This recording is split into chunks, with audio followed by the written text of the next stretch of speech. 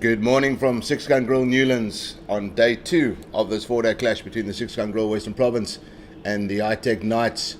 The umpires are walking onto the field as we speak, as the Knights will be continuing their bowling, and the Six Gun Grill Western Province will be looking to pile on the runs today on what to add to what was yesterday a fantastic day for the home side, bowling up the Knights for 111 in their first innings. The seam attack totally dominating the Knights, and towards the end of play yesterday, Tony Dezorzi and Yazin Valley, after losing Eddie Moore for a duck in the first over, Tony Dezorzi unbeaten on 104 back-to-back centuries for the Western Province opener, and Yazin Valley 119 not out, really taking this game forward for the home side. The partnership sits on 227, and that's a score. They've just lost the one wicket. 51 overs bowled in the first innings.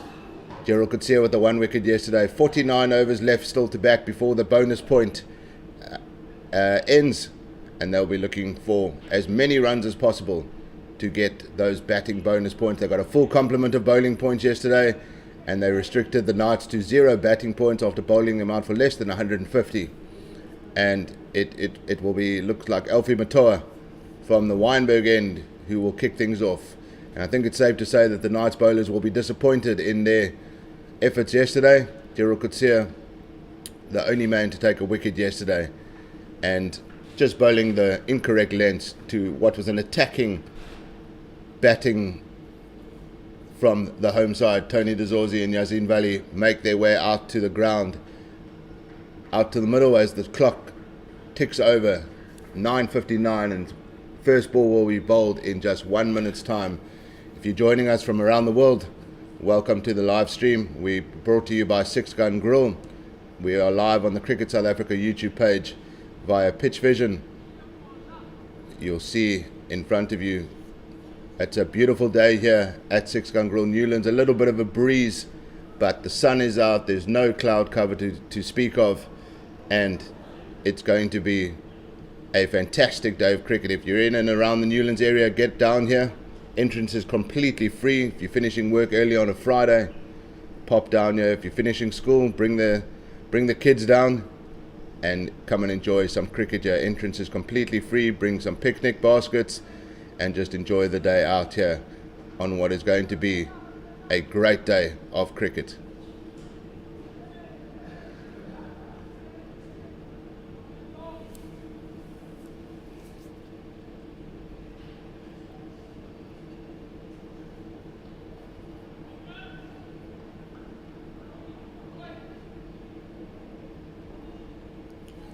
Alfie Matoa coming in for the first delivery of day 2. He goes to Yazin Valley, squares him up a little bit, but bat on ball first up from the number 3 batter. Came in the first over yesterday. Tough conditions after losing a wicket without a score on the board, but him and Tony Dezorzi have totally dominated this night's bowling attack, and their partnership sits at 227 runs. An incredible partnership so far. Tony Dezorzi going back to back after his 163 in the previous game against the Rocks. And that is played with soft hands, and Yazin Valley will get a boundary down to third man. There's no protection there. It goes through second and third slip, and that's the first boundary of the morning. He moves on to 123 not out.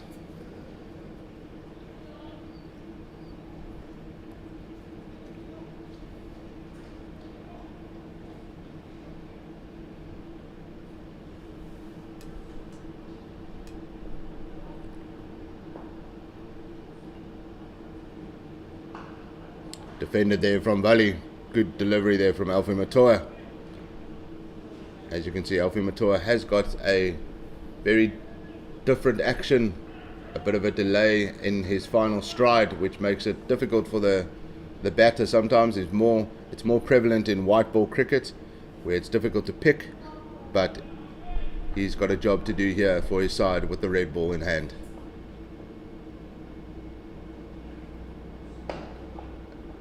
Yazin Valley just playing that one to mid-wicket. And it's important that the vibe within the Knights camp stays positive. They're not completely out of this game. Yes, the lead is sitting at 120, but a couple of quick wickets and they could be back in the game very quickly.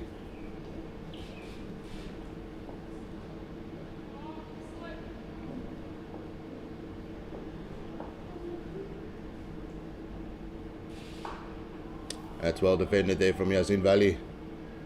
It's a decent first over here from Alfie Matoa.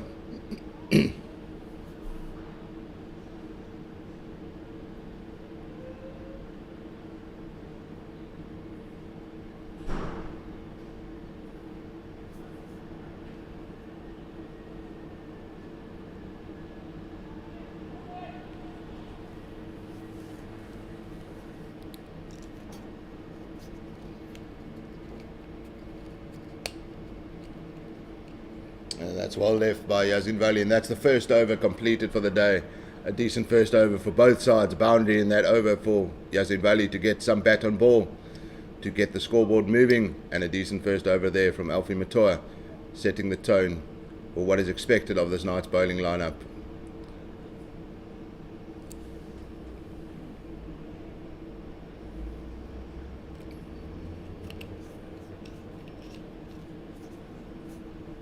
It looks like it's going to be Nilan van Heerden from the Kelvin Grove end.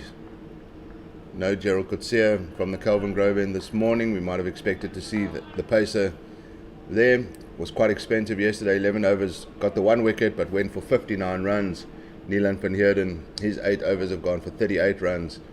The rate achieved throughout the innings so far from the Western Province batsman, it's 4.4, which is incredible for 4-day cricket, and really moves the game forward. And he goes to Tony DeZorzi, who takes first strike this morning. Not a good start there from Van Heerden. Straying down the leg side. Go through the bowling figures. Gerald Coetzee, 11 overs, 1 for 59. Mbalelo Bodaza, 6 overs, 0 for 29. Van Heerden, 8.1 overs, 0 for 38. Aubrey Swanepoel got through quite a few overs with his spinning action. 13 overs, 0 wickets, 46 runs conceded. Alfie Matoa, 8 overs, 0 for 28. And Jacques Snyman with his 6 overs going for 31. So all the bowlers went for expensive run rates from all the bowlers, and they'll be looking for better on day 2 here today. And Tony DeZorzi gets bat on ball for the first time this morning. He'll enjoy that one. Tony DeZorzi yesterday completely dominating the bowlers once again.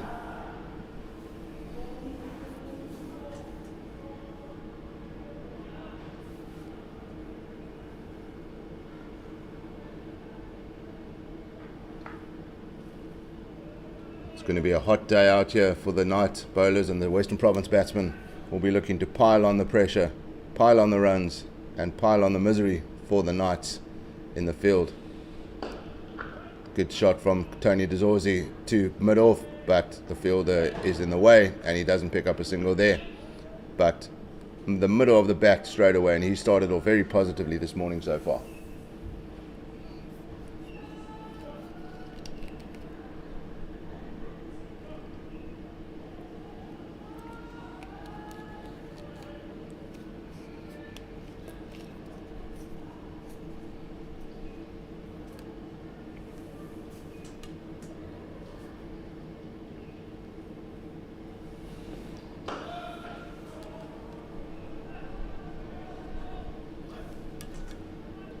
Once again, hardly hit by Tony DeZorzi.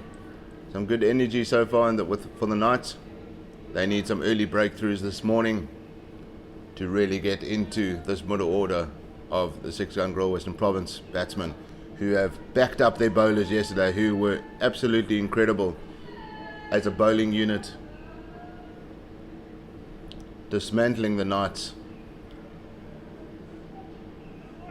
By the end of day 1, they had a 116-run lead.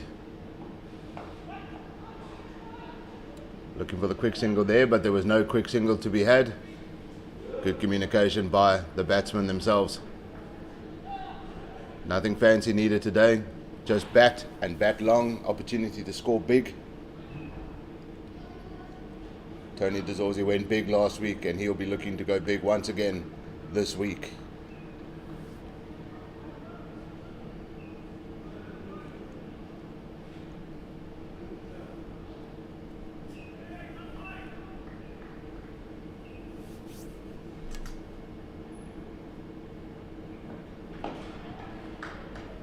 That's a good first over. That's a maiden over from Nilan van Heerden to start off.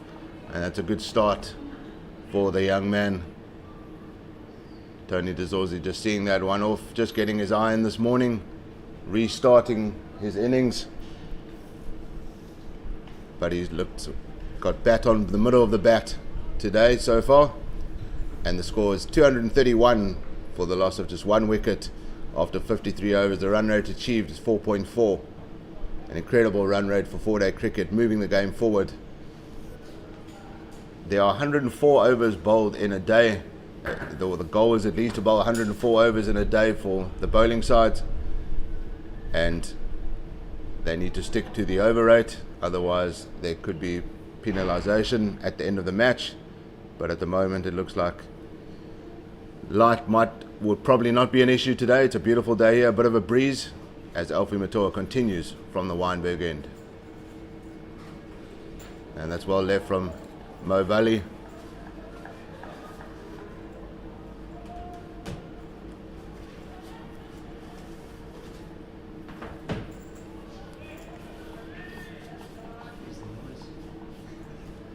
A lot of noise out there on the field, which is good from a Knights point of view. It means that they G'd up for this game. They were not happy with their performance yesterday. You could see it as they walked off the ground.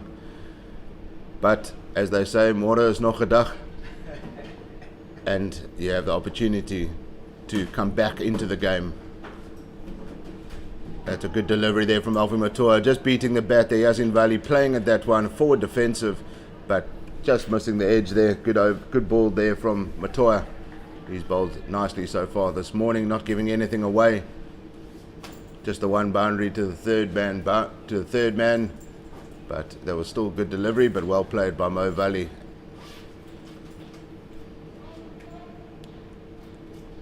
Just to give you an idea of the field setting, we've got 3 slips in place. We've got a point, we've got a extra cover, we've got a mid off, a mid on, a mid wicket, and we've got a man at fine leg on the boundary. Keeping the slips in place there for Alfie Matoa, who will be looking for the edge of Tony Dezorzi or Yasin Valley's bat. They'll take any of those wickets this morning as they look to make the breakthrough. This partnership is now sitting at 231.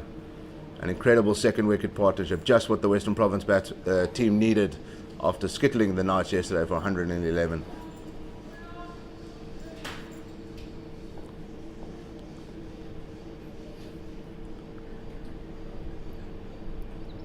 That's well played behind the ball there from Yasin Valley.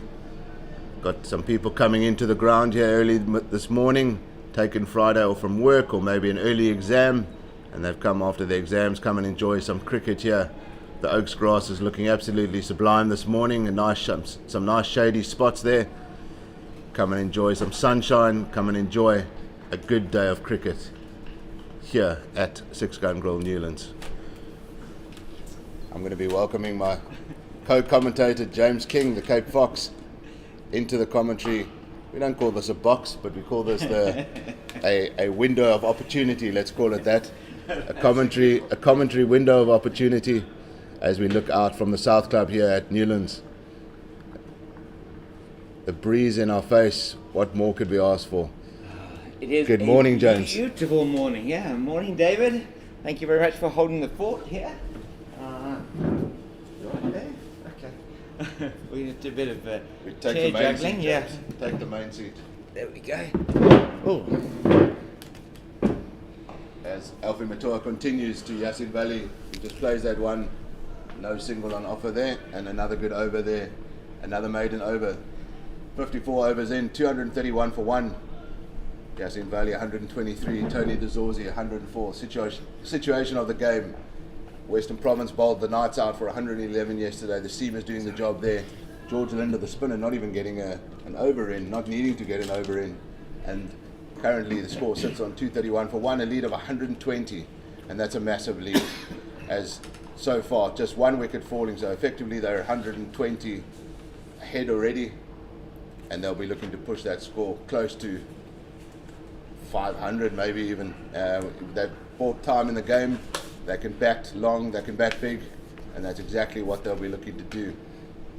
It will indeed be, so it's Nilan van Heerden from the Kelvin Grove end.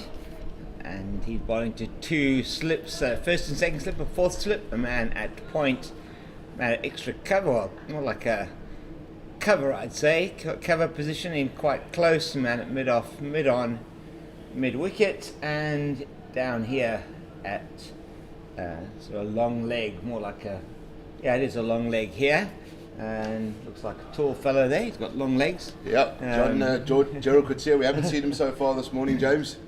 I thought he might be opening from one of the ends, but so far Alfie Matoa and Neelan van Heerden have been given the task early doors to try and keep it tight, which they have done so far in the 3 overs bowled. As far as I can make out, well, we had 2 maidens and 1 boundary. Yeah, that's all we've had. We've had 1 boundary so far.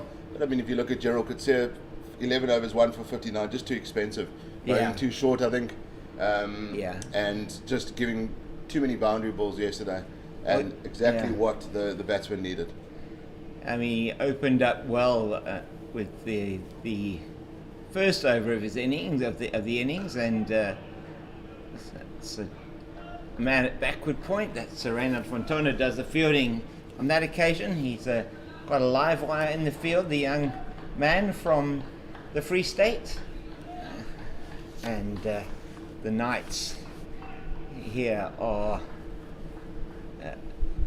I don't think one could say a spot of bother. It's a bit more than that, isn't it? It's a big spot of bother. It's a big spot, yes. And they need early wickets this morning. Isaac Dekhali leading the chirps on the field, keeping the energy up, which they need, which is good to see from their side. It is, because this could be a very long day for them. It can be, James. It's very hot out there. I was out in the middle before, and you could just see the 2 sides, the total contrast between the 2 sides. Yeah. A lot of smiles on the Western Province side, on the blue side, and on the orange side. A lot of serious faces. They know that they've got a task ahead to try and limit the damage here. They know that they could potentially be in for a very long day out in the heat at Newlands. Friday at Newlands is normally quite beautiful, but it might not be that beautiful for the Knights. No. And Western Province will be looking, any good side, when they've got a side down, they need to keep them down. And that's exactly what the Western Province players will be looking to do. Tony Dezorzi looks to take a quick single off the fumble, and he gets his first run of the morning. And he is up and running for the day. A little bit of a fumble after some good fielding, but good to see the batsman alert. And Yasin Valley quick out in the middle, and he gets through for a single, and he'll be facing up to Neelan van Heerden for the first time this morning. Right. It's so yesterday. Those of you that are aware of how holidays work in November, yesterday was Thanksgiving. From a 6-gun grill Western Province point of view, it certainly was Thanksgiving holiday in the US. That's beautifully played through the offside. Perhaps didn't get all of it, Yasin Valley, but slightly wide. He plays it on the up, such is his confidence at the moment, and they'll take 2 as the ball goes out towards the Oaks. It is a beautiful day, as David was describing.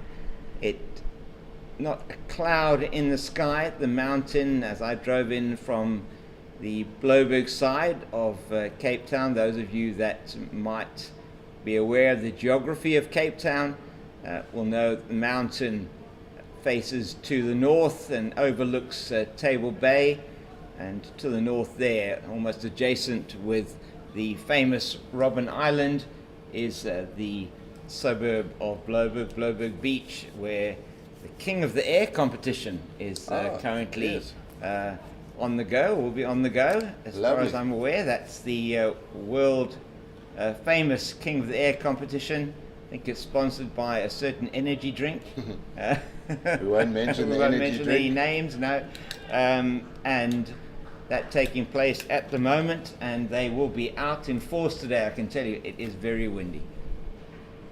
Tony Dezorzi, and I think, James, yesterday I was watching Tony Dezorzi play, and something that we've seen from him this season is that he's left well. Which, if you understand cricket, if you don't understand cricket, that might sound strange. Yeah. But some of the best batsmen in the world know when to leave the ball. In Test cricket, you need to be able to know when to leave the ball. You cannot play every single ball. Can't. And that for me has been the differentiator between Tony DeZorzi's season this season and any time that I've seen him play. All right, so good slower ball Yorker from Afi Matoa, and well watched by Tony DeZorzi. Didn't go through the shot too quickly. In fact, had to wait quite a long time for that to get to him. Yeah, his action has got that kind of delay, that last little delay at the end there. But Tony DeZorzi did well, and I think, James, I don't think they'll be looking for quick runs this morning. No. They'll just be looking to get through that first hour of play with not too much damage. They've bought time in this game. They can bat as long as they need to bat. We're only in the first hour of play of the second morning.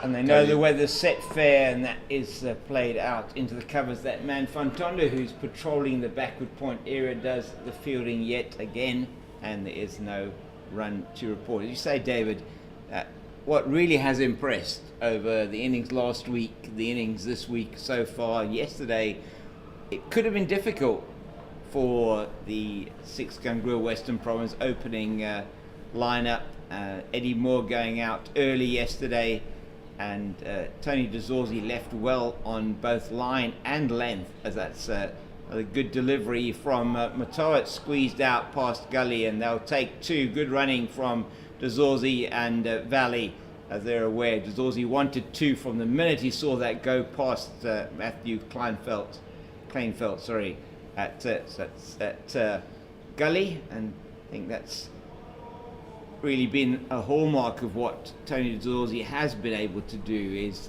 as you say, leave well. And if he is going to make that step up to test level, which certainly people here in the Western Cape, the Western Province, are convinced that he will, then he will need to leave well. Yeah, very much so. Scoring runs at the right time as well. Sometimes timing is everything as well when it comes to selection. But he's not getting ahead of himself. He knows that he has to do the job here for his team. He was the captain of the white ball team, but the captaincy's moved over to Kyle Verena, and I think that's not a bad thing for Tony DeZorzi. Just concentrate on your batting. Yeah. I think a guy like Kyle Verena enjoys the captaincy. He enjoys the challenge. He enjoys the responsibility.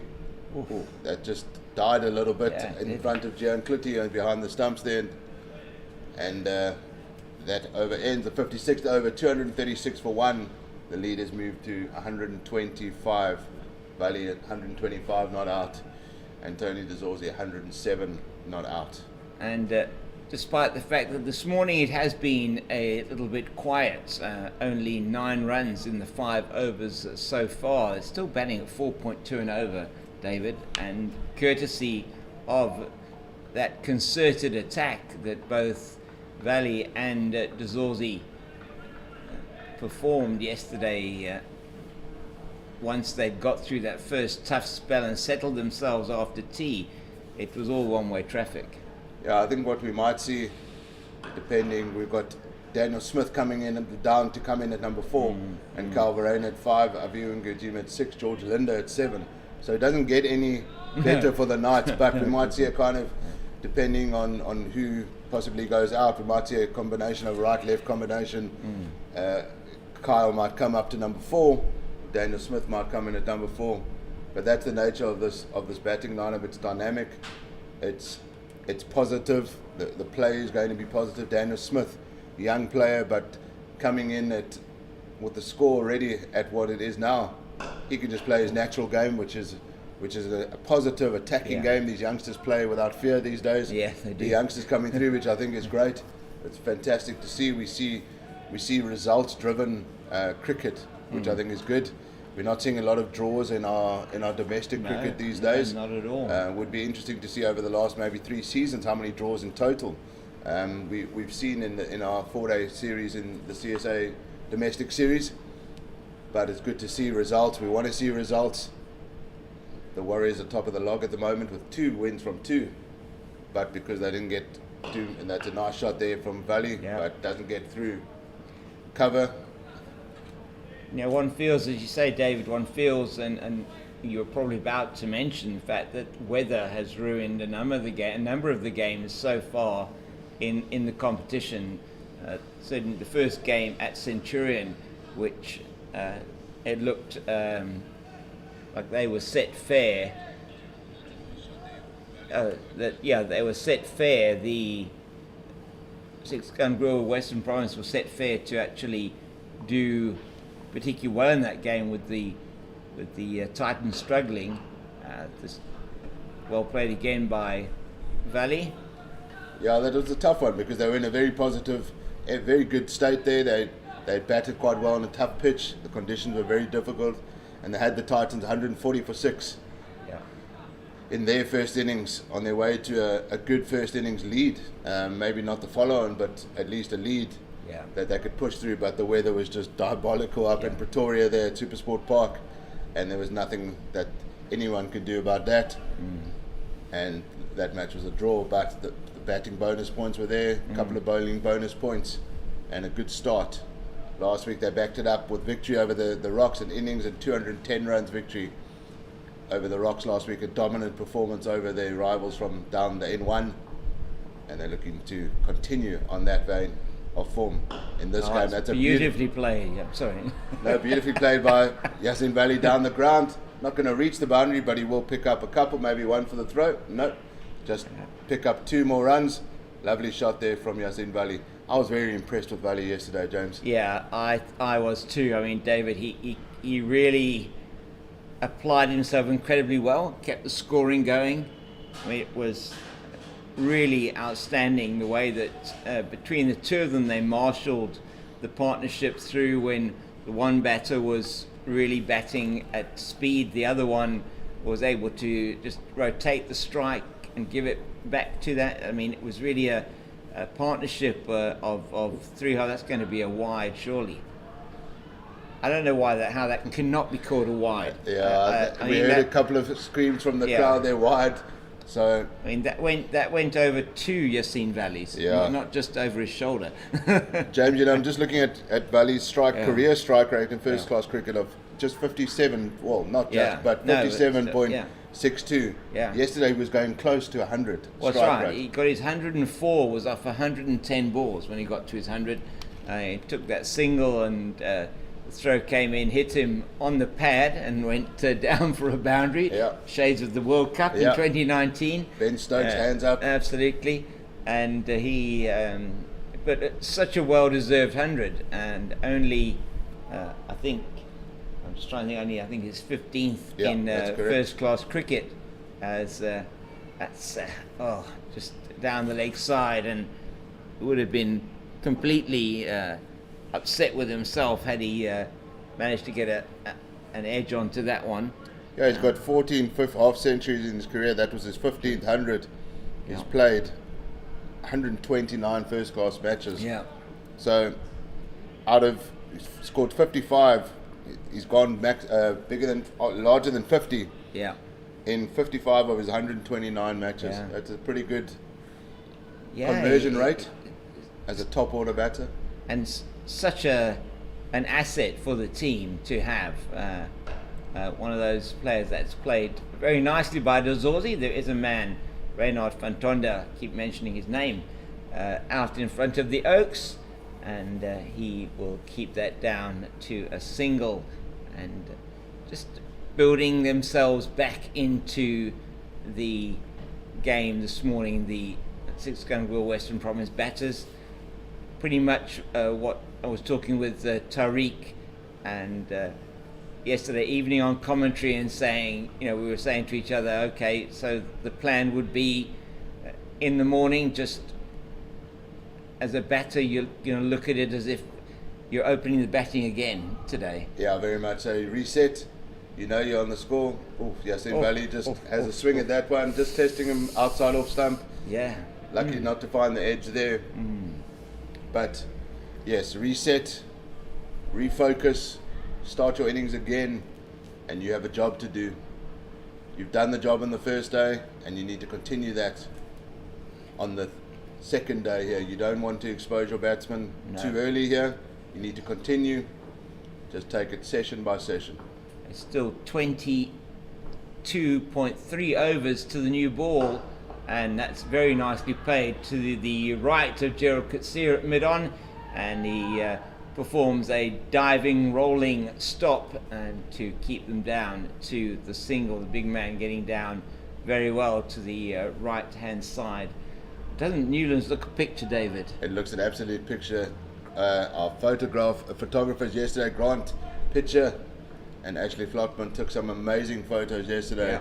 Of the field and of Newlands and of the view. And I'm not being biased here, James, but this is the most beautiful ground in the world. It is. That's lovely play well by played. Tony Dezorzi. Very well played. He plays at the back, the third man late. That was beautiful, and that just shows you a man in form, knows exactly what he's doing as the batsman bats out in the middle.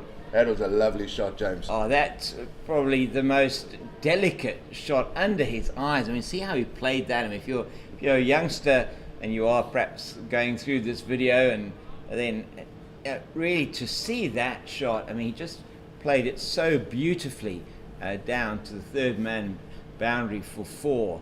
He goes for 112, and is 1 ball left in the over. And as you said, David, they touched bats. And that, no doubt, around, just to say to Tony Dezorzi from Yassine Valley, is just to say, oh, wow, you can play those again for me. That was beautiful to watch. James, it's a little bit cold where we are. We need to get out there. Maybe we take the microphone down and we sit on the boundary behind. So we should, maybe. Behind square leg, maybe, and we commentate from there. But it is a little bit nippy up here where we are, but it's definitely not nippy down where the players are. Their hats are out, the suntan lotion is on the players. The Knights know that they might need to replenish that suntan lotion maybe 2 or 3 times today, considering that they might be out there for quite a while. I think they will. I mean, Alan Donald would have had his war paint on today, most definitely, were he bowling here at 6 Gungril Newlands.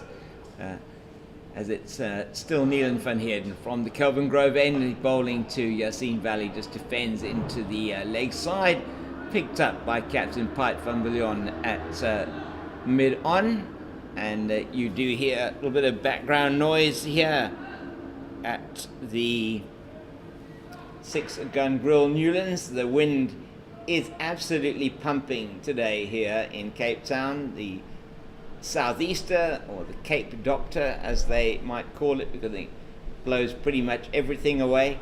And as my uncle would have said, he grew up and lived in the east of England, as we see this one valley just in the offside, in the East Anglia area, lived in Norfolk for a long time, and he used to say that there was a lazy wind blowing.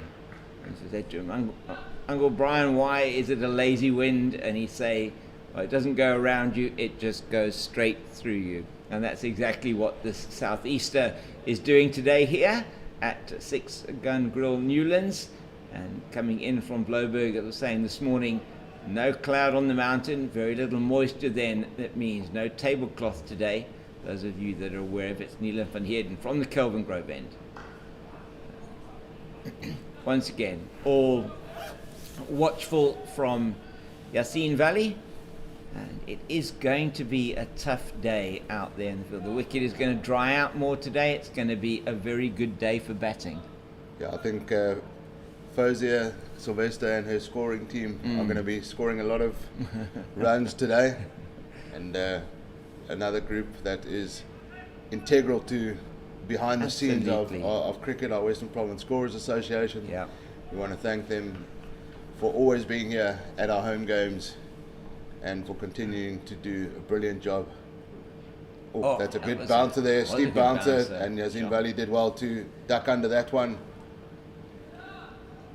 A lot of behind the scenes people here that the general public don't see, and I think it's important that we pay tribute to them. We mentioned Ashley and Grant and all the photographers, the freelance photographers, and the media from around the country who come out and give the coverage to domestic cricket. We want to thank them, and they play an important role in getting the word out there about our domestic cricket. It's important. This is the feeder system to our Proteas. Yeah. And I think a lot of people, perhaps, you lose sight of that, perhaps. Needing Van Heerden in again, just the inside edge onto the pad this time. It looked like for Yassine Valley. There would be no Proteas playing if there was no domestic cricket, if you didn't have the support structures in place. And we mentioned quite often on air, chatting to David and Zahir and Tariq about club cricket in the Western Cape and how strong that is, about the feeder system that it and the players that it does produce. Yesterday, chatting with Zahir, very interesting, chatting to him, just mentioning the depth that Western Province would have in fast bowlers. Van Heerden, that's nicely played down to Gerald Kutsia at fine leg, and Yassine Valley goes to 129, and the noise and the applause you can hear that are coming through are from the Six Gun Grill Western Province ladies team, the women's cricket team that are here awaiting their coach, I think, that is going to take them, not the playing coach, but maybe the bus that is going to be taking them to their next appointment in their domestic competition, which is playing over the weekend down in Oudtshoorn at the recreation ground there against the Six Gun Grill Garden Badgers. Yeah. It's a Six Gun Grill derby there. It is indeed. We had our home game against them a couple of weeks ago when we defeated them in both the 50 over and the T20. Unbeaten so far, Six Gun Grill Western Province ladies. They played in Durban last week, but the 50 over game was abandoned, so they shared the points and then they won the T20. They've had a fantastic start to their season, really looking like the team to beat. Yeah. And they'll be looking to continue that as they make the trip to Oudtshoorn. Well, most certainly, even home and away wins against the Titans, which is a huge achievement in itself. It looks up just off the pad. Yeah, not very convincing from Gerald Kutsia, who has replaced Alfie Matoa from the Weinberg end of the ground, his trademark sweatband, looking like what's the chap who's the other Kai? What's the name in the Cobra Kai? Yeah, Cobra Kai. Cobra Kai, and he certainly does look a bit like Cobra Kai, doesn't he? Yeah, he was Danny. What Danny is? I think is his name. Yeah. I saw a Facebook meme the other day. If you want to feel old, just remember he is now. The actor who played him is now 60 years old, James. Yeah. So I think 50 or 60, but either way, it does make me feel old. I grew up with the Karate Kid, and obviously come back into play as a Netflix series as well, which has opened it up to a new generation. Yeah, I think there was a Afghanistan bowler who also plays with a headband like that. Yes, there is looking like Rambo there with the. So that does seem to be a fast bowler thing. There's 5 extras so far this innings. I think if Cobra Kai is 60, then Rambo must be about 90. 100%. Yeah, well left again by Dezorzi. You heard David talking earlier on about how well he's been leaving. Another example of that right there. And it's probably one of the most underrated shots in cricket. Yeah, very much so. You know, the youngsters that are coming up the ranks, playing white ball cricket mainly. Yeah. They don't leave many balls, no, but they are tailored towards that kind of T20 cricket. But if you're a real purist of the game, watching a player leave the ball, Manus Labuschagne has done that with what's the word I'm looking for? Aplomb, yeah. Yes, and he tells everyone as well that there's no run. An over-exaggerated leave, let's say. Yes. Not necessarily the classiest looking leave, but nevertheless a good leave. Yeah. And Tony Dezorzi has done well to leave, and then he takes advantage of the balls that are there. In Test cricket, when you're playing Test cricket, you're not going to get many of those loose deliveries, so you've got to know exactly where to play and when to leave.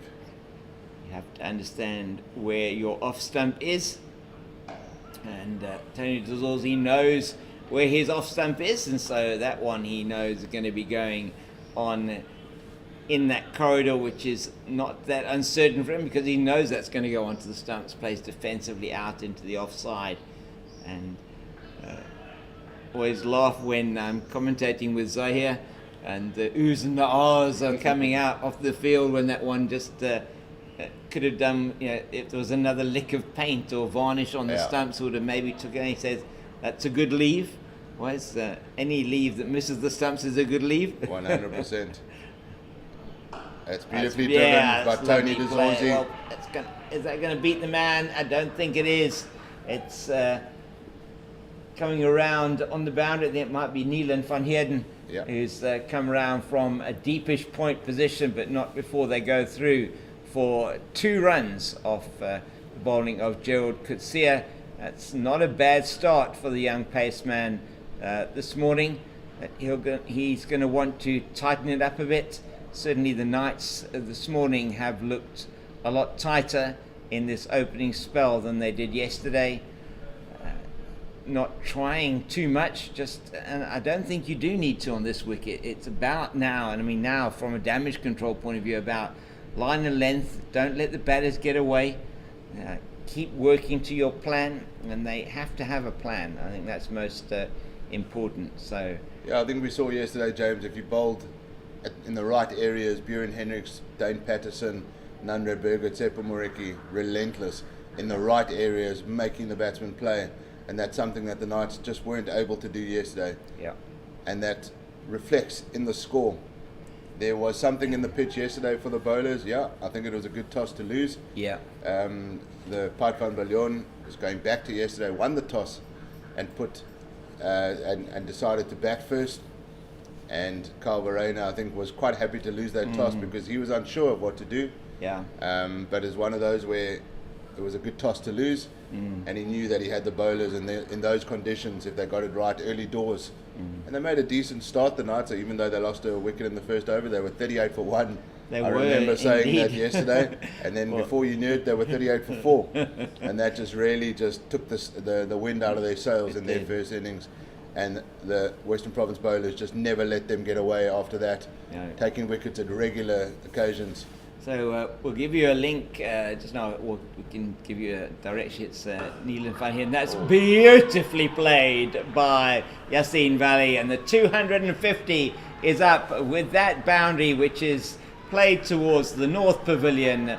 Beautiful drive on the up. Not only that brings up the 250 for 6-gun grill Western Province, not only for the team but also the partnership goes to 252, 365 balls, 27 fours, 3 sixes, all those 3 coming off the bat of Tony DeZorzi, and it has been an outstanding display by these 2 batters. Played again into a similar region, and going to be Valley that takes a quick single on this occasion, and to the applause of their 6-gun grill women's cricket teammates, these 2 have taken that score on to 253. As I was coming in, David, this morning a little bit late because I'd put a YouTube video together. We'll talk a bit about that now, of those wickets that fell yesterday. But met the ladies team as I was coming into the parking lot. Managed to find a parking quite close by here, fortunately, and they were just preparing to go, and they said, look, they're all going to go and have a look now. They've gathered, go and have a look at the men's team playing, and they have had a very, very successful season so far. And just said hello to Coach Claire Tabanche downstairs. It's Van Heerden again, well left again by DeZorzi, and just saying to her, good luck for the trip and also for the games over the weekend. So it's quite an interesting one. I mean, if you take the 6-gun grill garden route badges, I mean, it would be the 6GGGRB if you had to. Anyway, they I think the vernacular,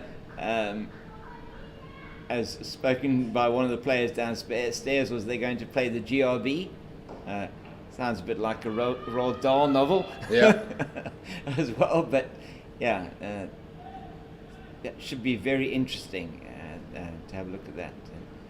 And Garden Route Badgers having received promotion or gone into the first division of women's cricket this season. Yeah, they picked up Tasman Brits as well. They did, as a Proteas player. I think that was a great signing for them, a massive signing for them, and a big loss for Northwest. Yeah.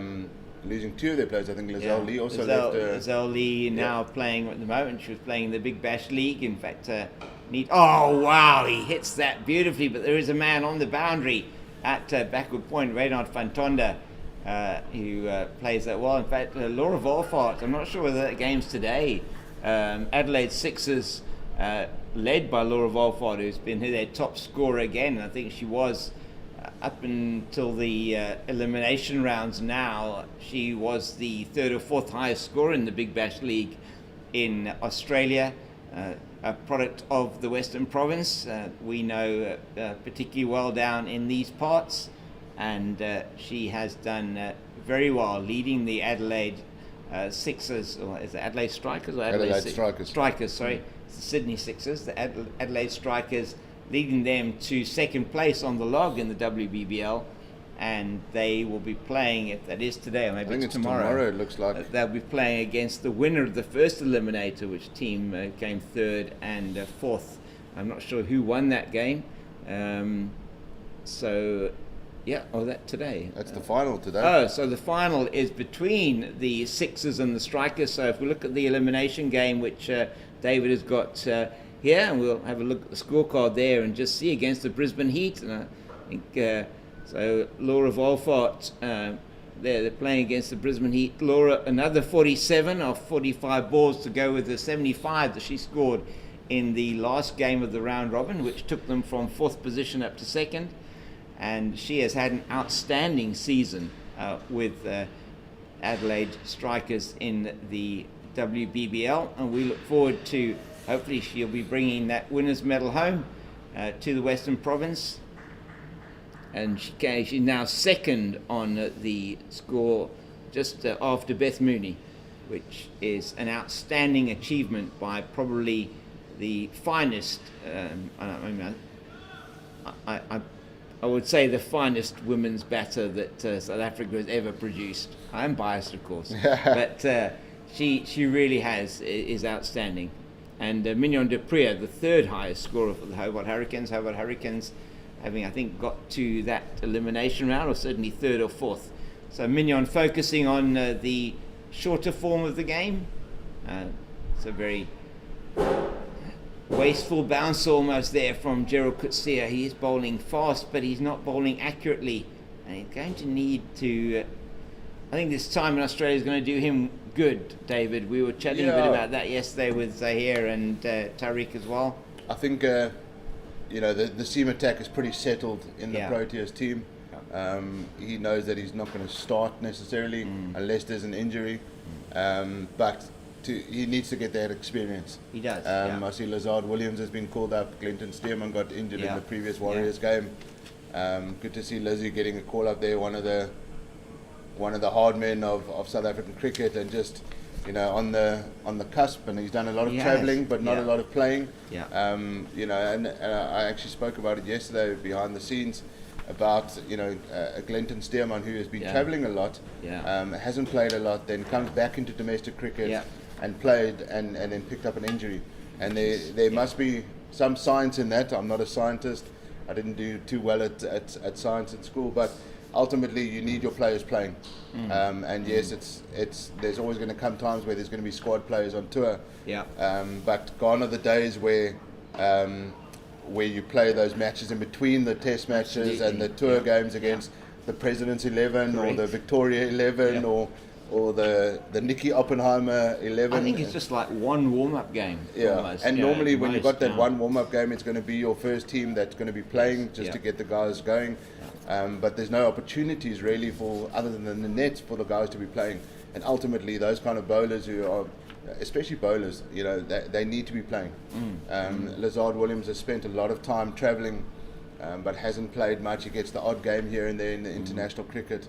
But that also comes with the fact that it's nicely played from Dazorzi to the square leg, just for a single. But it also speaks to how settled our seam attack is. Anuk Nokia, KG Rabada, Lungi Ngidi. You know, those guys are settled now. And Marco Janssen's coming into the mix there as well. And then you've got Keshav Maharaj, and then you've got Simon Harmer as well in the squad.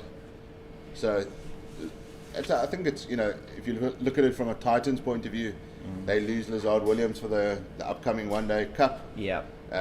We'll lose Kyle Verena, who's heading to Australia, but we also gain Wayne Parnell at Western Province. Wayne Parnell's at the T10 League at the moment in Abu Dhabi. But he will be back for the One-Day Cup. If you're online today, go and check out ticketpro.co.za. All the Six Gun Grill Western Province One-Day Cup games are on a Black Friday special. All tickets today, only online, 20 Rand per ticket. If you're looking to buy looking for something to do in the December holidays for your kid, 20 Rand, you can't do much in Cape Town for 20 Rand, James. Not at all. You can't even get entrance into most parking areas these days for less than 20 Rand. I was going to say that exactly, is you can't... you can't park. You can't even park for an hour in town, I don't think, for 20 Rand. Absolutely. So, it's... parking and a coffee will cost you 50 Rand these days. Right, yeah. So for that, for 20 Rand, you can get into Newlands. They're going to be doing some signing sessions on the games that are on a Sunday. Awesome. If you're in and around Sportsman's Warehouse in Rondebosch next Friday, December the 2nd, from 2 o'clock to 4 o'clock, come and meet the players there. They'll be doing a signing session. Come meet the players. We'll be giving out some tickets to anybody who comes there to meet the players, and we just want to get as many people as possible in to what I think is going to be a nice period in cricket in December. Obviously the SA20 and the World Cup, the ICC Women's World Cup in January and February, but there's still some domestic cricket to come and support your Six Gun Grill Western Province team, and they need all the support they get. They do indeed, and thank you, David, for that. We'll be mentioning that throughout the day and the rest of the broadcast, and just give you more of that information. But please, with Aubrey Swanepoel now bowling from the Kelvin Grove end, that's muscled is I think the only word for it, by Tony Dazorzi through the mid-on region down to the media centre pavilion, or North Pavilion. What is that building called? That is the North Stand. Where the media centre is based here at Newlands, and that was, beautiful. Bottom hand there from Tony Dazorzi, just bludgeoned that down the ground for a boundary, and he moves to 121. Yes, it does indeed, and that is. This time he just waits on it, perhaps. That wasn't a good shot from Dazorzi. He's trying now to probably accelerate a bit against Swanepoel. 261 for one in the 63rd over. Still 17 and a half overs to the new ball. And Swanepoel, and probably in partnership with him, Jacques Sneeman, are going to be doing a fair bit of bowling to assist the pacemen. Haven't seen Budaza, in fact, since his opening spell yesterday, David. 6 overs, 0 for 29. That's very nicely played, but equally well fielded by, I think that's Fantonda again in the cover region. He's on the field, James. He's here at short fine leg. I see and he was warming up this morning, so I'm not sure if there is a little niggle, but maybe with the new ball coming up, he's going to. It's beautifully driven, but that's well fielded there. I think that's Isaac Dikali. He's a natural wicket keeper, so he doesn't have the gloves on this week, but he did well there to stop what could have been a certain boundary there. It did look like it would have gone all the way to the fence in front of the scoreboard, which is on the left as we're looking at it. We are commentating, and we have our static camera that you are looking at situated at the southern end of the ground here at Six Gun Grill Newlands. That's the Weinberg end, and indeed it is a beautiful day to be here at the cricket. There are probably about 7 or 8 spectators sitting under the oaks, and I think there will be more people coming in during there. We have about 6 or 7 people in the snake pit who have got a little bit of grass there and shade they're sitting on there. I think they've just finished that exam at Varsity College there. That's well run there from Yasin Valley. Very well run. Wow. I think the people on the grass there are the Valley family. They came, they knew that Yasin would be batting again this morning. Yeah. Beautiful Friday morning to come and watch one of the sons of Western Province cricket continue of what has been a beautiful innings to watch. They have been applauding him with virtually every run that he has scored, and I think I just want to try and see what the milestone is for him in terms of, it's probably the kiss of death if I do that, but 167, he scored. It's his top score. Oh, that's beautifully played again by De Zorzi. Gets over the bounce from Coetzee and just knocked on slightly by Nieland van Heerden in the deep, but they go through still only for this single, and Coetzee continuing the attack. Could have been tempted to play that one, to hook that one, to pull that one at least, but there is a man on the square leg boundary there. He just decided in the form he's in, he just decided to just take a single down to third man, no trouble there at that pace as well. Not difficult to use the pace down to third man. No, Coetzee generating some level of pace. We've got a long run up, and once again that to me from here, and I know we're not side on, but it does seem as if these deliveries that are incredibly short to the Yasin Valley, not a tall man Valley, and the law should I say in cricket is wide if it's over the head height or shoulder height you can have one over shoulder height, but if it's above the batter's head and he cannot play a shot at the ball, it is called a wide. That is not a great shot from Yasin Valley. That is an area that he does play very well in, but just a little bit loose outside the off stump, short and wide from Gerald Coetzee, and I think he was looking at that difficult cover region there. He was. There's a man on the point boundary. Yeah, interesting position, isn't he? It's a backward point, covers sort of the wide third man area, and the very covers, defensive, very defensive. But if he saw that gap there, if he can get it past Isaac Tikhali at extra cover, he's got 4 runs. Just plays that one, 2 Tikhali. But I think he was tempted a little bit. Yeah.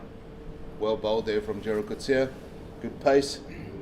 And he's bowling to 2 slips, man at almost then between a 4th slip and a gully, I would say. It's not really a conventional gully, it's more a sort of 5th slip position. That is Matthew Kleinfeldt. I've got to keep practicing Kleinfeldt. I've been learning too much German lately. And we have then out in the deep, and I didn't get my binoculars out. We've got a man out in the deep on the backward. That's great enough. He's got him though, and unfortunately for Yasin Valley, he is not going to get to that highest score in first class cricket.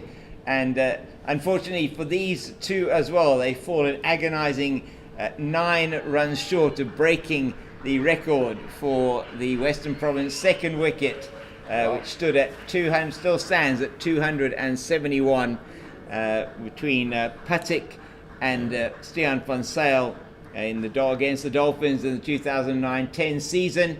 I was holding on to that stat until they'd reached it, and so it is Swanepoel that takes the catch at second slip, and it is Yasin Valley who's played an outstanding innings here for his team.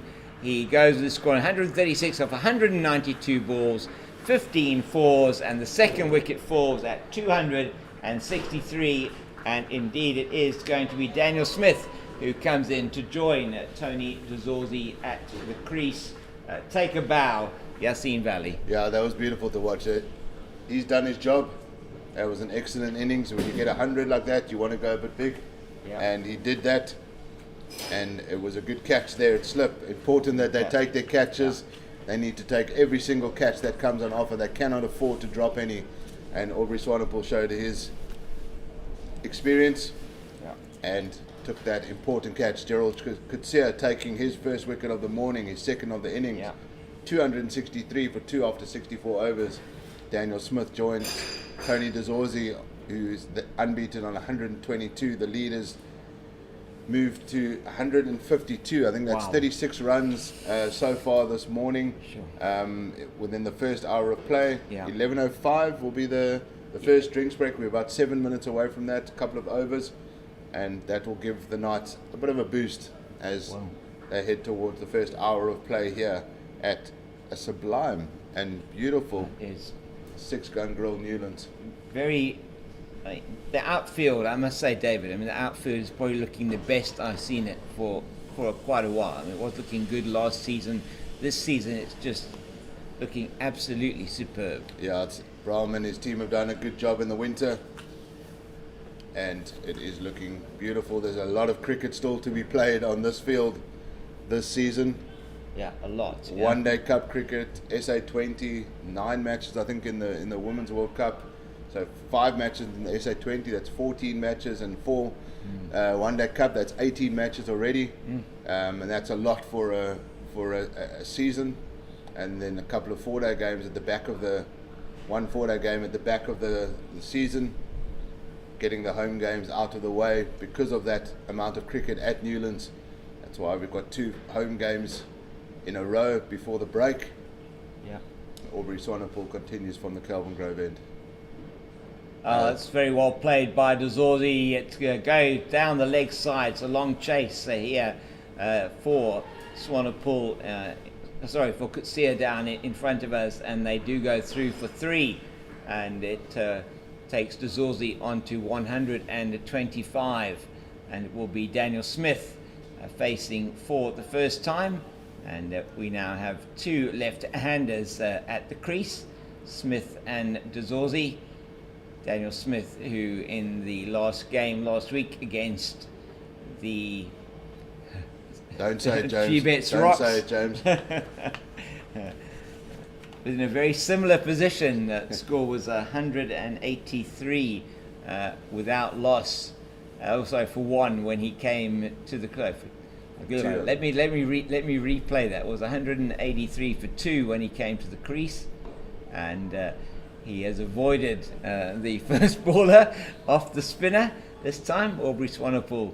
That occasion, Sean van Berg just cleverly, I think, conning the youngster this time. He just forward nicely and plays that one confidently out into the covers. Reynard van Tonda does the fielding. For Smith, you have a slip, a man at 45 on the offside, a man at the point boundary, an extra cover, mid-off, mid-on, mid-wicket, a man, and where else? And we got a third man now. Just trying to see where the other. I'm missing a fielder somewhere. But is it 1, 2, 3? I have a third man in place. No.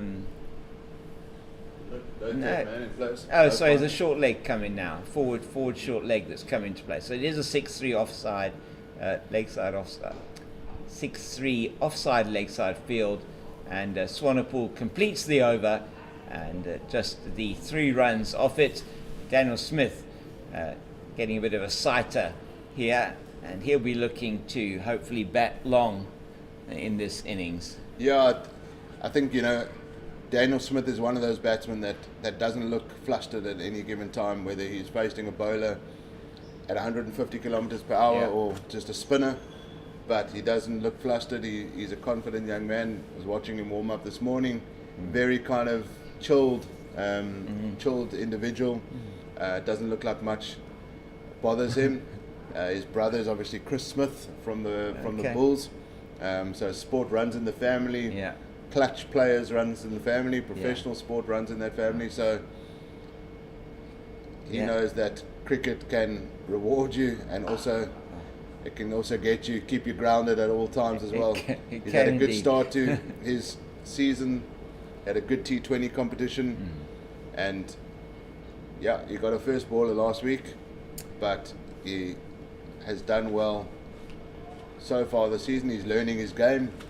It's good to see the young man develop, and this is exactly the environment that you want him to develop. You've got experienced players around him, like Tony DeZorzi, Yazin Vali, Carl Varena, Abio Ngajima, Eddie Moore, Yeah. And that's exactly the kind of environment that you want to put one of your young batsmen in the middle of that to learn.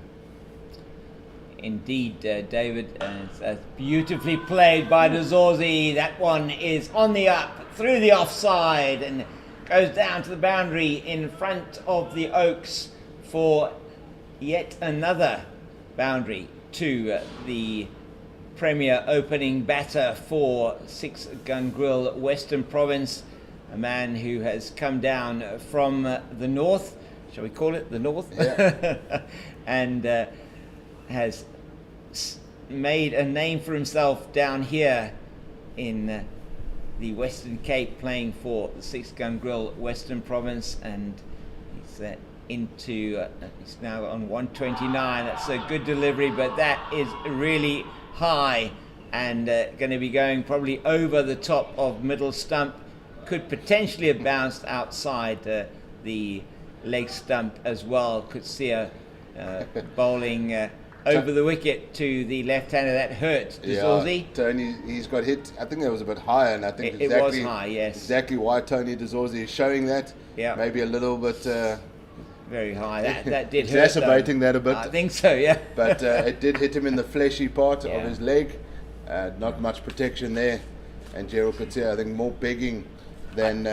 it was a pleading it appeal, was a pleading wasn't it? appeal. I mean, it wasn't anything other than a pleading appeal. Yeah. Turn that on. It's off. And Yeah. hoping that he got that one, but... Tony Oh, De that's Zorzi very just- well played again, down in through the gully region and down on the boundary there. I think it is still Nilan van Heerden that is patrolling down there, and he gets through for another single, goes to 130. 271 for 2 is the score, and De Zorzi now leading the line with 130 not out. His partner, who has just come to the crease, Daniel Smith. If you have not only just joined us, we're heading towards the drinks break, which will be taken after the next 2 deliveries. And we can then just give you a wrap of the morning and tell you a little bit about what's happening, talk to you a bit about the social media side of things here as well. If you want to get in touch with us at WP_Blitz, and it really will be good to hear from you. Get your comments on what's happening in the 4-day games, the 4-day series, the 4 matches happening around the country. We'll try and see what's going on in those games to give you a bit of an update. I know if you are on the YouTube channel for CSA, you can see those other games that are also being broadcast, but this game, as far as we're aware, is the only one that has got commentary, bringing it to you live from Six Gun Grill Newlands. It's Kutsia over the wicket to Smith, and he has seems like he's got all the time in the world just to get on top of that one and play it into the gully. That is drinks. Adrian Holstock saying please bring on the refreshments, and he will be doing that right now. And Lawrence Matruss, I think it is the match referee, might be the third umpire that's coming on with that for Abdullah Steenkamp, and for Adrian Holstock. The players are taking a drink. We actually will take a little bit of a break for a minute or so, and we'll be back with you and give you some updates from around the country and tell you a bit about other things that are happening in the Western Province and how it's going.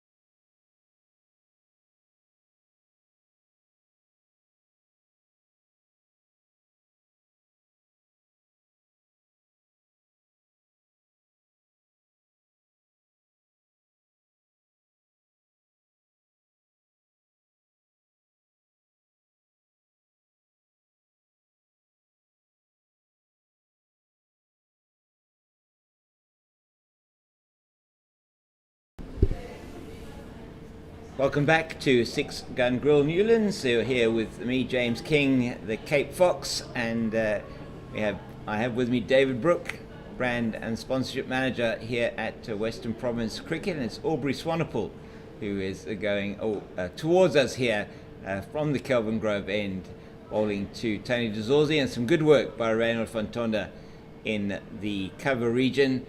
The young man has been herring around the field today in various positions, stopping runs at will. He's really a very, very good fielder. Yesterday, this one is played out to the man at deep cover. That looks like Matoa out there in the deep. He has a very distinctive way of throwing and bowling. Very interesting wrist movement that he does have. Yeah, James, just looking at some scores around the country. We're looking at the Rocks versus the Dolphins in Durban. The Rocks were bowled out for 211. It looks like it's turning three ways there. Wow. Three spinners doing the job there. Keshav Maharaj with 3 wickets, Subrayan with 2 wickets, and John Smuts with a fifer for the Dolphins. In the Dolphins' reply, they are 76 for 2 after 19 overs. Sal Evia with some runs here, 42 not out, opening with Grant Rulofson, who was out for 20. Marcus Ackerman scored 3, and Kaya Zondo, the 2 test players currently at the crease for the Dolphins, and they'll be looking for some form ahead of what is an important tour. Beautifully played by Daniel Smith as he rocks back and sends it like a tracer bullet out to the railway stand. David, sorry to interrupt you there, no but problem. A beautiful shot from the youngster. He's off the mark and goes to 4 with that boundary, 276 for 2. Just going to load up if you want to follow all the cricket from South African domestic cricket, you can go to pitchvision.com and you'll see all the scoreboards there with the link to the live streams as well. So we want to pull towards us from the Kelvin Grove end, and Daniel Smith just defends that one. See into the offside. Reynald Fontana does the fielding yet again out in the deep. Yeah, just the Lions are playing the Titans in a Yixgate derby. And the score is currently, the Lions are 338 for 9 in their first innings. Ryan Rickleton currently unbeaten on 93. Sisanda Magala with a half century for the Lions. Joshua Richards opening the batting there, score 107. And they'll be looking for as many runs as they can to get Ryan Rickleton to that 100. 7 wickets for Simon Harmer. Wow. In the innings, 7 for 78 Jeez. from Simon Harmer. Not getting much support from the other bowlers. Lazard Williams is playing as well. Lungi Ngidi, good to see him playing some 4-day cricket for the Titans. So Lazard Williams and Lungi Ngidi both travelling to Australia, as well as Harmer getting some game time in today. No Temba Bavuma or Reza Hendricks is playing. No Temba Bavuma. KG Rabada not playing for the Lions, but I think they deserve some rest. Do indeed. Gerald And Kutsera away from us here at the Weinberg end. David will continue with those scores for you. Yeah, I'm just loading up the Dapperbed Warriors versus the Northwest Dragons score here, James. The Warriors did do better in their first innings compared to their previous 2 matches, where they've come from behind in both matches to secure victory, and they're off to a decent start here in their game against the Northwest Dragons. I think that game is at St George's Park? It is at St George's Park, as far as I'm aware. I think so. The Warriors, the under-19 women's under-19. Oh, that's played very fine, too short down the leg side, and DeZorzi plays that beautifully fine, and him and Gerald Kutsia have a bit of a chat in the middle. Not quite sure what that was about. At 280 for 2, from the bowler's point of view, you shouldn't be looking to chirp too much. No, I don't know. Was he just pointing him in the direction of the scoreboard, which is above the railway stand there? Could well have been. He may have been asking Tony DeZorzi where the local nightclub in Claremont is still open. If you look at the Warriors score, James, they were 381 all out, so a good first innings score there from them. Matthew Breetzker with 100, And 11 not out, unbeaten. Kyle Jacobs with 50, Jordan Herman 48, Diego Rosier with 80. So a good first innings, decent first innings score there. 5 wickets from Ronaldo Meyer, the young seamer from this region as well. And Mutusami with 1, Delano Purkita with 2, and Duan Jansen with 1. The Northwest Dragons have started their innings, and they are without loss, just 12 without loss. Lesego Senekwane and Grant McQueen are opening the batting for them. Kutsia away from us again at the Weinberg end, past umpire Holdstock, and that's the inside half of the bat this time for Tony DeZorzi. And interestingly there, so it says Duan Olivier in at bat with Ryan Rickerton, sorry for the Lions game. I know you've gone on to the Dragons game, but just so Rickerton at the moment 98 now, not out. That Warriors team, David, switching back to that game now, I mean, both Rosier last week with an outstanding 100 in the second innings. It's very well played again by DeZorzi, and that is going down rather quickly to the third man region, and fielded by Kleinfeld, I think it is out there. Or is that Dick Harley? Sorry, Dekale, who's out there, in the deep, and quickly around is the young man. Got 2 real greyhounds on the boundaries now. Reynard Fantonda out on the deep square leg boundary, and on the backward point boundary is either Dekale.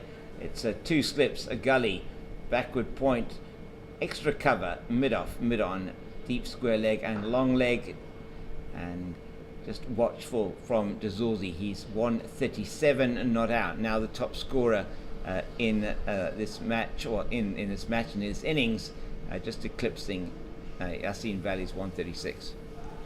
Yeah, I think it's important now that Tony DeZorzi stays there, continues this onslaught. The lead has moved to 171 runs. Daniel Smith has joined him at the crease, and he's looking positive. Yeah, it'll be really something that the positivity, I think, is going to be there. If you look at the scoreboard, David's 68 overs gone, 282. And remembering that bonus points at this stage, bonus points are accumulated up to 100. So just to give you an idea of how those bonus points work from a runs point of view, the first 100 overs count from both a batting and a bowling team point of view. It's Aubrey Swanepoel in once again, and Smith is forward decisively to that one and plays it in to the man at mid-off. I think that is Matthew Kleinfeld at mid-off. We have Brenda Fantonda, Alfred Matoa, and Pite van Biljon patrolling the cover region. That is a backward point, a cover point, a man at short extra cover. That's Reynard Fantonda, then Matthew Kleinfeld at mid-off. And again, it's Smith coming well forward and defending it down the pitch. And there's one slip at Jacques Sneeman. And under the helmet is Isaac de Carle now at forward short leg. Just a movement across slightly from Smith, and he gets into line very nicely. We have a mid-on. We also have a square leg next to the umpire, and a man at long leg. That is Budaza here to our right-hand side. Mbolelo Budaza. And Smith once again defends back to Swanepoel, who's really pulled it back a little bit. It was very expensive in his opening spell. It's been a lot tighter from the Knights this morning, but still, 6 Gungril Western Province are batting at 4.1 runs per over. And that's the end of that over from Swanepoel. 69 gone, 282 for the loss of 2. The man out this morning is Yassine Valley for 136. That wicket going down with the score on 263. Valley falling 31 runs short of his career best 167, and the partnership of 263, only 8 short of the franchise record, a 4-day cricket record for the Western Province and their predecessors, the Cobras. And there is a change of bowling at the Weinberg and Gerald Coetzee after a short spell. 5 overs from him has made way.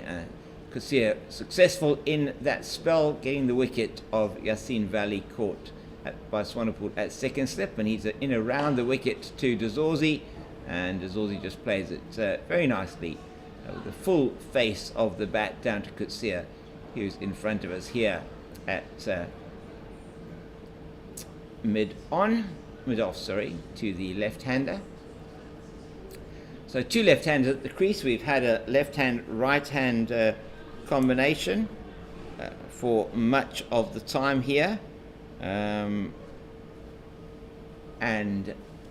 it is now Matoa away from us now, and that is just squeezed into the ground. Dazorzi probably didn't need to play at that one, but looking at that wide outside the offside, what looked like a slower ball, he played that, and that pace is deceiving, James. It is deceiving, isn't it? Yeah. It was a good delivery there from Matoa.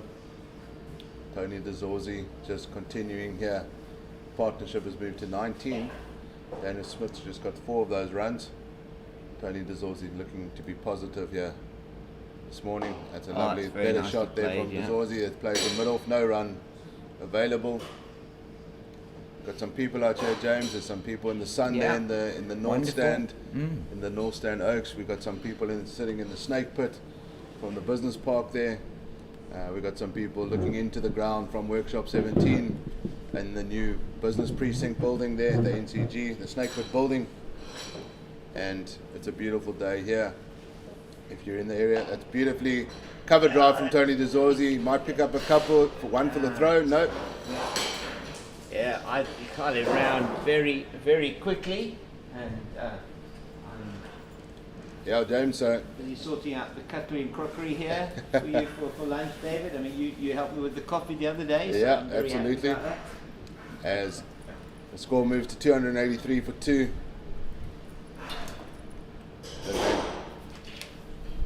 The man coming in now from the cover boundary. No protection on the boundary. If Daniel Smith can get it through that cover region or backward point region, it's 4 runs all the way. And Alfie Matoa will look to bowl to his field. Daniel Smith just defends that one. No harm. Matoa's nickname is talking about harm. Matoa's nickname is Harmison. Okay. Sure it's in reference to the former English bowler. I think Steve it must Harmison. be. Yes, must be. Similar kind of maybe. Yeah. Right arm. Interesting. Yeah, right arm. His action is quite interesting. I mean, how he gets to the crease and then just almost shuffles, edged by Smith into his pads. I think further to report, Matoa being the most economical of the bowlers for the ITEC Knights, and just has tried to keep it in an area, hasn't he, which has been the trick on this wicket. Yeah, very much so. Just lacking a bit of the pace. Yeah. To try and get the edges, but he's bowled well. He's been the most economical bowler from the Knights' point of view. His 12 overs has gone for just 37 runs, but he hasn't picked up wickets, and wickets is what the team need right now. We're 10 overs away from the new ball. I don't think it's any doubt that they will take the new ball to try and get through this middle order. Tony Dazorzi needs to be there to face that new ball. He won't want to expose Kyle Varane or Aviu Ngajima to that new ball. He'll want to take that shine off and really take the game away from the Knights. The lead sitting at 172 in the first innings. That is massive, and just if you're a Knights batter, knowing what has happened in your first innings where you have been batting against the relentless pace quartet from Six Gun Grill Western Province, and even faced George Linder in that, and that's very well played by Dazorzi, and just trying to keep an eye on Swanepoel's back foot as he's coming in. He's getting very, very wide, and just I think he does just keep inside the return crease. Abdullah Steenkamp, I'm sure, has got an eye on that. It's very, very close to that line, and yeah, good running from Daniel Smith. He knew there was a run there all the time. His partner was a little bit hesitant. Gerald Coetzee perhaps missing a trick there. Yeah, I think he threw to the wrong end. Yes. Tony Dazorzi was a little bit on the back foot there, just acknowledging that there was a run on offer there, but he just needed to be quicker off the mark there. But Gerald Coetzee throwing to the wicketkeeper end and not to the bowler, where there was a little bit more of a chance for a run out. You don't want to be run out when you're on 139. He's been run out already this season in 4-day cricket. Don't want that. And yeah, well played by Smith out to that man in the covers. That's Matoa, and there is no run. So persisting with the man in at a silly mid-off, a slip.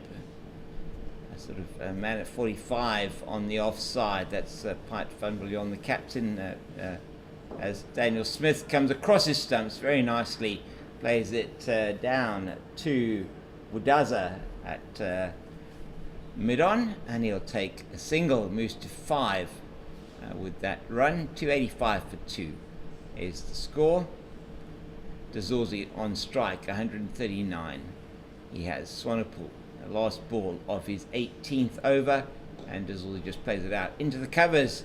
Reynard van Tonder does the fielding, picks up and throws in almost in one motion. In fact, I think that is Reynard van Tonder, and Piet van Biljon sporting, as David mentioned yesterday, a most impressive Movember on a cricket field. Yeah. And it's in support of the drive to deal with men's prostate cancer, very much in line with the Pink Drive, which is very heavily supported by the South African national team. The Pink Match, which is will be West Indies this year, aligned with the breast cancer drive from a women's point of view. And of course, we'll talk a bit more about that after this delivery. Well defended by Smith, and emblazoned on the back of every player's shirt here, and a very important drive for Cricket South Africa and our women's team in particular. Hashtag End GBV. The men from the Cricket South Africa, in the Cricket South Africa fold, and all men's cricketers throughout South Africa, very much involved in the drive to end gender-based violence, as it's Matoa away from now. That is way too short and telegraphed, and Smith gets on top of it and plays it down to the fine leg region, and did well there, Daniel Smith, to actually get on top of that. It was almost like a back of the hand slow ball bouncer. Yeah, a little bit awkward coming out of the hand there from Alfie Matoa. Yeah. But Daniel Smith did well just to keep it down and just take a single down to fine leg, no trouble there. Yeah. No need for any risky play. Not at all. There's plenty of time left in this game. We still have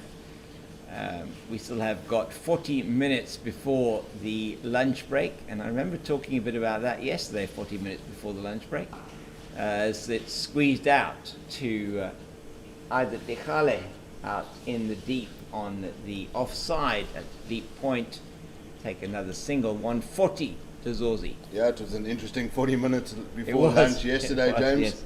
Yes. And Western Province will be hoping that doesn't befall them. Yeah. But we can't see that happening as it currently stands. No. And even if they do lose a couple, they're still in an extremely strong position here, leading by 176 runs. After losing the toss, we keep on reminding people. It's almost inconceivable now that they lost. That's beautifully played by Smith. Gerald Coetzee, though, does exceptionally well. Well done, young man. He does really well to stop that ball coming through. Oh, Neelan van Heerden. So also tall young man Van Heerden dives to his left and does particularly well. In fact, all the men out here are young men to me. Yeah. Yeah, James, young man, tall but lanky, but he got down very quickly. Just having a little stretch there.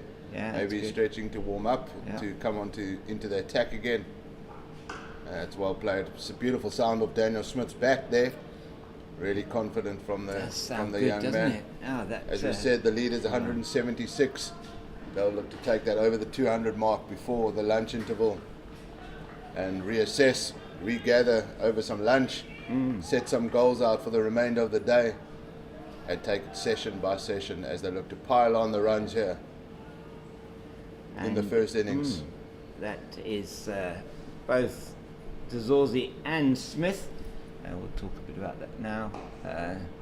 Well played. Batting with and sponsored, it looks like, by a local company, DNP. Yeah, DNP Cricket, the sponsor of the helmets. They bring in Missouri helmets, and they are sponsors here at Western Province Cricket of our helmets. You can chat to DP Cricket, Rushdie and Paul and the guys. Yeah, Paul Borst still there. Yeah, Paul Borst is the main man there, and they provide us with our helmets for our professional men's team, and the suppliers. They know their cricket. Yeah, they know every single aspect of the kit, and they produce some really good bats as well. And obviously, they supply Western Province with helmets. If any helmets need from junior level all the way up, you can chat to the guys. You can chat to dpcricket.co.za. They are the suppliers of Missouri helmets, the helmets that our Western Province players wear and are protected by. Yeah, outstanding helmets, and long association that DP Cricket have had with the game here in the Western Cape.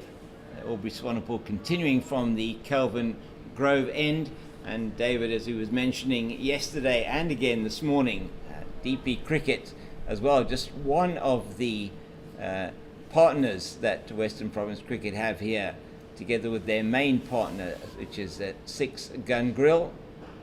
That's beautifully played by Dzorzi again, and Budaza comes around, does the fielding from mid off, and they take a single. 141 now to Dzorzi. Bowling figures will give you at the end of the over, which is another few balls time. But many partners who make this work and are part of it. Be part of it. The South African Cricket South Africa slogan, have Castle Lager, KFC, but the main sponsor here, Six Gun Grill, and I think, name emblazoned over the ground. Yeah, just to give some kudos to the likes of Powerade, Coca-Cola Peninsula Beverages. They've been with us at Newlands and Western Province Cricket for many a year, and you see them not only in the local games supporting domestic cricket, but also they quench the thirst of 19,000 fans here over test matches and one day and T20 internationals. They've been a partner here for many years. Castle Lager, Sunbet are the official sports betting partner of Six Gun Grill Western Province, and Supersport are the broadcast partners of Western Province. And obviously Six Gun Grill are the main title sponsors here, not only of the stadium but of the professional men's team and the women's team. Put a lot of time and effort and resources, and that's beautifully reverse swept, but that's great fielding there. Very good from the captain, Pite Van Biljon. It was if that had been, I reckon, moustaches, a whisker's length away from him on the left-hand side, he might have missed it, but really well fielded. Yeah, just a little bit of he loves the reverse sweep, Daniel Smith, and just bringing that out. Confident young man. Hit it well, didn't he? Yeah, he that did. was very sweet. So Swanepoel in again. Oh, that's beautifully played by Smith, giving Swanepoel no chance of the return catch, and down to the onside of straight, and takes him to, I think, 10 with that boundary, and takes the score to 292. The partnership already on to 29 between these two. Last wicket falling at 263. It's only 2 wickets down. The lead now 181. The bowling figures, which I promised you, are now, so CSA taken both of the wickets to fall, 2 for 77 in 16. Budaza 0 for 29 in 6. Van Heerden 0 for 50 in 13. Swanepoel 0 for 65 in 19. Matoa is bowling now from the Weinberg end, 0 for 39 in 13. And Sneema 0 for 31 in 6. David, you have some more news for us? No? And we are... It's going to be Matoa away from us again at the Weinberg end, and he's into de Zorzi, and de Zorzi is hit on the helmet, and that is a compulsory check by the physiotherapist, just a concussion check. Went for the shot on that one, may even have got a may even have hit the ball, or it hit him, sorry, maybe even have just got an edge onto the top of the helmet, hit him on the back of the head, and he will be they've asked for the concussion check to come out, and hopefully there is no issue there for the 6-gun grill opening batter. Yeah, it looks a bit nasty, that did, David. Just hitting him on the head, on the back of the head, on one of those Missouri helmets that you were talking about. That timing. I didn't plan that, James. No, I didn't plan that. I'm just trying to see a what's replay, happened yeah. there. If we can, we just toggle back on the screen that we have here. Yeah, I think just it was a bit slow onto him. He played the shot well in advance of when the ball arrived, and just as he swiveled, hit him on the back of the head. David, you read it that way?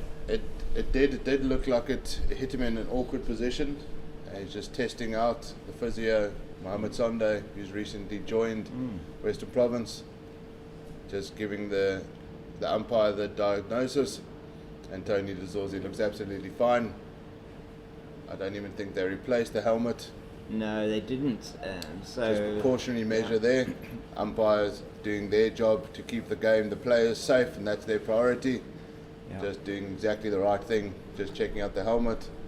Mr. Sunday doing some concussion tests. Looks like Tony de Zorzi is absolutely fine, and he looks to continue here. Alfie Matoa just coming like around starting his runner behind the umpire, obviously purposely. Yes. To try and just do something a little bit different here, to try and put de Zorzi off, and he did just that and hit him on the helmet. Yeah, it's looked nasty for a little while, but de Zorzi is fine. He's back with us, and he plays that ball that is very wide from Matoa out into the covers, fielded by Reynard van Tonder. I think that is who patrolling the cover field. No, Matthew Kleinveld out there. Van Tonder is so Matthew Kleinveld is at cover point. Van Tonder is at extra cover. So and Dikale out on the boundary. So the three shortest men, I think, in this team that are probably the fastest in the field, all have very important fielding roles to play there. And that's beautifully played by de Zorzi back down the ground, and Neelan van Heerden can give that up immediately. He's not going to stop that going to the straight boundary. Just play it to the offside of straight. The bowler had no chance on his follow through. 145 to de Zorzi, and only 5 away from a 150, which will be his second in successive games. And looking good. He has, since he started off yesterday, leaving the ball exceptionally well, something that David has been talking a lot about. We've been chatting quite a bit about in terms of 4-day cricket, how you need to leave the ball, and that's another short, a good one from Matoa. But de Zorzi, who knows exactly where his stumps are and what he should be doing to keep his wicket or maintain his batting form, is not going to have anything to do with that. Yeah, I think Tony de Zorzi's moved over the 300 run mark for the season in just the 3 matches so far, and it's basically 2 matches. Two matches, because, I was going to say, after the run out after only having faced 2 deliveries in the first match of the season, and let's talk a bit more about it. And that is Oh my goodness. Bit of a false stroke from A Dazorzi little there. bit of a false stroke. Good over here from Matoa. Just keeping Tony Dazorzi on his toes. Tony just hit on the helmet, just need to regather. Yeah. Maybe take a little bit of a breather, just get to the other end, gather your thoughts. Which is good. He's there now, but possibly only for one delivery, as it's going to be Matoa for the last ball who's over into Daniel Smith.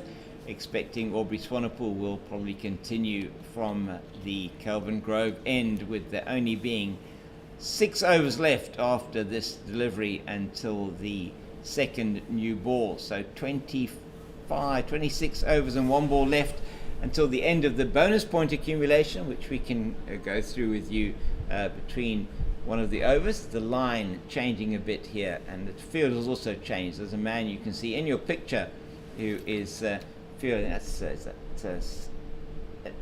Kleinfeldt there, who is at this short mid-off position, and that was an interesting ball from Matoa again. A good delivery from Alfie Matoa, and he just gave him like that was too good for you to even hit that, but frustrated nevertheless. Sure. As the 74th over comes to an end, Tony Dazorzi nearing another milestone, another big milestone for him this season, as the lead moves to 186, 297 for 2.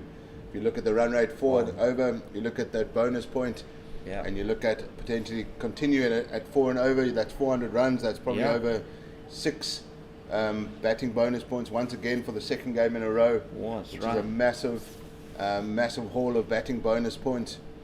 And with the likes of George Linda and Carl Verena and Aviu Ngajima still to come, that is well and truly on track. Exactly, you're right, David. I mean, if they get to the 400 in or before the 100th over, that will be 5 bonus points, and every single run in addition to the 150 is 0.02 bonus points. That is, I think, going over the head of the man there. Is it? No? Yes, it is. It falls safely. And Dazorzi very, very fortunate there to get away with that. I think Matthew Kleinfeldt lost sight of the ball there. Otherwise, he may well have actually taken that catch. Just seemed to slow down in chasing it over his head. A little bit of ball watching there from Tony Dazorzi as well. I think he got 2, one for easily, that stayed in there for what? An eternity. Almost caught by the pigeons. The pigeons out there at mid-on, but Matthew Kleinfeldt not able to gather that one, and Tony Dazorzi just picks up the one. Maybe a little rattled by that hit on the helmet there. Yeah, I think so. Played some false strokes. Daniel Smith goes for the sweep. Did that come off the bat? I think it did. There's a cry of catch, and it's gone down to the straight boundary for 4. It did definitely come off the bat. Top over the wicket keeper, evaded the slip, and things have just gone a bit loose for the last few minutes. It's 302 though, 300 up of 450 deliveries, 51 deliveries shall I say, 34 4s and 3 6s, all those off the bat of Tony Dazorzi, and the partnership now 39 for these two, and it is a day where it should be a batting day. And yesterday I'm saying Thanksgiving was going out by the Western Province team for the bowling, and today they're hoping it's going to be a bit of a Black Friday for the bowlers of the Knights out there. No discounts on offer here, James, from the Western Province batsman. I'm going to hand over to my colleague Zahir Adams in his salmon. Yes, he's looking Friday salmon. Very nice today, very sprightly and fashionable. So it's that's good fielding by Matoa in the deep. That's Smith looking to get that one into the gap on the offside, and only managed to get through for the single. It's the makings of another good partnership here, 40 so far. Yeah, it doesn't feel like it's they've done anything too fancy to get to that point. Partnerships that continue. It's key that the next batsman comes in, just does exactly what Yazin Vali and Tony Dazorzi did. As I say goodbye to you, I'll see you after lunch break. And I welcome Zahir Adams to the commentary box. Thank you, David, very much. It's not the commentary box anymore. It's the window of opportunity. Thank you, David. Brooke, definitely looking forward to entering the window of opportunity. How are you, James? I'm very good, thanks. So, yeah, good to have you with me today here in this quite airy position that we're in. Getting a bit of a breeze coming through from behind. I have noticed it's a lot chillier down here than where I was up in the President's Suite. But yeah, now just joining you after a little chat with my colleague. He's at the Qatar World Cup, the football FIFA World Cup. Fantastic, yeah. So we just linked up with John Goliath and sent his well wishes to the Western Province team all the way from Doha. So fantastic. He a man from Paul who loves his cricket as well. Yeah, absolutely. It's another name such as you say here, who's synonymous with sport here and the coverage of the game in the Western Cape, whatever that game may be. Whatever balls we're playing with. That's right, exactly. Yes. When and as Dan Smith once again, the reverse sweep is like a cover drive for this young man, isn't it? Yes, it is. And he hits it so sweetly. I mean, the one in the previous over, just as that sound, and the sound of it coming off the bat is just beautiful.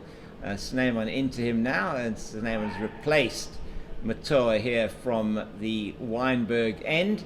He's into, I think, his second or third spell, actually into his second spell. The first one was from the Kelvin Grove end, and that's watchful from Daniel Smith. Very mindful of how he got out last week, I'm sure. And just ahead of the new ball, he's going to want to, well, they're both going to want to still be there. It's off the outside half of the bat. They should be able to turn for two. No, they only take the single. Smith, yes, coming back for the second, and that should have been on right from the word go. A bit pedestrian for the first one there. I do find Daniel Smith quite a languid character. He's quite, it's like he's in his own little bubble. He's lives in his own little world, and then suddenly just, I'm part of a bigger game, and I need to get my skids on, he's a bit of a spaceman, I think. Okay. But that's the over. That is the over. 305 for 2 after 76 overs of Western Province. I had the pleasure of watching him at Cubs Week a couple of years ago now. Yeah. And he was captain of the Cape Cobras Cubs side, who actually won the Cubs competition that year. Yeah. And they beat the Northern Titans in the final. And the likes of Dieval Brevis, Jordan Herman, they were all part of that Titans team. Matthew Boast. Yes. These up-and-coming youngsters from up north. Yeah. And at one stage, Daniel Smith was in such control of his innings in the chase that manipulating the field that I think if there was, besides the bowler, there might have just been one player in front of square on both sides of the wicket. Because he was just reverse sweeping and sweeping with such disdain, toying with the field. Yeah, it's fantastic. It's very nicely played by Dezorzi out to Matoa in the deep. They're only going to take a single in this instance. That you talk there, the talent that's on offer. Just from those four names, and we haven't even spoken about people like Ethan John Cunningham that's also here, John O'Bird. Ethan John Cunningham batted very, very well in that Cubs final, actually. I think he got 90 if I'm not mistaken. Right. And that set him up for, for that SA Under-19 call-up and subsequent Western Province senior call-ups. Opened the batting and hit the ball really straight and clean, and that's what he is capable of. Smith again playing this time is on the leg side, and that spins. The spin there as it bounces is deceiving Neelan van Heerden as he comes in to try and take a catch there. That ball just going off the top edge from Daniel Smith, but he gets away with it as the field is quite widely spread at this stage. I see there's an extra cover. I think that's almost... it's almost not necessary for Daniel Smith in the way he plays. To me, I think you would want him to actually try and pierce the cover region. It's an area you would want him to hit in. Absolutely. And possibly just bring more. Have perhaps more people around on the maybe backward of square on the offside. Just there, right? Yeah. Just there where the ball has gone right now. Yeah, I think yeah. you want somebody in 45 for him because he's always going to look to square, to sweep, and if he does perhaps get a top edge, or then it becomes a option. And funny enough, there is a 45 for Tony De Zorzi. Yeah, for De Zorzi, but not for Smith. So it is interesting. I mean, it's a bit, as Swanepoel's in now, got spin twins in action. And that's beautifully played by De Zorzi once again. He's now only one run short of a back-to-back 150s in this 4-day competition. Moves to 149, 310 for 2 in the 77th. And analysis is so important, Zahir, in the game now, and you have the ability to analyze pretty much anything you can want watch to. pitch vision. You can watch vision. You can. And that is something that is done by the teams, I think, everywhere. I think a video analyst is equal to a physical trainer these days. It's if not more important. And interesting to see. I mean, Prasanna, I can't think of his surname. I have met him. Amagaram, who's P-Dog. That's the we'll give him that name. P-Dog, who is the analyst up at the Lions up in Gauteng, and he was with the South African men's team for quite some time. I saw a couple of his posts the other day, but it become almost legendary in the analyst. I think Prasanna is the Uber analyst, as we can say. He's the guru, and you have to know your stuff when you take on Herschel Gibbs on Twitter. Yes. If you saw that recently, I didn't actually see that recently. No, Prasanna and good old Herschel Gibbs had a fair comment, a fair banter going on there about just about in terms of whether Devil Brevis should take the next step. But that is the 150 for Tony De Zorzi. Very, very well played by the Western Province left-hander. He has shown his immense potential as Tony De Zorzi. James, you've watched him over the last couple of weeks, and this just rubber stamping his talent, isn't it? Absolutely right. And putting that's a cherry on top for him. Double 150s last week and this week, and just what's been so impressive, Zahir, is the way in which he's paced his innings, the way he's left the ball. And David and I were talking a lot about that earlier on, that the leave is a shot that is really underrated in 4-day cricket, as the so is the backward, so is the reverse sweep, apparently, according to Daniel Smith. So we might be living in a different generation, James, where we still value the leave, and that also brings up the 50 partnership between Daniel Smith and Tony De Zorzi of just 80 balls, and it included 7 boundaries for Western Province. And it seems the loss of Yasin Vali has just been a blip on the radar. And it's just a small little speed bump, and Western Province have continued.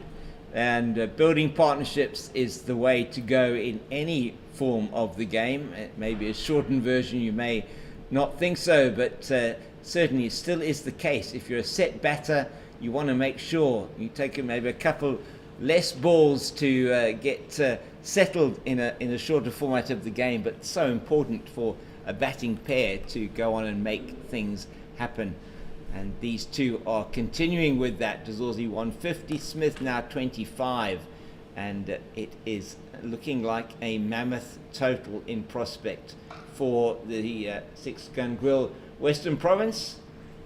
Zahir, I've been very impressed. I mean, you're right. Maybe we talking about the leave from a different era, but I mean, it does sort of stick in my mind. I was saying to David this morning, I remember last week commentating with you, and a lot of those deliveries last week when the ball was moving around a bit early on as well were perhaps missing the off stump by not very much, but a leave that doesn't hit the stumps is a good leave, you would say. And that's 100%. And we'll just watch Jacques Neyman running there and tucked behind the corner. I think, James, I think that is you're on the money there in terms of undervalued. And if you watch the South African Test side, and particularly the batting unit at the moment and their struggles, that leaving the ball has become something of an anomaly in international cricket. It's about it's all about scoring and going hard at the ball and throwing your hands at it, and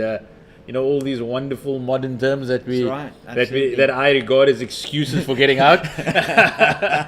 But that is the over. It's 319 for 2 after 78. But it's the discipline of just leaving the ball, and what I think is sometimes forgotten is the fact that when batters leave the ball and they know where their off stump is, bowlers have also become impatient. So what bowlers tend to do is when a batter leaves 3 or 4 outside the off stump, they start altering their lines and start looking for wickets and trying to hit the stumps, and that's what any batter wants, because that's when the ball drifts onto the pads, and we saw Yasin Vali in particular he wasn't keen on leaving anything yesterday, he wasn't. No. But when it drifted onto his pads, he just used those wrists, and Tony DeZorzi is of similar ilk. Yeah. So. And that's exactly where we'll talk Aubrey Swanepoel in now, and that's beautifully played by DeZorzi again. That it's probably not going to beat Alfie Matoa. No, it doesn't. He cuts it off exceptionally well in front of the railway stand to the left of us here, and talking about that is the same way that the batter has to be patient. Bowlers, as you said, have lost their patience, and it's just to keep going. That's what's been so impressive about this Western Province attack, is that whatever the batter's going to throw at you, don't lose that patience. Don't stop going that line. I see that in the Test team as well. Is that sometimes that doesn't happen. Is that they do get impatient. They try to change things up. It's like, then you lose it. I think that possibly also happens when. It bounces just in front of Van Biljon, and they go through for the single, just a top edge off Swanepoel, with only 9 deliveries to go potentially to the new ball. It wouldn't have been the right time at all. Well, DeZorzi doesn't want to get out, does he? He wants to get out. There's never a right time. There's never a right time to get out. You're batting, there's never a right time to get out. You're right. Yeah, definitely. But 100% correct in terms of the bowlers, losing their patience. But that also it's a result of the batters in terms of, if you look at the Knights, they get bowled out for 111, and that's well below par. And suddenly the bowlers, they under pressure, and they feel that they need to take wickets, and they can't stick to their plans and what they would have worked on during the week in terms of towards the batter, and possibly looking for that miracle ball a lot earlier. Yeah, absolutely. And that's what batters do, and they it's not just their lack of runs that impacts the game, but also impacts on how bowlers approach their spells. Absolutely. So that's what we've seen here with the Knights, where with the Western Province they obviously had the conditions in their favour, and they did, and they could stick to their guns, because they know that they've got a batting lineup that they can trust, and because sometimes when bowling units when they come out, and that's the end of the over. It's 322 for 2 after 79. Very good cricket there from Daniel Smith and Tony DeZorzi. Smith just playing it into the gap on the leg side, very nicely found, and through for 2, which was always on. But so James, so just in terms of what I mean by when bowlers start looking for wickets, and so when a team wins the toss and they come out to bowl, and they're looking at, if we dismiss them for under 300, we've that's the target, and that's what we've done well. Yeah. But when you have a brittle batting lineup, bowlers possibly think we've got to bowl them out for 200 here or 180, and they start doing things out of character and out of ordinary. And whereas the Western Province side, they know that even had the Free State at the Knights got 280 or 320 for that matter, they knew their batters would be correct. Be capable of chasing it down. And beautifully played out to the sweeper. Is that Matthew Kleinfeld out there on the boundary in front of the Oaks? But that was sweet off the bat. If you heard that in the microphone, that's what you want to hear. But absolutely, Zahir. I mean, you see that is. You're right, and you're not under the pressure as a bowler to produce that that wicket taking delivery. You're not stretching, searching for more. You're not bowling, as we saw yesterday, I wasn't sure what it was in that last sort of 45 minutes before the close, what the captain had in mind. You have got a plan you can still bowl to. If you have that trust, if you understand, once you've lost that trust in one another, and you have got a situation like perhaps the Knights are sitting in, last week the Rocks sitting in a similar situation. 100%. Is that you've got, last year we saw that potentially, we did see that a bit with the Western Province team when they were in struggles against perhaps that game against the Titans particularly, where they conceded a huge number of runs. When you don't have that situation, you can do what Carvarena did yesterday, is you have 4 men behind. You have 4 men, I think, for every single over of the game virtually. Yeah. There were 3 catching minimum positions, in catching positions behind the stumps. And that's what they were rewarded with yesterday. So if you look at the Knights bowling lineup, I mean, you've got Gerald Coetzee, he's 20 years old, 22 years old. Budaza, he's played a little bit. Van Heerden, he's quite young as well. And the Swanepoel, Matoa, Snyman, it's not really first choice spinners. No. So you look at an inexperienced bowling lineup, and they're going, we've only managed 111. That's what our batters have given us.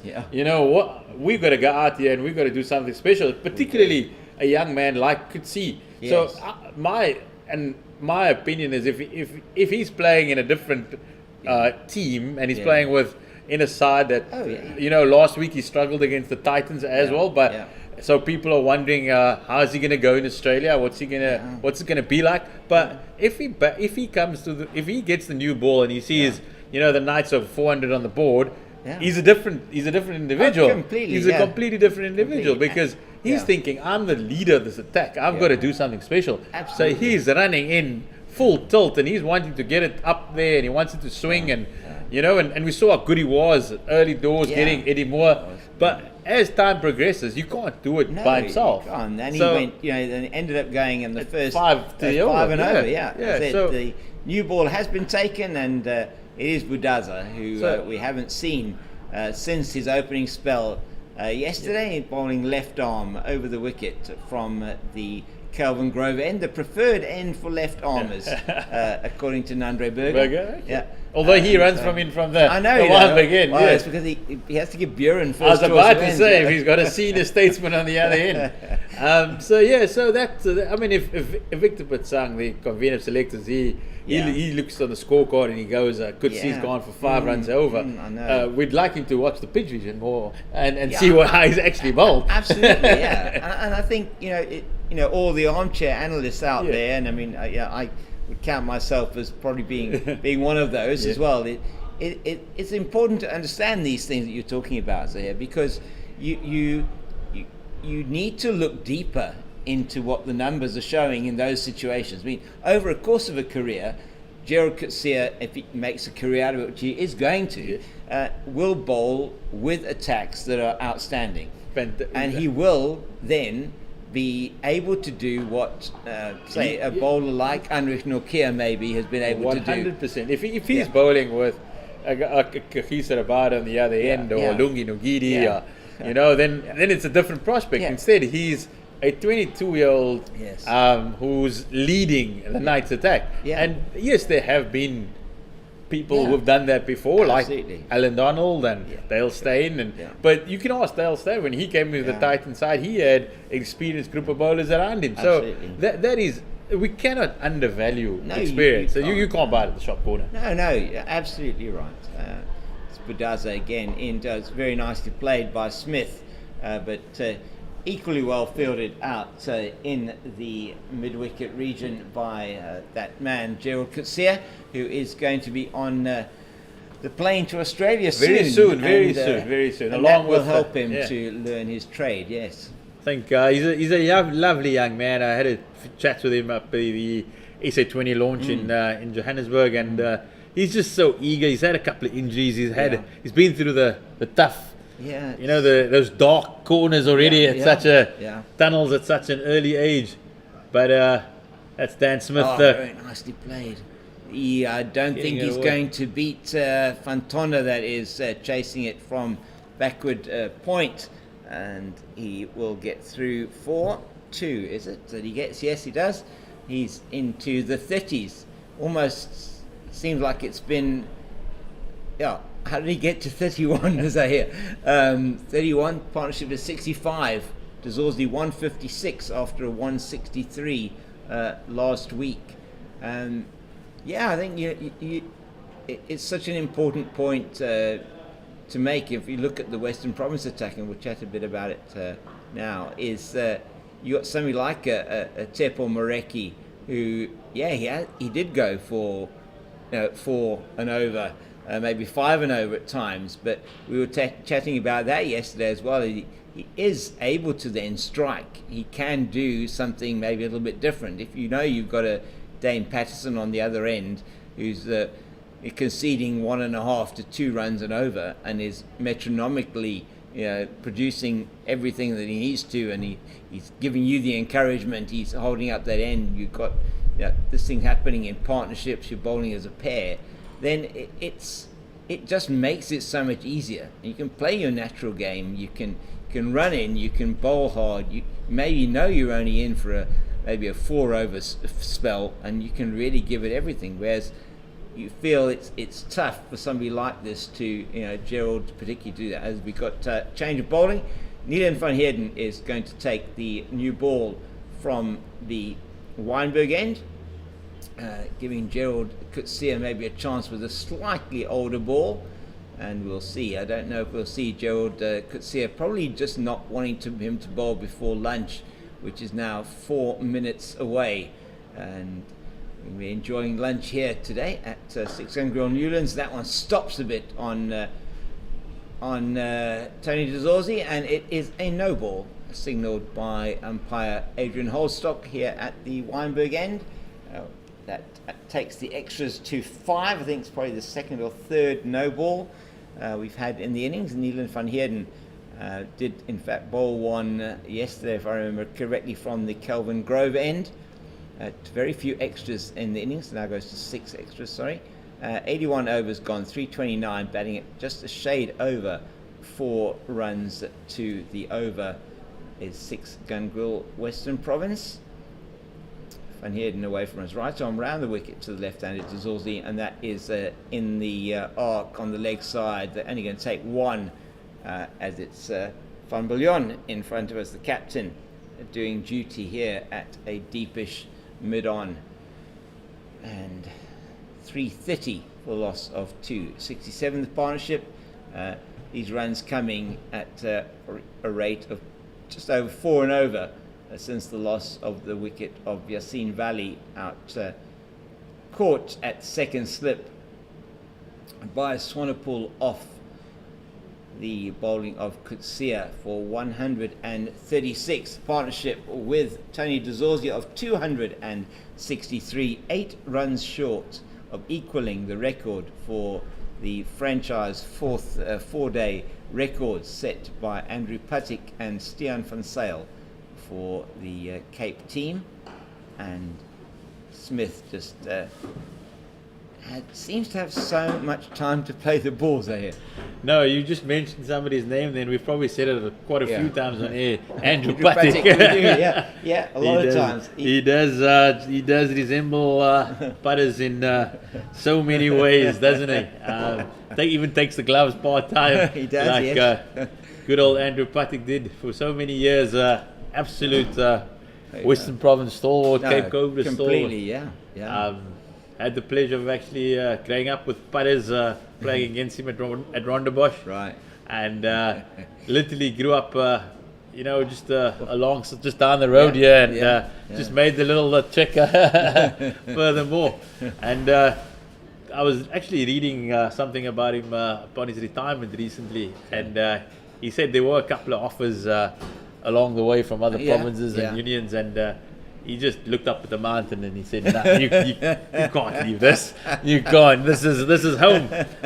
So definitely, I think Daniel Smith, if he does half as well as Andrew Puttick does, absolutely, he'll be a real asset for Western Province over the years. Most definitely, a young man, 21 years old. That is definitely not going to be given out by umpire Adrian Holstock. Nielen van Heerden who is bowling right arm over the wicket to the left-handed Smith, pitching outside the leg stump.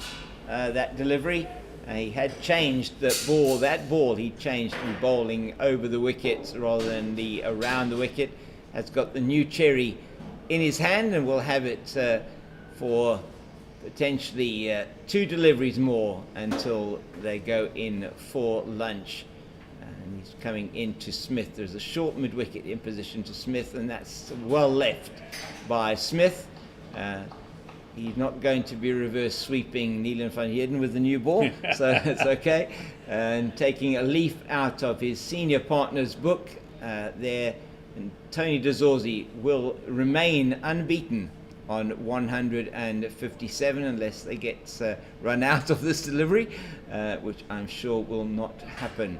It's 81.5 overs bowled, 1 ball left, and we will be having lunch here at 6 Gun Grill Newlands. It's Neelan van Heerden away from us to Daniel Smith, just played nicely to that man at short mid-wicket, and that is lunch, gentlemen, says Adrian Holdstock. Tony de Zorzi will no doubt lead his junior partner off the field to the applause of his teammates, and he's getting congratulations once again there. Very nice from, I think it's Matthew Kleinfeld there, walking past Tony de Zorzi, just chatting with him and saying, well done, Tony, great innings, and it has indeed been an outstanding innings. 157 not out. At lunch is de Zorzi, adding 53 runs to his 104. And he was on overnight. The man to go this morning has been Yassine Vali. He added 17 to his overnight score of 119 before he was out, caught by Swanepoel off Kutsia for 136. Partnership 263 it was, and now 330 it is for 2. This partnership is worth 67 between Smith, who's got 31 not out, and has looked to have all the time in the world. He's going to take lunch now along with the rest of us and just compose himself ahead of this afternoon. And thanks very much, Zahir, for being with me for the last little while. And we're going to take some lunch now, and we'll be back with you soon to describe this afternoon's action. Thanks, James.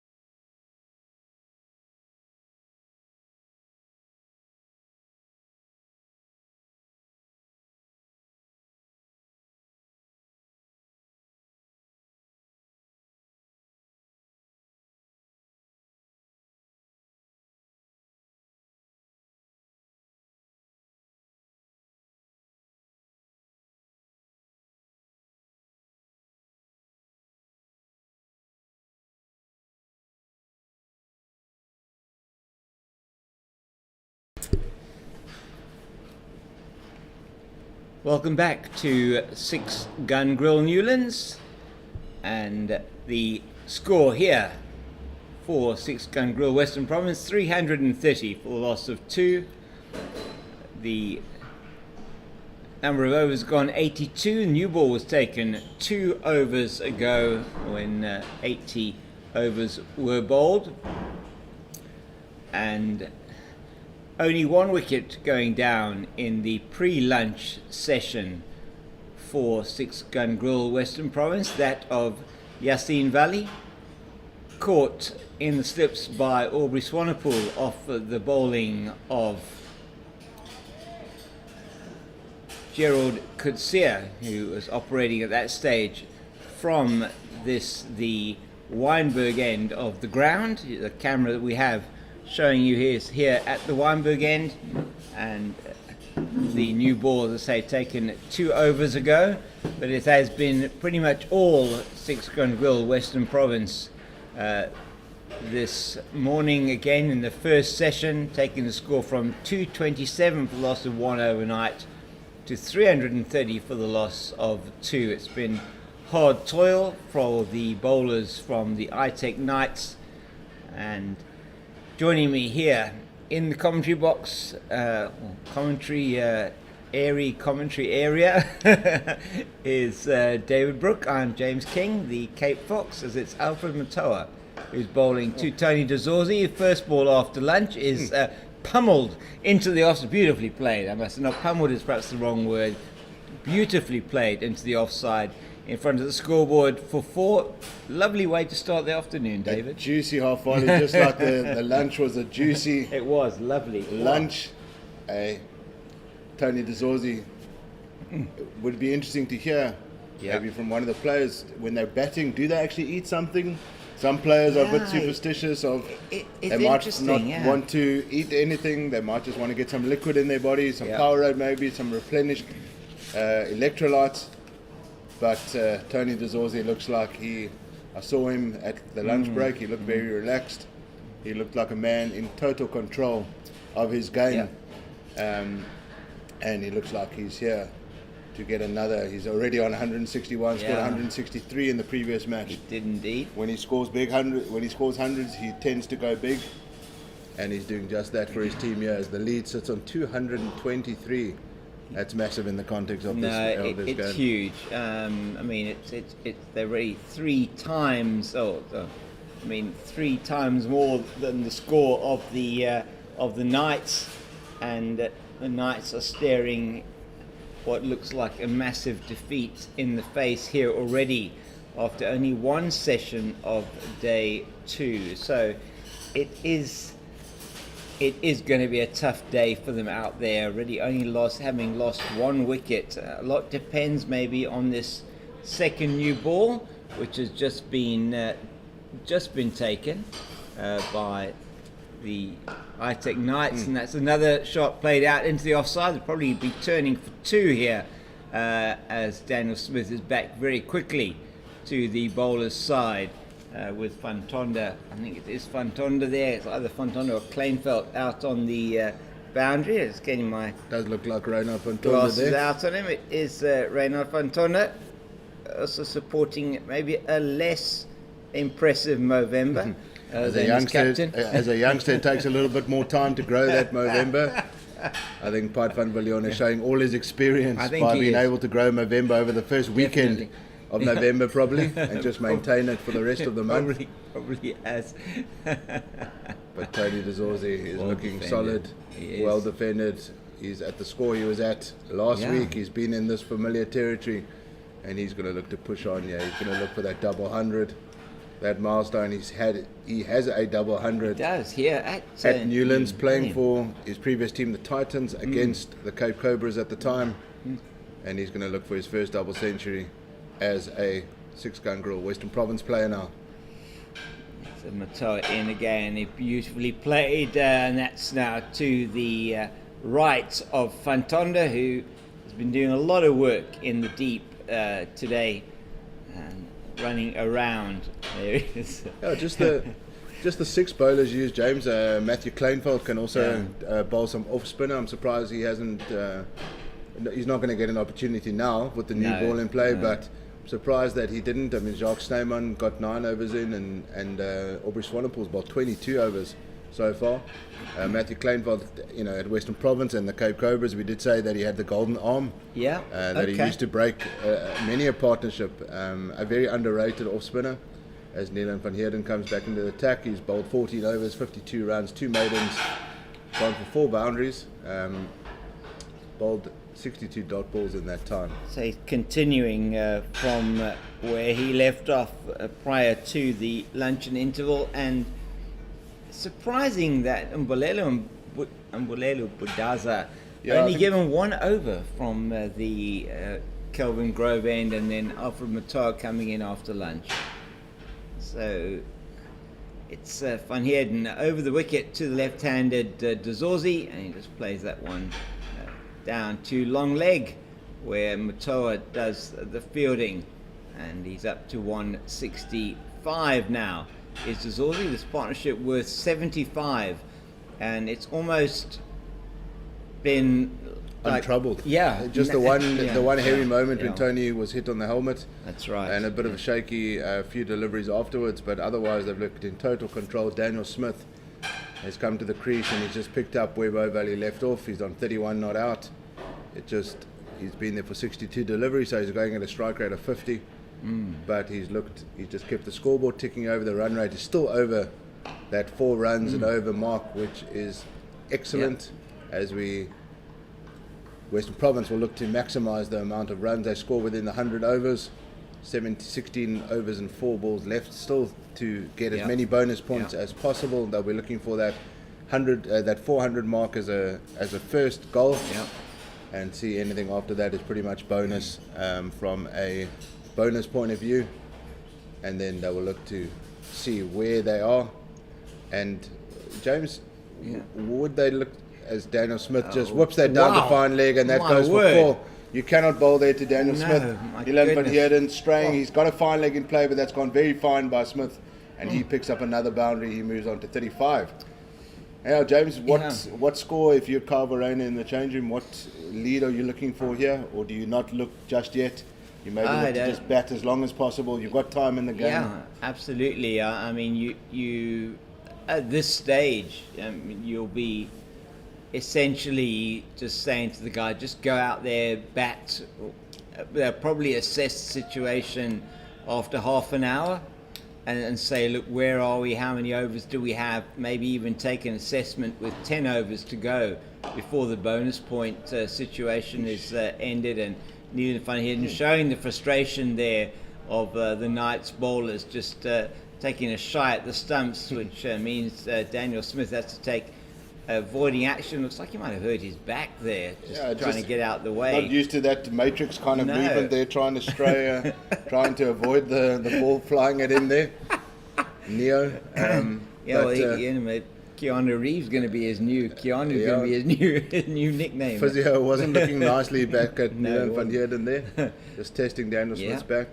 And it's into him again. Oh, he's got him now. So that might have actually not been the best thing for Daniel Smith. He's caught in that short mid-wicket position, and he hurt his back getting out of the way of that delivery. He's not very happy at all. I know he's upset with himself for getting out, but he middled he did. He middled it really well, but straight to the man at short mid-wicket, and he's taking a very, very slow walk back to the pavilion. Isaac Dekali taking a sharp catch there at mid-wicket. That came flying at him. He did middle that. James, we heard that beautifully from where we're sitting. Yeah.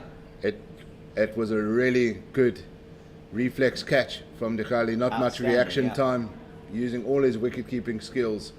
And that good partnership comes to an end. And that's the breakthrough that the Knights were looking for straight after the lunch interval, 10 minutes after we resumed play. And the new ball has done the trick here as the captain, Kyle Verreynne, walks to the crease. He's got a higher score of 216 not out, coming off 201 from last week, and he walks out to the crease to join Tony Dazorzi. These two really put the rocks to the sword last week, James. It did indeed. And they'll be looking to do something similar Tony DeZorzi is 165 runs into already, but he'll be looking to continue that with Kyle Verreynne. Their partnership last week with 184 runs when Kyle Verreynne came in with a score on 183 for 3. This week he comes in with a score on 342 for 3 in the 84th over, as David was saying. And Daniel Smith, the man out, caught De Gale, bowled Van Heerden for 35. The ball before he got himself out was, as he got himself out, he really played the ball well, but they brought in the man at short mid-wicket for exactly that shot. Yeah. And it really was a very, very sharp catch by De Gale. Not easy to take those. It was in a good area for him, but he had to be waiting and ready for it, and he was indeed. So very disappointing for Smith. I think he probably took longer than I've seen most people take to get off the field. He was gutted. Yeah, he was gutted. completely gutted. I think he was set. He knew that there was an opportunity to score big. As Kyle Verreynne middles that one first up. It's beautifully played by Verreynne. That is going to go to the mid-off boundary for 4. So he gets off the mark with a boundary, and Kyle Verreynne, the captain now at the crease with his senior man, Tony DeZorzi. 84 overs gone, 346 for 3. And Neelan van Heerden picking up a wicket in that over. Be happy about that. And most definitely, Daniel Smith not happy. I don't think he was very happy with the way that Neelan van Heerden threw the ball towards the stumps. The ball before he got out, he had to arch his back and seemed to be hurting. Whether that had anything to do with his dismissal is impossible to say. It was quite aggressive from the fast bowler from the Knights. If you're the bowler, you think it worked. It did, yes. Your ploy worked to throw the batsman off. If you're the batter, you think it was unfair play. Yeah, absolutely. But this is hard cricket. It is. And threw it with his left arm, actually. Yeah. Maybe that's why it wasn't so accurate. It wasn't so accurate, but nevertheless, it did do the job. He got a wicket the next ball. Not the greatest delivery, but he bowled to his field, he can say at least. He had somebody in that position.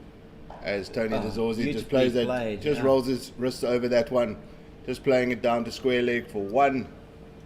And Kyle Verreynne, that shot that he played in the previous over to get off the mark, felt like he had been in the nets for the last 3 hours, James. Yeah, it did look like he'd been in the nets for a while, didn't he? Just leant forward onto the ball and caressed it through the offside. A beautiful shot. I mean, he is a man in, dare I say it, in form. I mean, he's got 4 here. He's got 87 in the first match against the Titans up at Centurion.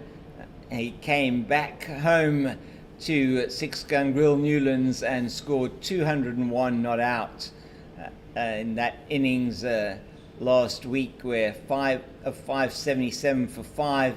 He's now coming with a platform even better set at 346 or 340. Sorry, it's now 347 for 3, and it really came in at 342 for 3. It was when he came to the wicket.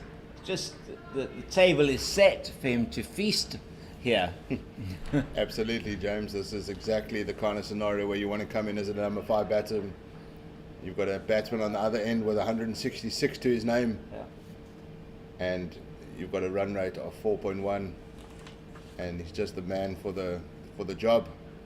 Just leaves that one alone. Alpha Matoa continues from the Kelvin Grove end, and a little bit of energy needed from the Knights. Yeah, they don't look too energetic, they look despite flat, don't they? Despite the wicket. Yeah, they know that they are way behind this game here. The lead has rocketed up to 236 runs, but you never know in cricket, and you need to stay in the game, keep your head in the game the entire 4 days. That's why when it comes to first class cricket and you test match level, that is called a real test of your game. Oh, and another one goes to the same man at that short mid-wicket, Kyle Verreynne, has put the curse on him, I think. De Gale takes his second catch, this time off Matoa, And that position has proved to be very good fielding position for the Knights. Second successive batter who's actually caught there at short mid-wicket, and Carl Verreynne has to go. Yeah, he'll be gutted with that. Bowling to his field once again. He's replaying that shot as he walks off the field, and the Knights have gone bang bang, 2 wickets straight after lunch here. Just a little bit of some positivity play from the Knights. They'll be buoyed by this, and let's see what happens. It's an intriguing session after lunch here on day 2. Yeah. 2 wickets have fallen. First, Daniel Smith went in the previous over, and now the captain, Carl Verreynne, has gone for just 4 runs. He was there for 6 minutes, 1-4, and he was looking good, but He was, yeah. he's been caught at mid-wicket by Isaac Dikhale as Aviwe Mgijima makes his way out to the middle to join Tony DeZorzi. I think Aviwe wasn't expecting to be out this early after lunch, No. and he comes to the crease. A little bit of a testy period.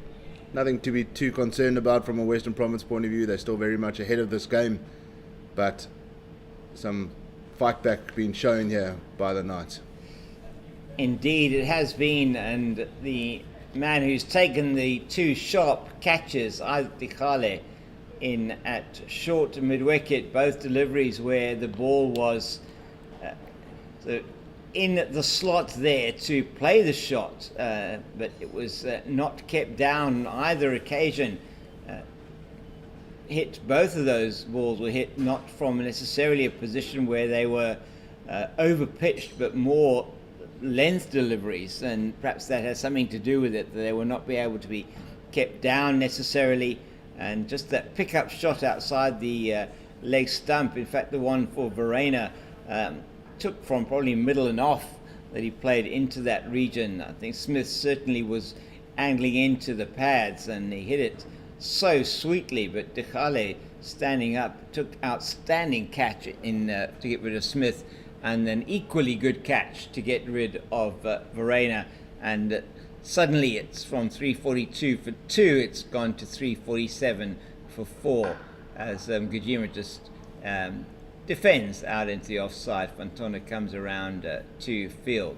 I think the difference between the 2 innings, James, the Knights were 38 for 1 and went 38 for 4. That's right, yeah. The Western Province will be a lot happier at 347 for 4, even though they've lost 2 quick wickets. Yeah. But there's almost 300 run difference in that little period of play.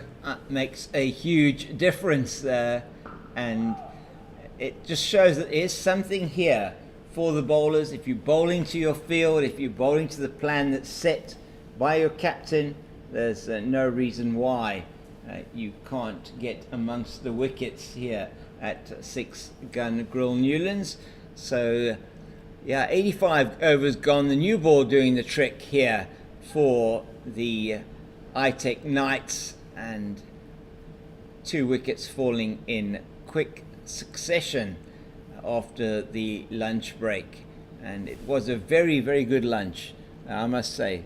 Very good indeed. If you're Conita and a team at Bon Appetit delivering once again some really lovely lunch here at Newlands, and the Knights must have been a good one for them. Regather their thoughts after the morning's play that was dominated by Western Province, just losing the 1 wicket before lunch, that of Yasin Valley, who played brilliantly for his 136, as Neelan van Heerden continues to Tony DeZorzi. Oh, DeZorzi going to get 4 for that. It's on the pads, and he just tickles that down to the leg side. He's also got a man in short. 350 comes up for the 6 Gun Grill Western Province lineup, and it's been led by Tony DeZorzi, who's gone to 170 with that 351 runs in 352 minutes, a runner ball, 516 balls though, runner minutes should I say, 351, 352 minutes, 516 balls, 39 fours, 3 mighty sixes, all off the bat of the dreadlocked DeZorzi, who is facing now. Oh, that is another one down the leg side, well taken by Jean Klutter. And nothing to report there, no excitement at all from anybody out there, no chatter really coming from the Knights players on the field. Field is quite wide set for De Zorzi. There's still a slip, more sort of second slip, a man at fourth slip, a backward point. It's got a man at extra cover, deep mid on, deep mid off, mid wicket, and a man on the boundary, and that's played out to the man at deep backward point. De Zorzi comes through for his 171st run, 352 for the loss of 4, and there are 14 overs left and 4 balls for the bonus point situation. One would imagine that 6-gun grill Western Province would get over 400. George Linder still to come in. Yeah, I think they'll look to remain positive, James. I think so. Abiu Mgijima is a good rotator of the strike. He can keep it going. They won't be too worried about the loss of 2 wickets. They'll look to remain positive, continue on this run rate of just over 4. And he has been very positive with that shot, and it's straight through the covers, and I don't think Reinhard Fontaine is going to cut it off. No, he will not. It goes to the boundary in front of the railway stand, and gets off the mark with a boundary. Yet another batsman to get off the mark with a 4, and his captain in the previous couple of overs doing the same. And then though Alfred Matoa getting the wicket of the 6-gun grill Western Province captain Kyle Verreynne. He's in again now, Van Heerden to Mgijima, and that is a better delivery from him. It's just holds its line and probably just straightens a bit actually after it pitches. Mgijima is playing inside that one, and nothing more to report. Yeah, James, it's great to see some people out here at 6-gun grill Newlands today. Some people on the snake pit grass there, the new grass embankment that's back in play here. Nice angled grass embankment, so comfortable and good viewing, and that's well left by Abiu Mgijima. Lovely to see. If you've got James, just some promotional items over the next couple of weeks from a Western Province side. The team will be at Sportsman's Warehouse in Rondebosch for a signing session next Friday. Fantastic. The schools finish at about 1:30, somewhere around there on a Friday. So come out from 2 o'clock to 4 o'clock, come meet the team, get some signatures. We're going to be giving away some tickets to the upcoming one-day cup matches. If you're online today, I'll tell you about that now as Neelam van Heerden comes in. That's well left. If you're online today, it wouldn't be Black Friday without a cricket ticket special. And if you want to go online to Ticket Pro, you'll be able to pick up a one-day cup ticket for all our games at 6-gun grill Newlands for just 20 Rand. Only online and only today. Get those tickets now. Come out and show your support. It's December. Yeah. And if you've got your end of year Christmas party, your festive, you're wrapping up the office for the year, then there's no better place to be than Newlands. We'll have the Castle Lager on tap for you here. We'll have the Coke, the Powerade, the ice creams. Yeah. Unfortunately, we'll miss Puta Kasim this year. Yeah, Unfortunately, you won't sad, be hearing his beautiful voice and his character. We do miss him here. Yeah. But it's cricket season, it's summer, and we know Puta Kasim is here with us in spirit. And he would have loved this summer of cricket coming up, James? It's incredible. I mean, what a legend he is. Was here at 6-gun grill Newlands, and just a word there of really for him, and how from a Western Province point of view just a little the bit team of, here is it's a bit of a break. It's just a little bit of issue with the side screen there. Screen, little gap that we can see from our vantage point here, that it's just popping up, it's just flicking up a little bit of a breeze here at Newlands, and the white sheeting is just behind the batter's eye.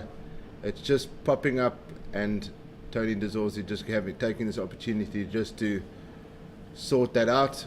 The ground staff will be on that.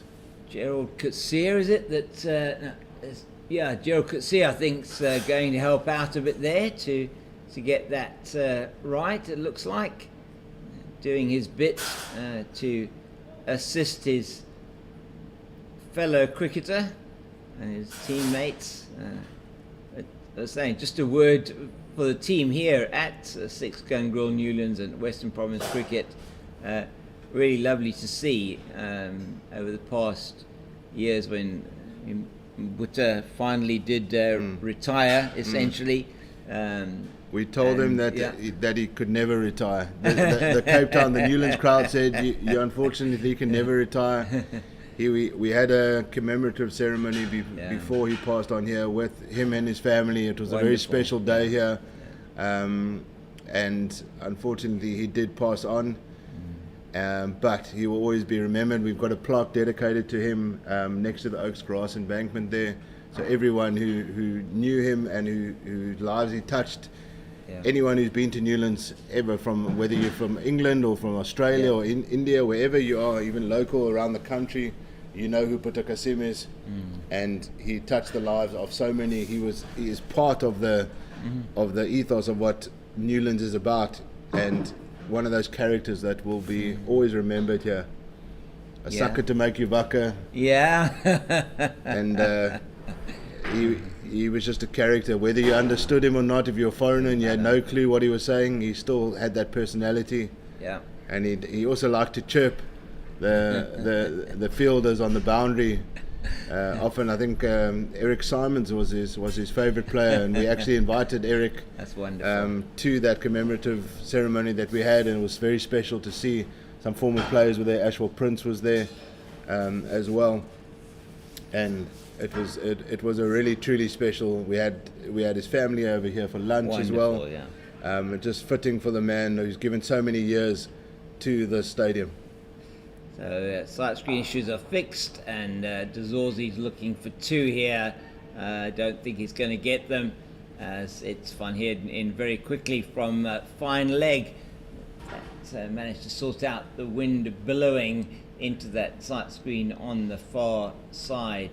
And Dazorzi not too bothered, it looked like, with the shot that he played there. 358 for 4. And it's these legends, people that have been around at the ground, people that have served cricket for so many years, and they are, each union, each cricket association around the country, particularly the old established grounds, and Juma just defends out to Neil Van Heerden in the backward point position.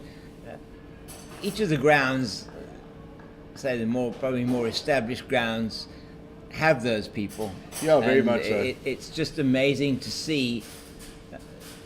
It's just a cricketing heritage that is there, and wonderful if you're a youngster that is looking to, or you have already been watching cricket and come to perhaps when the ground is full over a test match at New Year, or even at a one-day international, or in more recent times, or 50 List A games, T20 games. Nothing better, really, is there? Yeah, absolutely, James. People don't, when you come to a game at Newlands, you rock up here at 9:30 before a test match. But there's 6 months of preparation that goes on behind the scenes here to get all the regulations in place, the compliance, from a national level, from a local government point of view, from a local policing point of view, and there's a lot that goes on behind the scenes which the general public don't see. The unsung heroes behind the scenes to ensure the safety of people coming into the ground and leaving the ground. That's their priority, to get people in safely and to get them out safely as well. But there's a lot of people that make sure that these games do indeed happen. Matoa into Ngajima, and he gets a bit of a leading edge trying to play that full toss out into the leg side. End of the over, 87 gone, 13 left from a bonus point of view for both of these teams. The Knights will be looking for minimum of one more wicket. I think 3 would be what they'll be aiming for, to try and get more bonus points from their side. And 6 Gun Grill Western Province looking for a minimum of 42 runs, one feels, to get them into a position where they will score more than 5 bonus points for the runs scored, and they get the extra 1 for scoring the 150, David. So 6 batting points. Yeah. At minimum they'll be looking for, as the Dikhale does the fielding. Dikhale, who's been in the action twice since the lunch break, both wickets to fall, being caught at short to mid-wicket, and 2 different bowlers, left-handed Daniel Smith first to go to the bowler who's bowling now, Nilan van Heerden, mortified that he actually managed to clip that one straight to Dikhale. And then soon after that, Captain Calvarena, who did the same, but off the right-hander, clipping the Matoa, who actually deserved that wicket. It's been by far the most economical and consistent of the bowlers from the Knights' point of view, just clipping him straight to Dikhale at mid-wicket as well. So the end, and just some more information coming through now from David. Yeah, just looking at some scores around the country, James. After the lunch interval, the Warriors concluded their innings 381 all out. The Northwest Dragons, in reply, they are currently 70 for 4 and a little bit of trouble there. Nicky van der Berg is not out. It's good to see him back playing. I think he was injured. Pano Kun with him. Big wicket of Mutasamy. He got him out for a duck. And player Swanepoel, who I've been very impressed with so far this season. Yeah. He's been an excellent signing for the Warriors. He's picked up 2 sticks there. Marco Jansen's picked up 1 stick. Right. And Ziad Abrams has picked up 1 wicket there as well. And we'll give you some more updates from the other matches. Yeah, so table-topping Warriors looking like they are potentially going to continue their winning ways with that match in its also just after lunch in its second day. Yeah. And just some international news is in the first one-day internationals. That one is edged on the ground, 1 bounced, second slip, and Ndujima just getting tested here by Nilan van Heerden. Van Heerden coming back from the Wynberg end and looking quite threatening actually now, with getting a channel outside the off stump. He and Matoa have been by far the most consistent and impressive of the Knights bowlers. International news is that New Zealand have beaten India in the first one-day international, and Ndujima again squared up a little bit by that, looking like a different game all of a sudden. Yeah, Nilan van Heerden looks like he's picked up a yard of pace as well. Got a bit of head of steam, picked up his first wicket of the innings, rewarded for some good bowling. Just getting Abiru Ndujima in a little bit of an awkward position there. Yeah, it's an interesting period of play now, with just looking to push on, get a few more runs. You've still got George Linder, who will be the next man in for 6 Gun Grill Western Province, and then the budding all-rounder Bjorn Hendricks, who's found a new lease of life with his batting as well as his bowling. I saw Dane Patterson as well, warming up with the bat and his gloves this morning. Okay. Just sending a message out to the Knights to say that we're batting long and we're batting deep down at number 9. But Pato loves his batting, always tries to work on it. Yep. And if he's there and the score is over 400, they'll just go for it, won't they? They're going to go for it. Yeah. And just try and get as many runs as possible. Ideally, I mean, you're going to have two days effectively, over maybe 2 days to bowl out the Knights for a second time to win the game. So I think it won't be an issue to give Pato a run with the bat, as Tony has always just keeps that down nicely, plays it down to extra cover or backward point in this case for a single. He moves to 174. 360 for the loss of 4 bowling figures. Could see 2 for 77 in 16, but as a 0 for 31 in 7, been really used very sparingly. Van Heerden 1 for 72 in 17, Swanepoel 0 for 81 in 22, Matoa 1 for 54 in 17.1. He is going to be bowling now in the second ball of this over to Mgijima. To Mgijima, he's got first slip, second slip and fourth slip, backward point, extra cover, mid off, short mid on, short mid wicket, and a man on the long leg boundary, and that is played wide of the man at fourth slip, in the air it must be said, past Matthew Kleinfeldt, down to the boundary and in front of the members stand, and he goes on to 8 with that boundary. Yeah, just bringing in James, if you're a Ryan Rickleton fan, he did get to his 100. Duan Olivier managed to stay there long enough. 21 deliveries he faced, Duan Olivier. Well, that's good. And before he eventually went out, but Ryan Rickleton got to his 100. He was not out in that lined innings, 108 not out, as they concluded their innings, their first innings on 354 from 111.5 overs. And the Titans, in reply, so far have not lost a wicket. Neil Brunt and Dean Elgar at the crease, 44 without loss.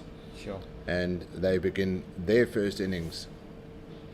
That is interestingly poised game there. No one feels with that sort of total, and the Titans lineup we know capable of big runs. Could be a very interesting game as Kojima defends the man at short mid wicket, and we say the 2 slips, the wide fourth slip, so it is a 6-3 offside leg side field, and it's good to see a bit more sort of, this is thinking captaincy from Van Biljon. Perhaps did have a bit of strategizing session or planning session at lunchtime to say, look, how are we going to do something here?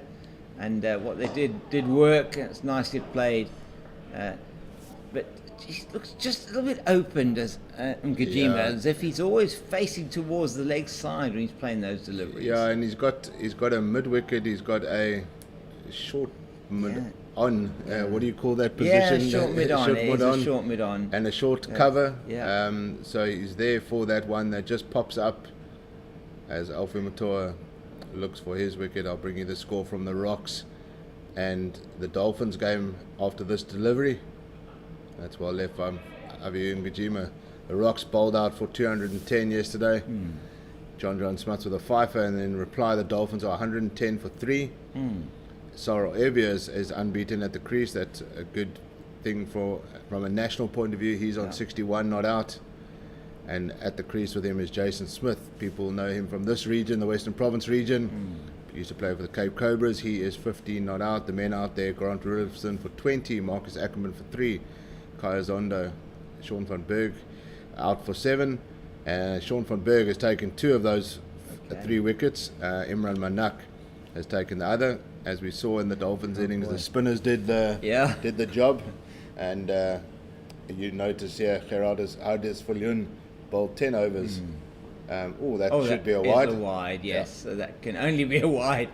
It's so high over the batter's head, and another added to the score. 364 for Van Heerden, generating a lot more pace than we've seen from him so far. It feels like in this game. We don't obviously have a speed gun, but we will. We'll use our natural. We will use our natural speed gun. No balls, 4 no balls, 3 wides, and at least 2 of those no balls coming from Van Heerden. That's played nicely to Gerald Coetzee in that extra cover position, and Dazorzi stays on 174 not out. So I think, James, when you are in this position as a batting team now, you do only want to bat once. You do. But even though you're 254 ahead, there's a chance that the Knights could make you bat again. So you need to bat them totally out of the game. You do not want to be. You want to drop the pads at home and say we're done with batting for the day. So you need to get that lead over 400 to just bat them out of the game to ensure that you're not going to bat again.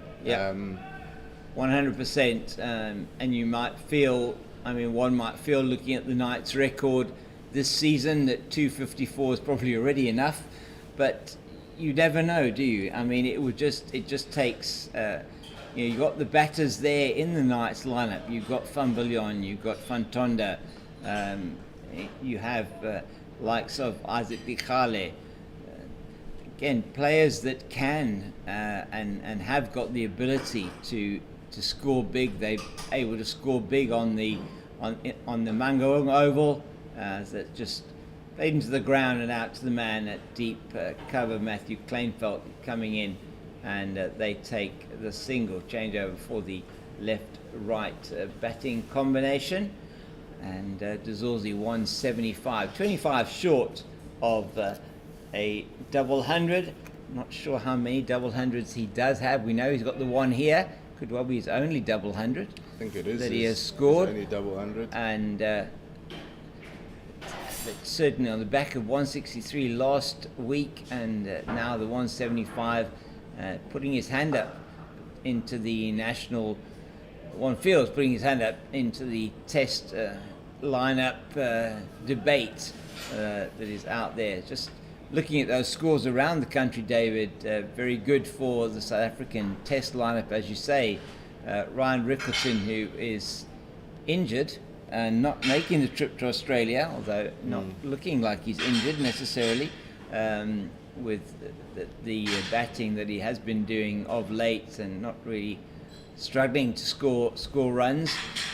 Certainly from a future point of view, Ryan Rickerton, part of the, we feel like he's part of the future organisation from a national point of view, but always the opportunity for somebody who's putting their hand up by showing that they can score big runs and that they've got the temperament to play in the Test arena. So yeah, good for that. Ervia is also making runs. That's certainly needed at the top of the order. Elgar and Ervia.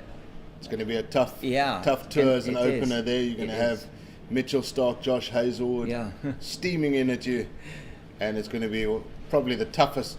Oh, that's very well fielded. My goodness, that was good work from Matthew Kleinfeldt at fourth slip diving to his left, where a third slip would have been. Went on the bounce to his left hand. That must have hurt as he palmed it round the corner, Hugo Lloris style, to go for a single. And so not only is the World Cup taking place in Qatar, it's also taking place here on the hallowed 100%. Green fields of Newlands. Have you managed to catch some of the games? I'm assuming you're an England fan, James. I have caught a couple of the games. I actually haven't seen the highlights from the Iran game yet. I didn't see that. Caught a couple of the games over the last few days, and been impressed with the performances of some of the lesser known teams perhaps. Thought last night, watching Ghana playing against Portugal, that Ghana perhaps a bit unlucky not to have come back there in that match. The unemployed Ronaldo was playing. Technically unemployed, but won't be standing in the unemployment line. He'll be okay. He is looking for a new club after Manchester United. They say mutually agreed to tear up his contract. But I think after that interview with Piers Morgan, he wasn't stepping foot back into Old Trafford, unfortunately. No, I don't think so. And tough for a legend like that to go out like that. I think it's just a bit in bad taste, to be honest. But he's obviously got people advising him around him. Yeah. And looking to see where he might land up. So he might land up in the US. He might land up back at Sporting Lisbon in Portugal at his boyhood club. I remember seeing Ronaldo play United in a pre-season friendly, and in Sir Alex Ferguson's book, he spoke about that's when I think it was Rio Ferdinand came up to him after that game and said, "You need to sign this youngster. He ran us ragged." Yeah. And we know what happened from there. That's a lovely shot from Gimjima. Yeah, Tony. And it hits the stumps back at the non-striker's end. No harm for the batsman backing up, but that was 4 all the way. And it was unlucky, wasn't he, there? Expressing his disgust. He loved the shot, but it just hit the stumps and it stopped that ball from going to the boundary. Yeah, we all did enjoy the shot, Aviwe. It's just, as David says, unfortunately, too straight on that occasion. Gonna have to get a set of stumps set up in the net so you can make sure you miss them next time. That was as straight as Cristiano Ronaldo's hair after a session in the dressing room before a match. And spoken like a non-Manchester United supporter. Rumour has it the mirrors in that change room, the United home dressing room, were a lot bigger than any other mirror in the country. As beautifully Gajima plays that through mid-wicket.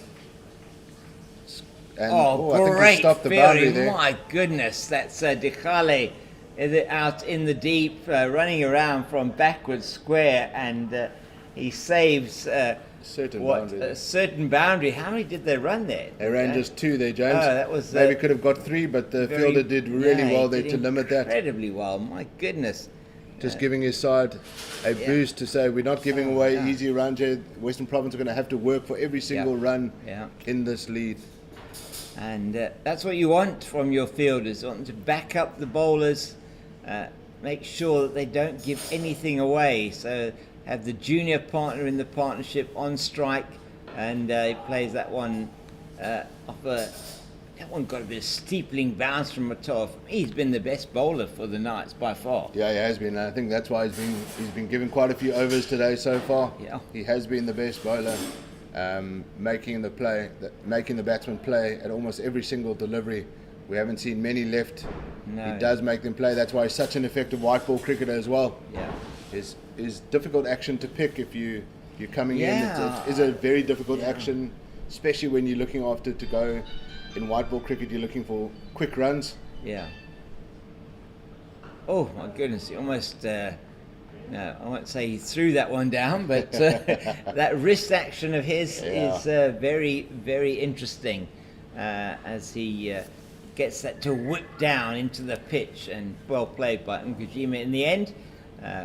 Ngujima coming off a contribution he made in the slips to this particular match, taking 3 very, very good catches in the first innings or only innings so far of the Knights, and it was him that took a lot of the ones that came behind. Only the one that went, I think, was to Carvarena, only the one of Matthew Kleinfeldt. 3 catches to Ngujima and 1 to Daniel Smith in the slips. James, you talk about catches. We saw actually, I think one of arguably the key catch yesterday was the wicket of Pat van Biljon.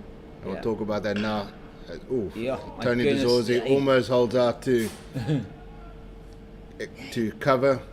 Got that little hard sound on the bat, not a comfortable, not in the meat of the bat there. But I thought yesterday Pat van Biljon, his wicket was absolutely key. Björn Hendricks from the winder again just bowled one short at him. Yeah, he went after it, and Seppo Mareki took what I thought was an outstanding catch at fine leg.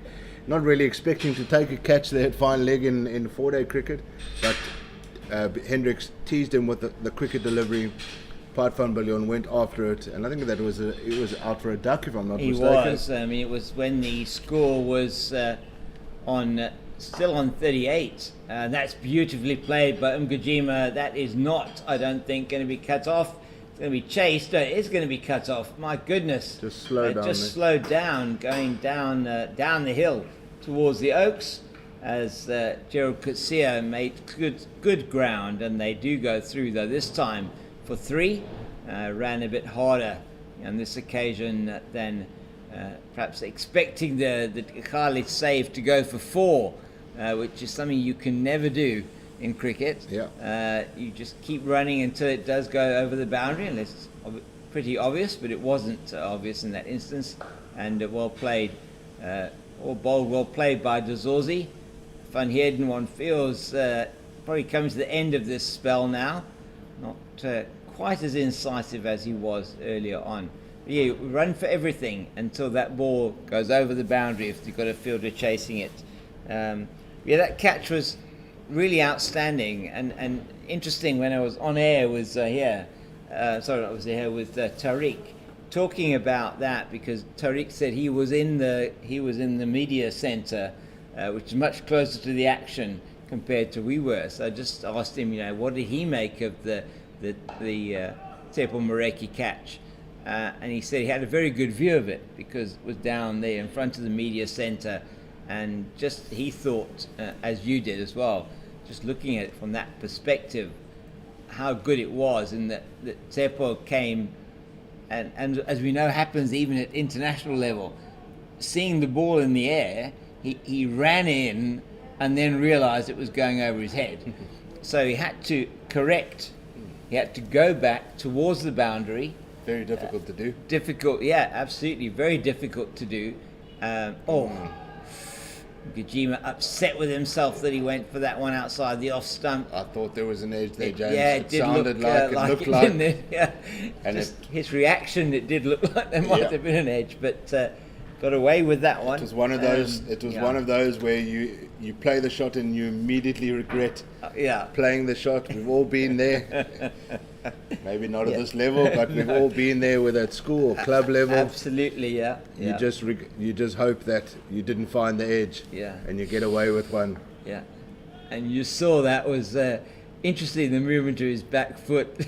He brought it up and did a bit of a Gajima jig. That's better from Ngajima, just getting behind that ball and just solid in defence. And that's the end of the 92nd over, 374 for 4. Tony DeZorzi, 177.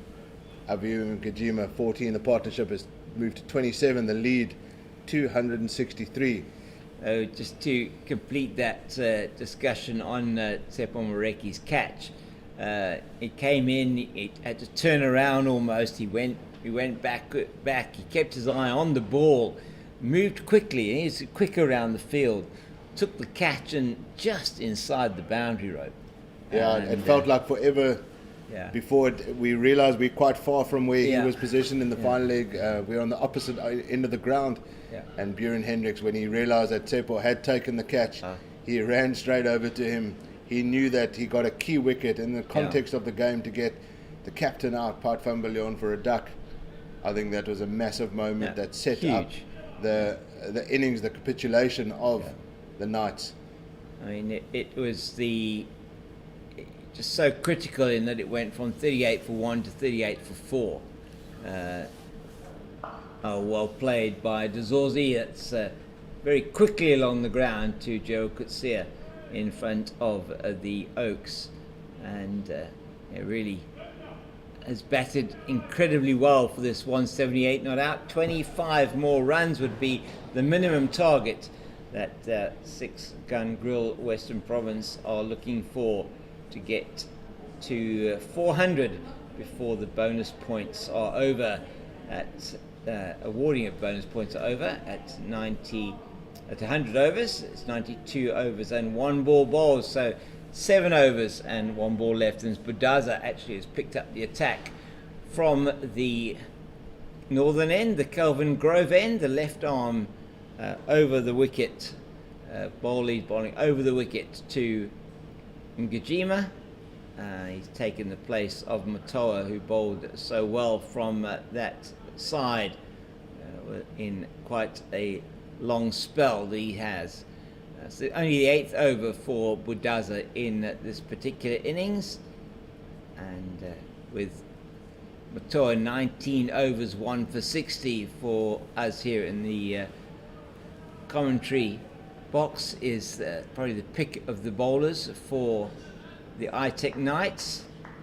And I have some interesting information, David, which we'll cover at the end of the over, maybe during the drinks break, because it's a bit of a discussion around bonus points and over rates. Yep. And we've got more information on that. We were chatting a bit about it during the luncheon interval and thought we would try and give you some insight. We've gone into the playing conditions of the 4-day game, and it's very interesting, those playing conditions, about how the penalties are awarded and what those penalties are. And they are very strict, but the conditions under which they're given, there is a level of leniency, but if you do exceed them, particularly when you're bowling in a longer innings, which the Knights are currently doing, they are quite strict, and the potential to lose a lot of bonus. It's a beautiful shot My word. Oh, sumptuous. That's beautiful from Aviu Mgijima. Budaza coming into the attack for the. Is this the first time we see her? Just the one over before Just lunch. the one over before Yeah. lunch, yeah, with the new ball. He got given the new ball, thought he was in for a bit more of a spell, and Yeah. he didn't. It was a very short spell, one over, and now he's back into the attack, but not making anything really happen now. No, and what they've done well, they have lost a couple of wickets, but the run rate, James, is still sitting at over 4 and over, Yeah. which bodes well. It means that they keep the game moving despite losing the wickets. Good shot there from Aviu as well, but no run there. And Tony DeZorzi is just standing tall at 178 not out. Yeah. The partnership has moved to 32. George Linda still to come. Ewan Hendricks, Dane Patterson, Nandre Berger, and then Tsepo Moreki. Even Nandre Berger can whack it around a bit, and Tsepo Moreki is always one to enjoy a bit of a net, bit of a West Indies flair to his kind of batting. Well, there we go. We might see something exciting later on after the tea interval today, James. Yeah, just let them have the head and just go for it. You've got the platform, and it should potentially have grown even more. Oh, didn't know where that was, did he? A little bit of extra bounce there from Budaza, and Aviu Mgijima looked straight behind to see if that ball was going to rattle onto his stumps, and it didn't, and he gets away with it as Budaza's over ends 379 for 4 after 93 overs. 7 overs left before the bonus points can be awarded to the batting side and to the bowling side. The bowling side have only picked up 1 bonus point Yeah, they have. so far. The Knights, they'll be disappointed with that. You only get a bonus point for 3, 5, 7 and 9 wickets, so you can pick up a maximum of 4 bonus points as a bowling side. It doesn't look like they're going to get more than maybe 2. At the very most, they need 1 more wicket in those next 7 overs, and they're calling on Joe Kutsia to try and give that to them. So Cobra Kai going to be bowling here from the Weinberg end. Loving that, just absolutely loving that headband on him. And Yeah, he's an aggressive bowler, and he's in your face, and he's going to try and break this partnership and remove the set batsman Tony DeZorzi. he's in away from us now, should I say, towards DeZorzi, who just rotates the strike. Easily played down to Fambillion at deep mid-on, and they take the single. And why not give Mgijima the strike, give Aviu a chance to get some runs of his own. And he's been playing some. It's been a mixture, a bit of a mixture of good shots and some outstanding shots, as well as a couple of false strokes here and there. But this man, who is a stalwart of this middle order for Western Province, facing up again. Oh my word! He's taken out his off stump, and Aviu Mgijima plays right down the wrong line. It's the second bonus point for the ITEC Knights, and the cartwheeling off stump is what Gerald Kutsia wanted to see, and just playing all around that one. 18 runs he scored off 38 balls, Mgijima, and that will bring George Linda to the crease. Yeah, James, that was an incredible delivery there from Gerald Kutsia. Just removing Aviu Mgijima. That's the second bonus point for the bowling side.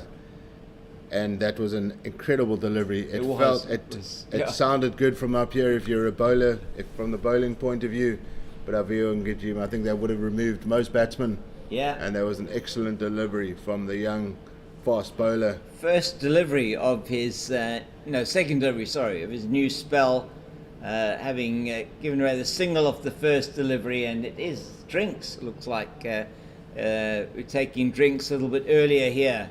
And 5 minutes to go. It would have been to the drinks interval, and drinks have been brought out on to the field for the players. I think this will be the official drinks interval. We have 12th man on for the night. So just while we have that break to talk to you a little bit about this. So what is interesting, and I thought we'd have to we'd worked this out while we were chatting here. So there's an entire clause 12.9 of the playing conditions for the 4-day game, which is set out for the over rates, and it talks about minimum over rates, 16 overs per hour, which we have mentioned before, and it's calculated, the over rate is calculated per innings, and it's not cumulative. So it's based on the innings which you're bowling. The allowances are given, so treatment given to a player by medical personnel has to be taken into consideration. Time lost as a result of players leaving the field due to a serious injury. Time lost for time wasted by the batting side, so delaying things until before an interval, or in the opinion of the umpires, delaying happening. Other circumstances that are beyond the control of the fielding side, so a lost ball, for example, something got under the covers. The incident with the sight screen, for example, would be examples of that.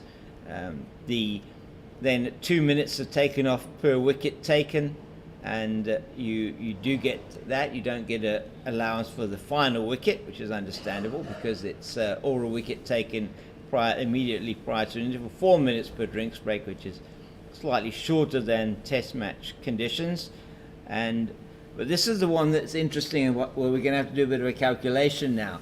I thought I'd wait until we do it on air, so I think it's very interesting. So talking about, because we know that Western Province were well behind the over rate, but it says here, if the fielding team bowls out the batting team within 3.5 hours, that's 210 minutes or less in any particular innings, no account shall be taken of the actual over rate in that innings. James, knowing you know exactly how long that night's innings was. It wasn't long. I haven't actually worked it out, but it wasn't long enough. I don't think it was long enough. So the time that the night's innings ended was 14:06. Right. So what that does mean, though, is that it actually was between 3 and 3.5 hours in my calculation. So that exclude the that breaks, excludes the any of the lunch breaks so far. Okay. This does. You have to take the breaks into consideration, and you also have to take the number of the wickets, everything. So the allowances are still there. 3.5 hours is actually with the allowances in place. So we'll talk about the amount of time, even without the allowances. As George Linder receives the third ball of Gerald Coetzee's over. So just looking at the hours of play, 10 o'clock start, goes until 10 past 12, and you've still got the drinks break in there. So, but we won't worry about that at the moment. Let's just take that timing, and that is 2 hours and 10 minutes. They came back onto the field at 10 to 2, right? Yep. 10 to... Yeah, come back onto the field at 10 to 1. Yeah. And then, so if you take that, nicely played by George Linder, just getting bat on ball, and there are 2 balls left now, I think I'm it is keeping in the over. a running total. You are keeping a running total. So far That's right, 2 hours 10 so far. Yeah. If you take another hour on top of that, which will take 10. you to 3 hours 10, which takes you to then 10 to 2. The innings lasted another 16 minutes beyond then, which takes you to 3 hours and 26 minutes. Therefore, even without taking into allowance the time that was taken for each wicket, which would have been 20 minutes, because of 2 minutes a wicket. Sorry, it wouldn't be 20 minutes because they take off the last wicket. So 18 minutes, and you take off you actually take off 2 drinks breaks. Then you're left with 26 minutes that has to come off that, and already you can see that the innings lasted less than the 3.5 hours. That is beautifully explained, James. Not only for me, but for the captain, Carl Varela. Yeah. He'll be recording that little insert there, just in case the match referee does come to him at the end of the match. Yeah. Kyle is a student of the game. He'll know every single intricacy, and it does look that they'll be just fine from an over rate point of view. He backed his bowlers to bowl them out within that 3.5 hour window period, and they did just that. and there should be no issues there from an over rate point of view. Yeah, so fascinating stuff. Actually, really interesting that we have that situation. Yeah, Budaza continues from the Kelvin Grove end. The reality is that on the first day of play, there was nothing. The spinners weren't going to come into play from a Western Province point of view. They knew that they had to continue with the seamers, and they did the job. They did indeed do the job. So, and that says Zorzi doing the job down to Budaza here. That's not Budaza down here. If it is, he's throwing in with the wrong arm. It's Matoa, sorry.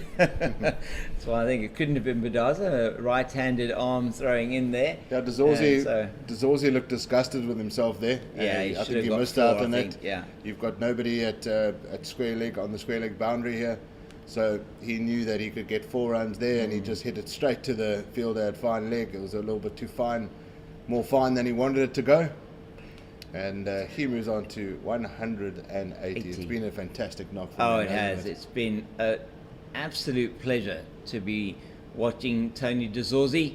I've been there since the start of the innings. In fact, he has been in, that was just a bit in the air. I think he might get 2 here. No, Matoa's in quickly.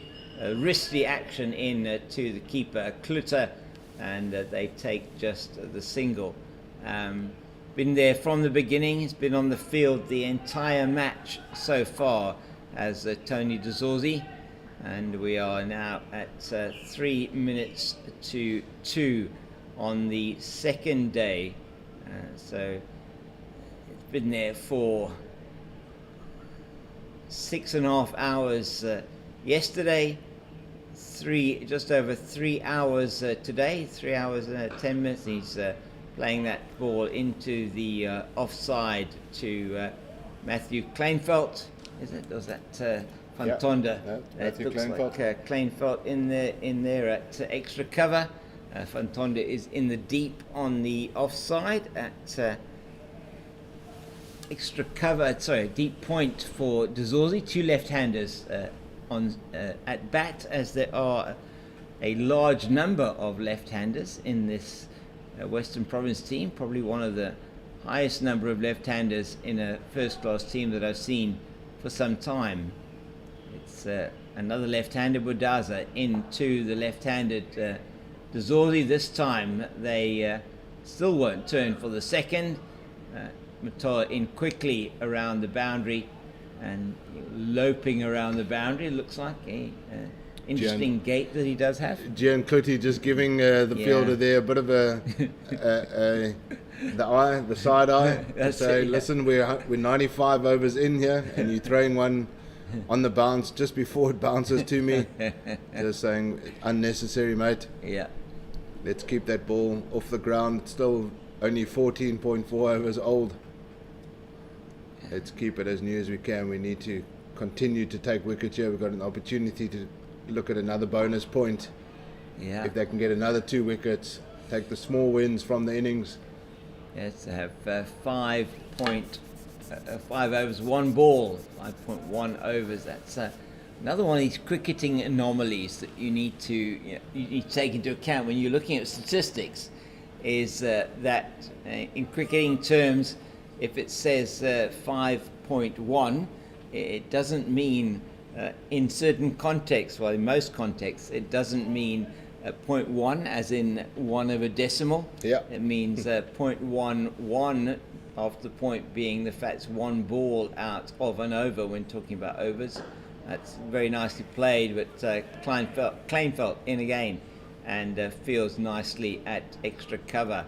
End of the over. Linder with the ball coming off the bat nicely. He's only on 1 so far. Dzorzi on 181, 383 for 5. Yeah, we get official confirmation that the innings, the full innings from our scorers here, was 204 minutes. Right. As you clearly stated, it ended at 2:04 and started at 10 o'clock, taking into account all the breaks, and that is absolutely fine. That's just over 3 hours, 3 hours 20. Yeah. We were right on the money, James. Right on the Our money. maths was good. Thanks for guiding us there, taking us into that interesting insight into how things work, all these intricacies that we love about the game of cricket. Absolutely, and that is what makes it so great. It's beautifully played again, slapped out to Kleinfeldt, who's on the boundary now in front of the Oaks, and it's an area of the world he'll know quite well. Yeah, Matty Kay, a man from Western Province here, the cousin of Rory Kleinfeldt. Right. Their fathers are brothers. Matty Kay has played a number of years in semi-professional cricket here. Struggled to break in and on a regular basis to the professional team, the Cape Cobras team, who were playing in an era of the Andrew Patek's, Yeah. Richard Levy, Yeah. that kind of era where tough to get into that lineup, but was always doing the job for, I think, Salih Nakadin when he was Western Province coach, and Fake Davids. And he was one of the stalwarts of that semi-professional era, very successful one. The likes of Sabrant Engelbrecht, you'll remember the name, S.R. Engelbrecht as well, played in that 3-day side. Zubair Hamza, Carl Verena, all started in that side. Jason Smith, all coached by Salih Nakadin, Fake Davids, in that 3-day setup when it was the semi-professional era. Some really good names that came through there. And that, that is, it's very important. I mean, now in terms of your feeder system into this senior team, so we see Kutsia go away from us now. Linda just leaves alone, and that, again, is good leave. No need to be playing those. Still plenty of time left in this game. Just a reminder, we're only halfway through day 2 here, and the lead for the 6-gun Grill Western Province team is 273. Dazorzi 182 not out. He's been there since the start of the game. He has not missed a minute of the action. Been out in the field, and that's nicely played by Linda, but just rolls the wrists over it. It goes straight to Fantonda in front of the umpire at square leg. Okay. So it, yes, good bowling there from. Has been some good bowling from Kutsia in the over previous, getting the wicket of Aviva Umgajima. As we say, I say goodbye to David for the moment, and somebody will be joining me shortly. It's Kutsia to Linda, and Linda plays that one down to the man at backward point, and that is not Mator. Let me have a look. I think Neelan van Heerden. Yes, it is Neelan van Heerden, who dived away to his right, but just seemed to have got his knee caught in the turf, perhaps there. The turf, he's hurt himself a bit there, diving off to his right. I've got the binoculars on him. He may have to just go off for a little bit of treatment there. Just digging his right knee, should I say, as he dived away to the right-hand side. And he's just trying to walk that off, jog it off. Those of you that who watch football, when a player seems to have an injury and they go down and they get up rather gingerly and they just try to run off that injury, maybe a knock they've had on the knee, something very similar happening there to Neelan van Heerden, and that is very important as playing a miss from George Linda, and Gerald Kutsia has looked a lot more threatening in this spell with the new ball, the ball that is now 16 overs old. Really very good wicket of Aviva Ngujima in his previous over, and the young man has come back well. 3 for 79, so 3 for 81 now. He has in his 18th over, 18 completed for him, 3 for 81, 96 gone, 386, 14 runs in 4 overs is the minimum that 6-gun Grill Western Province will be looking for. it's just a theoretical target. It's not really a target. I'm still accumulating 0.02 bonus points per run scored. Reason we look at 400 as a number is it's a nice round number, because we know if they get to 400, that is 5 points, and played into the ground by De Zorzi to Piet van Biljon, the captain, who is at that mid-wicket position, is it? No, Sneeman, sorry. I do apologise. Sneeman at that mid-wicket position. We've still got one slip, which is Swanepoel in position next to Jean Klutter. We have Ichale down at third man. We have a man on the point boundary.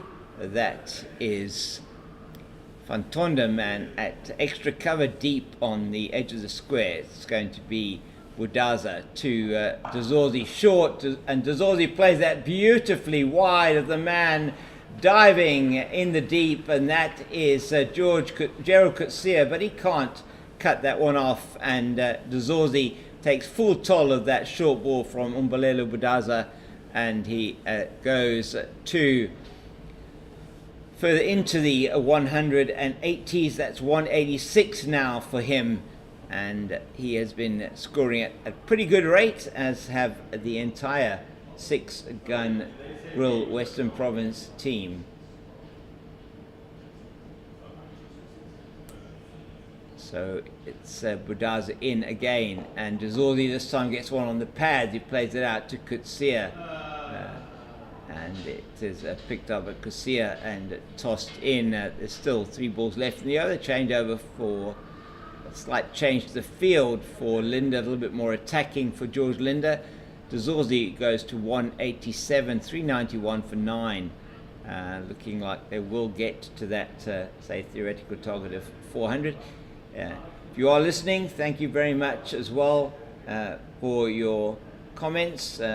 So those of you that are commenting or listening to us, thank you very much for tuning in to us. And some of you talking a bit about the, I think, Aubrey Swanepoel potentially in terms of that back foot no ball, which is also interesting. That's played nicely by Linde. Looked a little bit like it was shaping away from him. Budaza not quite getting it right in this spell either. He hasn't bowled that much in the match.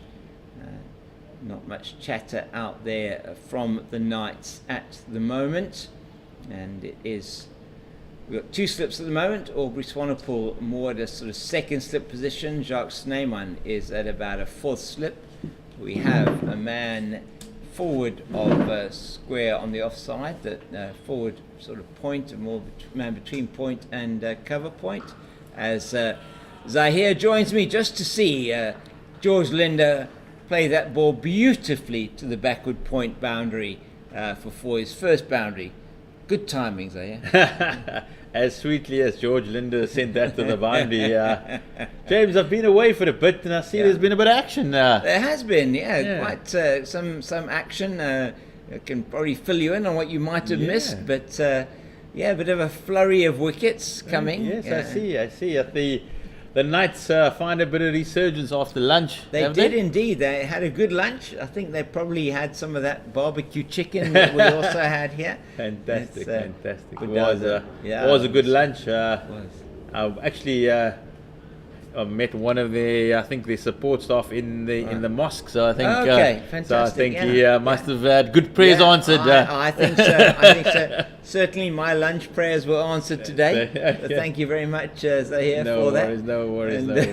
It's it's been an interesting session since the luncheon interval, and we're a bit of a fight back. Started with the wickets of Daniel Smith. Interesting that was, because what happened was Neelan van Heerden bowled coming into him from the Weinberg end, and the ball before he was out, he played it straight back to the ball. Let's just watch Joe Coetzee. Beautifully played again, sweetly off the middle of the bat, just angled down to the man at third man. They now do have a man there for De Zorzi.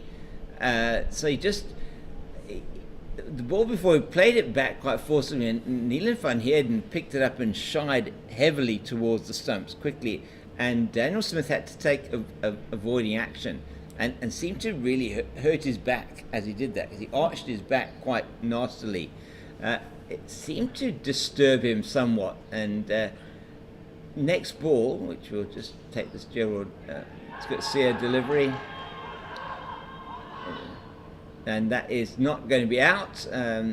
George Linder is standing one field. Maybe George would he have walked, do you think? I don't think George would have walked. I think he's had a rough couple of months leading up to this season. I think he's gonna stand for all that he's worth. I think umpire Adrian Holstock, he thinks he's an international umpire. That's right. He needs to earn his keep. Correct. You know, saw something quite interesting the other day. It was the England-Australia one-day international, and it was Josh Butler. He took the catch behind the stumps as we finish it up after Kutsi runs in.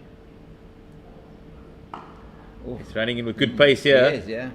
And George Butler took the catch behind the wicket, and without appealing, he just lifted his finger and he said, "That's out." Oh, George Butler. That's not out. You know, and the umpire just stood there. Yeah. And the bowler ran. And the batter stood, and everybody stood, and they were all like, just a little bit confused of what's all happening out there. And the umpire said, "Have you appealed? I haven't heard an appeal." Yeah, exactly. You have to and appeal. then Butler went, "How's that?" And he said, "No, it's out. Yeah, I'm the one that gives out here." Exactly. You won't be giving out players over here. No, and that is in the laws of cricket. Oh my goodness, he is really generating some pace here from the Weinberg end, Gerald Coetzee, and looking for all the parts a Proteas bowler in this spell. Yeah, he has definitely. He's got 3 wickets here. He's come back nicely. He has come back nicely. I mean, he'd taken the 2, and just to sort of complete this the story. I mean, the next delivery then, Daniel Smith, then it was sort of on the pads, but he played it on the up, beautifully hit, but straight to Dikhali at short mid wicket.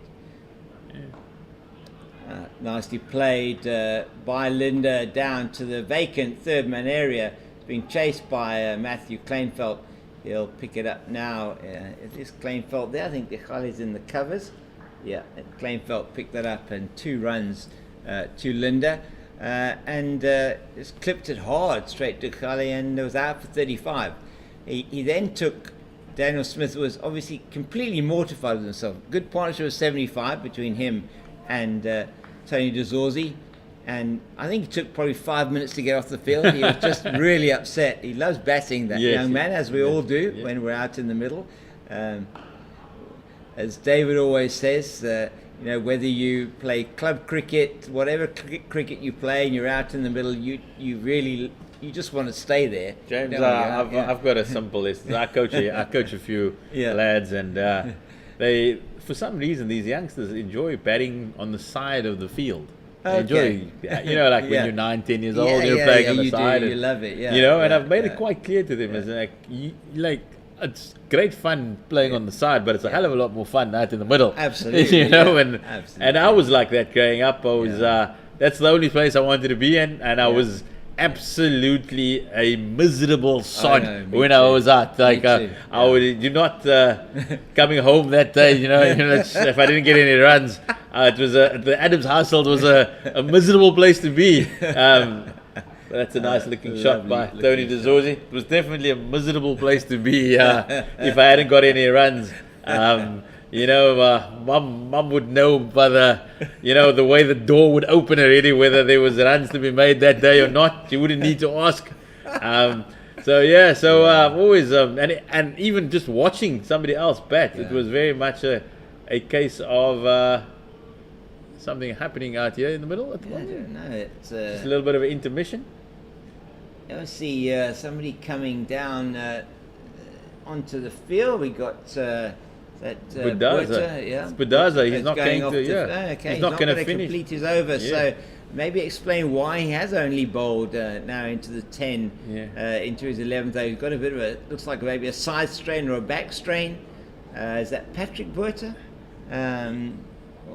Buerta's come out onto the field. Just going to check that for you. That is the 12th man who has come out for the ITEC Knights, as Budaza, who hadn't bowled that many overs, the left arm seamer, does go off the field, and Patrick Buerta, who is one of the 3 designated substitutes, is out in his place and immediately goes out to the cover, the deep square leg boundary, as it's going to be Aubrey Swanepoel to complete the over for Mbulelo Budaza.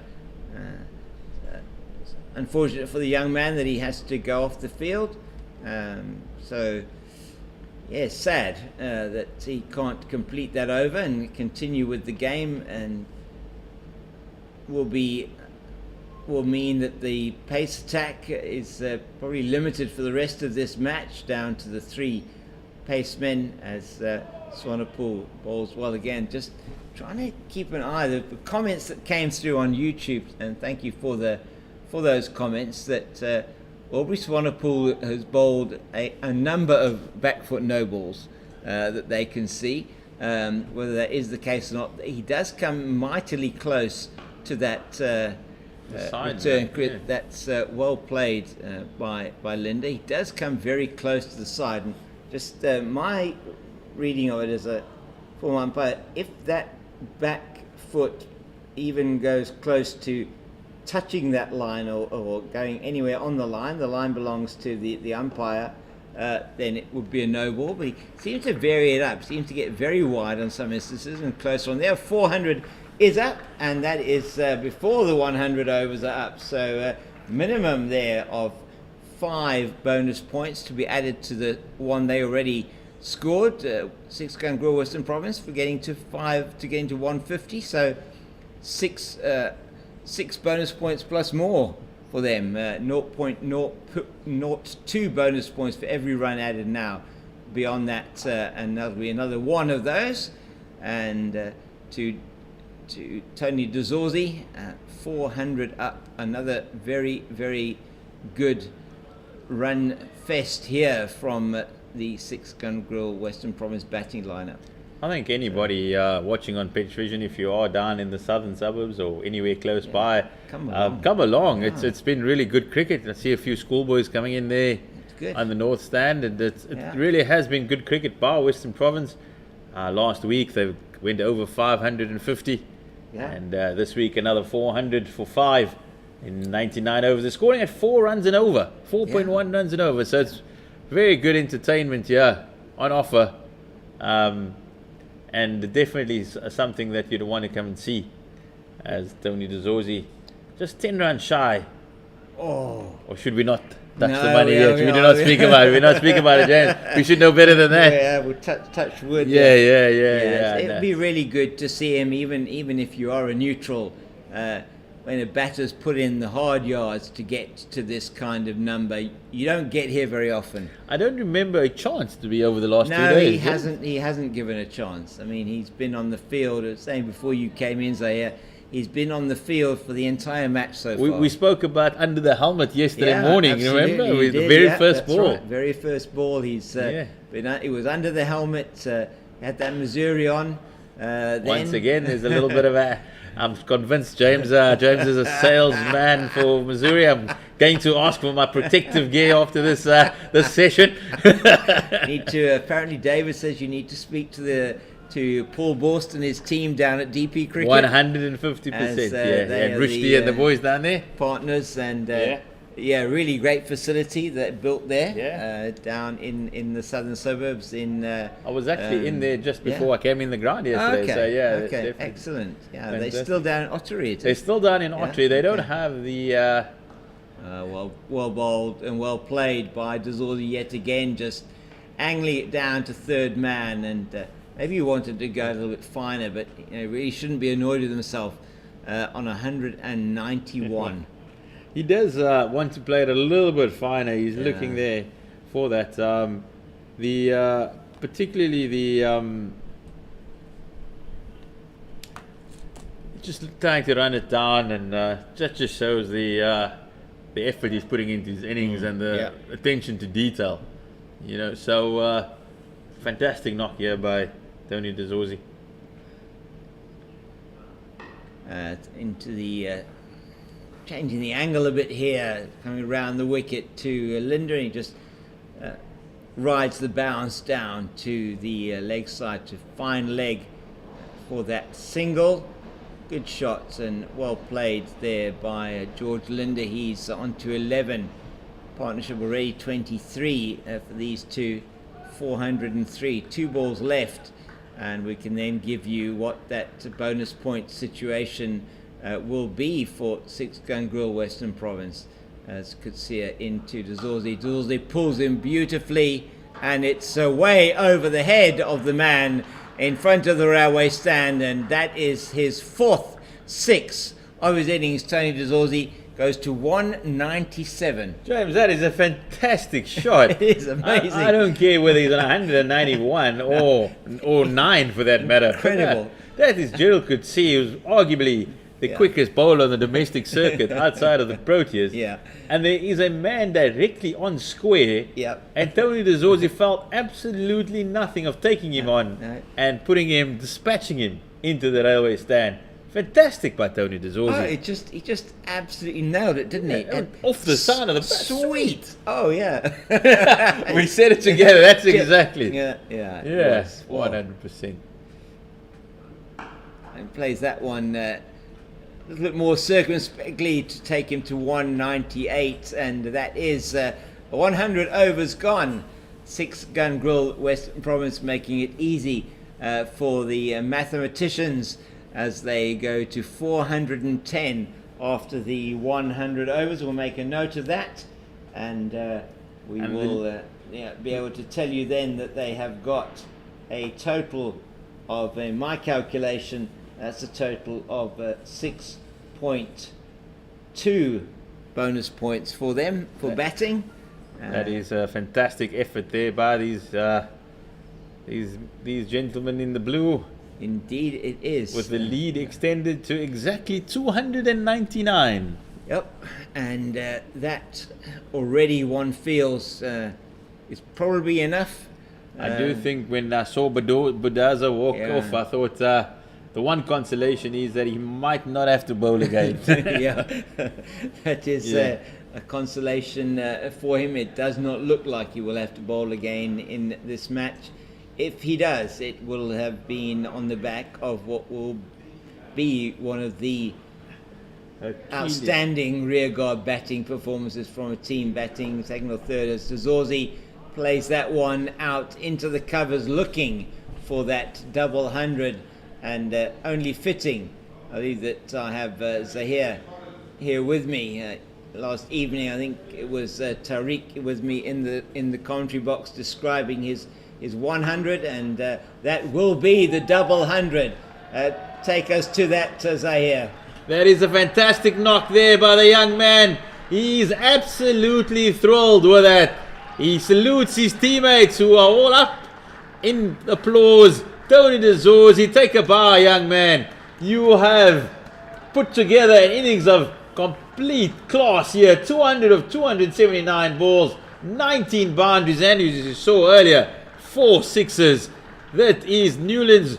We might have a new hero here and under the Oaks.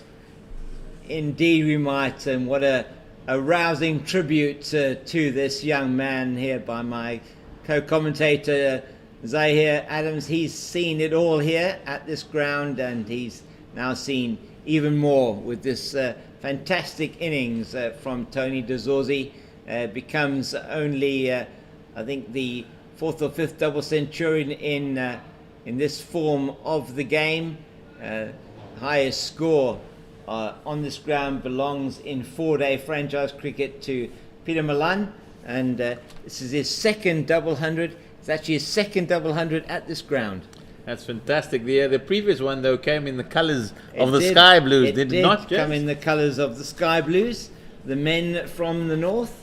But he's very much a true blue of the Western Province these days. He's settled down here in Cape Town. Do know that he's got a partner down here as well, and looking to make a life under the mountain is Tony De Zorzi. And if he continues like this, Yeah. You can see him just taking a few moments there just to take it all in. He could be walking out very soon in the green and gold for his newest test match at Newlands, which would be fantastic for the young man. It would be, and it would be on this form, and just in terms of how he's playing, one feels it would be deserved. You put in the hard yards at domestic level, you work on your game, you just keep working on your game and make sure that you can, through weight of runs and just pure perseverance, cannot go unnoticed. A man who in the north as well as here now in the Cape has always been regarded as a potential to be wearing that green and gold, and one just hopes from his perspective that this is not a false dawn in this sort of aspect of his career. I know before he's been spoken about as a Proteas player, but he looks the part to me far more than he has done before. James, I think with any young batter, the potential is always there, but to transfer that into consistency, that is the key, and that's exactly what Tony De Zorzi has done right here. He's gone 160 and now he's gone a double 100. So I'm sure the selectors, Victor Pitsang and Patrick Moroney, and also the interim coach Malibonge Makwetu, he'd definitely be keeping this on the watch, as they say. Because this is young man. He's followed up. I think we sometimes get a little bit carried away with white ball form and place way too much emphasis on that, and not realizing what that he is here for the long haul. As you said, very prepared to leave the ball. And that discipline has shown in a wonderful knock here at Six Gun Grill Newlands. Tony De Zorzi 202 not out, following his 163 last week.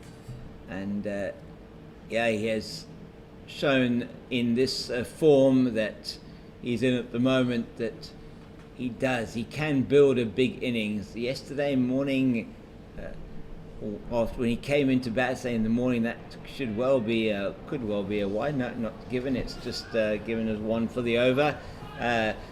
Sia has been steaming in. It hasn't been that easy. More recently, was steaming in then at the beginning of that innings. He lost his partner Eddie Moore in the first over. He had to leave incredibly well. Remembering in that session before the tea interval yesterday, Zahir, it was some 30 to 40 minutes that they batted. He scored 4 runs off, I think it was 29 deliveries, something like that, when they went in at the break. It was with Yassine Valley. And that application that he showed in that period of time, he guarded his wicket and with his life. It was that he knew how important it was, the most precious thing for him at that particular point in time. No, 100%. Yassine Valley was very much the aggressor in the initial stages of that partnership, and he was content to absorb the pressure. And that is sometimes what's lacking in top order batsmen these days. That you're willing to bide your time, knowing that it will get easier. You just got to remain there, stay in the fight, as they say. And that's exactly what Tony De Zorzi did. I think it's a wonderful couple of weeks, and possibly the biggest drawback is the fact that Western Province won't be playing any red ball cricket for some time, and that would have been just to continue this momentum that they now switch to white ball cricket. It is a pity, in fact, from that perspective. I mean, they'll go into now 2 months of hibernation, where they'll be playing, as you say, the 50 over game, the List A competition here domestically. For those of you that are listening from outside of South Africa, the CSA 50 over challenge. I'm not sure what the name is. Maybe that's not quite what it's called, but essentially the List A tournament taking place during December. Just a reminder to those of you locally that all tickets at the moment today, a Black Friday special, 20 Rand a ticket to come into the one-day matches. There are 4 games taking place in December here at Six Gun Grill Newlands, And whilst entry at the moment is free, let's just to reiterate that with Zahir mentioning to you that that we have got that situation, and it will be only 20 Rand a ticket for you, and very interesting to see how that series will pan out. And thank you to those of you that are watching. Some comments coming in. Lawrence Bailey also indicated that Tony also got a very good 100 against the India A lineup last year in Bloemfontein, the Mangong Oval, for that series, and really has been a really positive knock from his point of view there. He played well there, coming into that team, and here it's showing his form coming through significantly.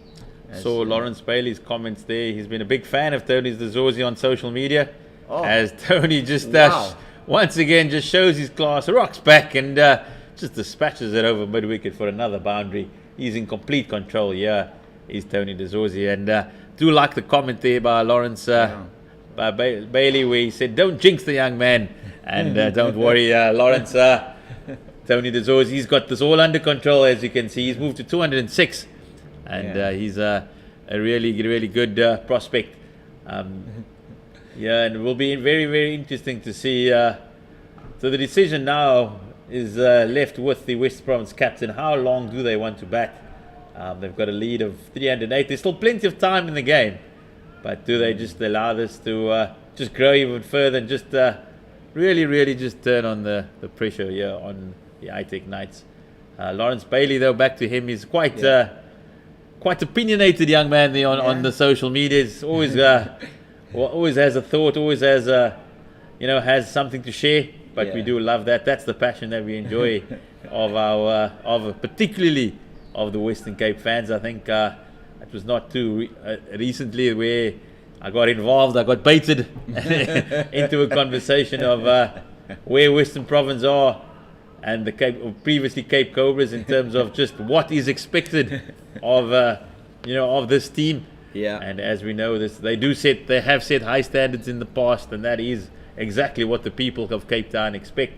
They might not be here in their thousands today, but they do follow the scorecards with and also the streams with plenty of vigor, and that's exactly what these young men know that they're playing for. When you're playing for Western Province, it is a privilege. It is. It's not as we always say. It's not any province. No, it's not. It isn't just any province. I mean, having grown up in the Eastern Cape and being from the Eastern Province, it was the province that we love to hate. 100%.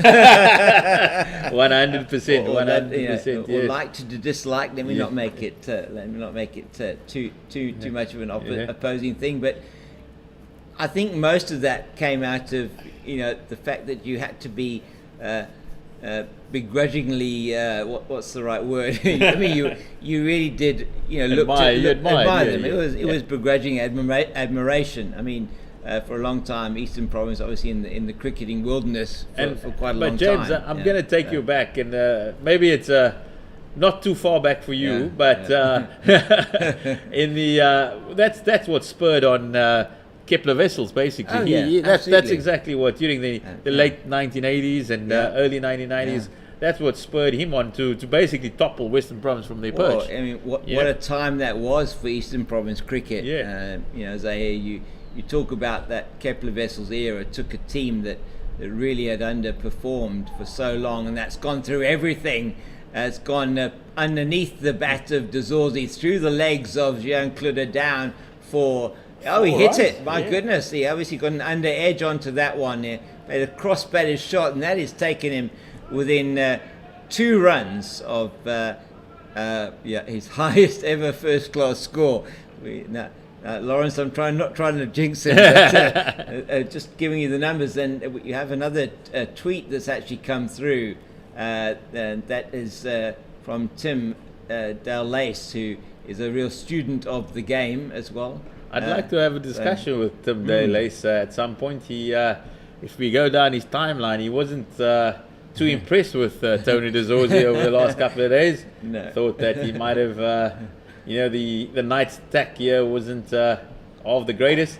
He plays that into the cover area, and is he going to get? Yes, he does turn for the second. That's good running from George Linder, and Tony DeZorzi now on to level with his highest first class score, 213, to equal his 213 not out on this same ground for the Sky Blues of the Titans. And he goes past that score now with the one played down to Motoa here in front of us at mid-on, and that's mid-off, and that is his highest ever first class score, 214 not out, and another personal milestone that falls to this young man. He certainly loves batting under the guys of Table Mountain. A man that enjoys the finer things in life, I hear. So definitely a ground that he would become his own. But yeah, just back on Tim Delay, so got very, very those comments sometimes keyboard warriors I do worry about, questioning the validity of the Knights attack. And I think but to score 214 runs without giving away any chances, that takes some doing. It does, regardless if it's a bowling machine coming at you. Exactly. And so, talking about Kyle Verreyn's innings last week of 201 not out, and yes, we know that the Rocks attack was not necessarily at its best, but just looking at the way that he went to his 100 last week, and I put a short video together of that, which I put onto trying to get something going here from a social media point of view. So please go, please check it out. Go and check it out. It is on my. I put a channel together, which we, as I say, not quite yet on an official Western Province channel. But there was a tweet that went out from Western Province Blitz. But if you do get a chance, please also, you can sort of request that we can send you the link. Please contact us at, it would be at WP_Blitz. There's a channel that's gone out under, I call it the James King version. So if you want to have a look at that, a few videos there. The one as well of this game's, the highlights of the all the wickets of the Knights' first innings from yesterday that are on that channel now. Appreciate your looking at that and your comments on that. That's through from DeZorzi through the hands of the man at backward point. 50 Partnership comes up with that shot, and they're really opening up now. Matthew Kleinfeld can do nothing with that one, and hit forcibly 52 of 66 balls. Linda 13, DeZorzi 39 of these runs. So your comments will be appreciated. To say very much in its sort of infancy, this, and very much put together on an amateur level. So please don't look at it as professional input. We're trying to get things looking a bit more professional. But really is something we like to do, just try and share this information, really get the game, people interested in the game. The content we're putting out there is all free. This content you're watching at the moment is free. Really is very important to get the game going again. And Tim's comment here on Twitter, 801 runs in 13 innings at an average of 72.8. For Tony DeZorzi when he got to 201. He does love batting at Newlands, and as many batters do. Dean Elgon, we know, loves batting at Newlands as well. Kyle Verreyn loves batting at Newlands. Many batters do. Peter Malan, who has the highest score here on this ground. The last franchise game, wasn't it, James? That was it was the last in 2021 against the Knights. So there is some history there. Against the Knights. This is now the highest ever score, second highest score by in the franchise era, or the 4-day era. Let's not call it the franchise era. In the 4-day era, against the Knights, 219. That's a lovely sweep shot by George Linder. He absolutely middled that, and that's another boundary to the Western Province side. You could just hear it off the bat. That was only going one way, and that was a boundary to George Linder. Whoa. He's starting to enjoy himself as well as George Linder, and that could mean plenty of trouble for the Knights. We've just legends do walk into the window opportunity at any given time. We've just got Omar Henry, the former Cape Cobras convener of selectors and also legendary Proteas off spinner. Absolutely. And hopefully he'll turn his left arm. The wily old fox will join us in the commentary box for a few words a little bit later. We do know he does enjoy a few words, and hopefully he can share that wisdom with us here as we move towards the tea time break here at Newlands. It would be an honour and a privilege to host Mr. Henry here. Absolute privilege, absolute legends, absolute legends of the game, and we always learn in their presence. We do indeed. So please, tweet us in at WP_Blitz, and so here persuading Omar Henry to come and join us here. And absolute honour for me to have the oldest debutant for South Africa in Test cricket sitting next to me. Not anymore. There's a few others nowadays. And so really wonderful to have you join us. You enjoying this innings by Tony de Zorzi? Well, definitely. I think he enjoys Newlands more than anyone else. He just seems to pile the runs in here all the time. What brings you to Newlands, Mr. Henry? What brings you down there, giving up those beautiful sights of Strand and the beachfront? Grandchildren. There we go. Market day at the grandchildren's school. At the grandchildren. So I had to pass Newlands, and then I thought, let me come and watch a bit of cricket. Surely didn't think it was to come watch your son-in-law throw a few balls, that's for sure. No, he's got his own pleasures. His attack isn't doing too badly though, eh? Well, they bowled very well. The little bit that I saw yesterday, I think they definitely bowled very good lines, good lengths, and made the Knights batters played most of the time and lovely create a bit of doubt. Yeah, they did, most definitely. Just having been a part of this union for so long, just is something brewing here with this team in these days down at Newlands. Looks like they've got a few components to make a solid 4-day unit at the moment. They're playing good cricket. I think that 4-day cricket is possibly their strength at the moment. They've got a good bowling attack in Berger, Buren Hendricks, and obviously Patterson, who's had a fantastic season abroad. And then with Linder, it's a good balanced attack, good variation. Moreki is in there and Porpos. So I think, it's something to bowl on. Depends on how long Buren and Patterson is going to play for them. That's another delightful shot there by Tony de Zorzi. Since he's reached 200, he's just put on the skids as he goes to 225. But as good as the bowler's been, the batting unit have also shown they've taken a bit of responsibility over the last couple of weeks. Well, yeah, I think Farina's definitely set the trend as the captain. You could see the Zorzi, just the captaincy was an extra burden on him, and it did affect him, and it was a very wise move for him to relinquish that.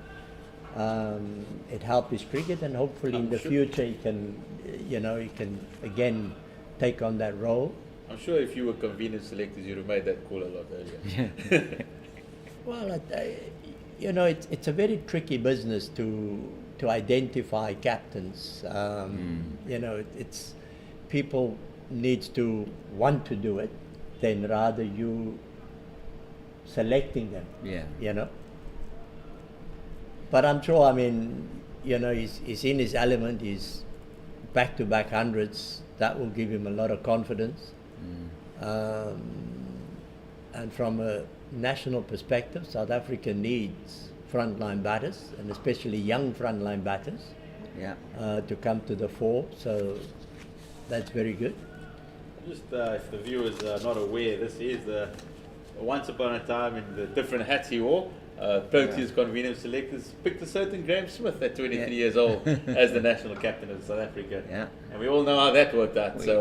We do. There is a bit of, when we do listen, there is a little bit of background stories to these and gravitas to the comments. Some similarities there, perhaps. A man that came down from the north. There we go. Well, that's why I said it was a tricky business. Must want it, as you said.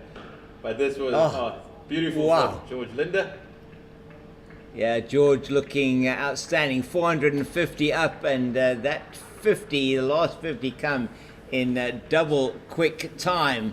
And we'll just look at those numbers. 451 of 647 balls, 54s, 4 sixes. Those 4 sixes all coming off the same bat that one of Tony DeZorzi, the fourth of those, which took him from 191 to 197, absolutely smashed Gerald Coetzee into the railway stand. Really, really good batting from these two now, just accelerating the run rate. Is it likely to see a declaration at tea time? 500, I reckon. Yeah, at 500 is a minimum, must. I reckon. Yeah, I think you're right. I think we've got what 13 minutes or 10 tea time is it? Tea time's at 3, so yeah, it's 13 minutes. 13 minutes. I think he'll 45 runs in 13 minutes. The way they go. Spinners are bowling. They're hitting boundaries at will at the moment, almost. You're looking at Tony DeZorzi 226 not out. George Leonard 28. Partnership 75. DeZorzi just been on fire.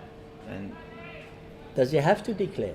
no, not at all. Not at all. You know these guys. They're wanting to go to the beach on Sunday. Clifton's calling. Well, you've got another day, so you declare Maybe an hour 15, 20 minutes before. Let them suffer for a while. Let them be there. Just made them angry after tea time. Come out again and send Buren to have a few swings there. And when is that declaration going to come? If you're in the field now, the best thing you'd want is a declaration. You don't want to be there anymore. Well, all of them are hoping that the nice fielders are hoping when is this declaration to come. So they every over, So the longer they're there, the frustration grows. That 2 opening batsmen will be standing there and think, gee, man, what are they doing? Tony DeZorzi, he's been out there for the entire duration of the game thus far. The whole game. He's now coming to the close of what would be his 5th session out on the field, and it's Jacques Snammel into him again. That's beautifully swept, paddled almost round the corner. He really has brought out all the shots. Saw the reverse sweep come out now for the first time in the previous over. He's seeing that ball so big now. He can go to the World Cup soccer. He can score a goal at the World Cup soccer in Qatar. He actually, funny enough, after his knock yesterday, he did tweet a little bit about the football. Yes, he did. I saw last night he said, what a goal there by Richarlison. Clearly a Brazilian fan, a man all about the flair. He's Tony DeZorzi. And he's shown that flair, hasn't he, over the last day and a half? 2 weeks, 2 weeks. That's actually true. Last week was equally full of flair and equally full of grit and determination at the beginning. So, I mean, well, the good thing is that for me is to see young batters playing the longer version very well. Absolutely. They love batting. I cannot agree with you more. And they prepared. That is a beauty. That's his 5th maximum. Takes him into the 230s. He is on fire. Wow. If anybody, I'll say it again, if you're all around in the southern suburbs, come down and catch a glimpse of Tony DeZorzi, because he's turning it on right now. It cannot be easy for those Knights players out there in the middle. And I mean, if you're the batting team now, Omar, what would you'd be saying? Just you want to keep them out there, keep them guessing as to when they're going to come in and 600. bat. 600. Yeah, it's possible. 600. Easily 20 possible. minutes before close of play, close half of an play, hour. and Yeah, let yeah. them come and have a knock.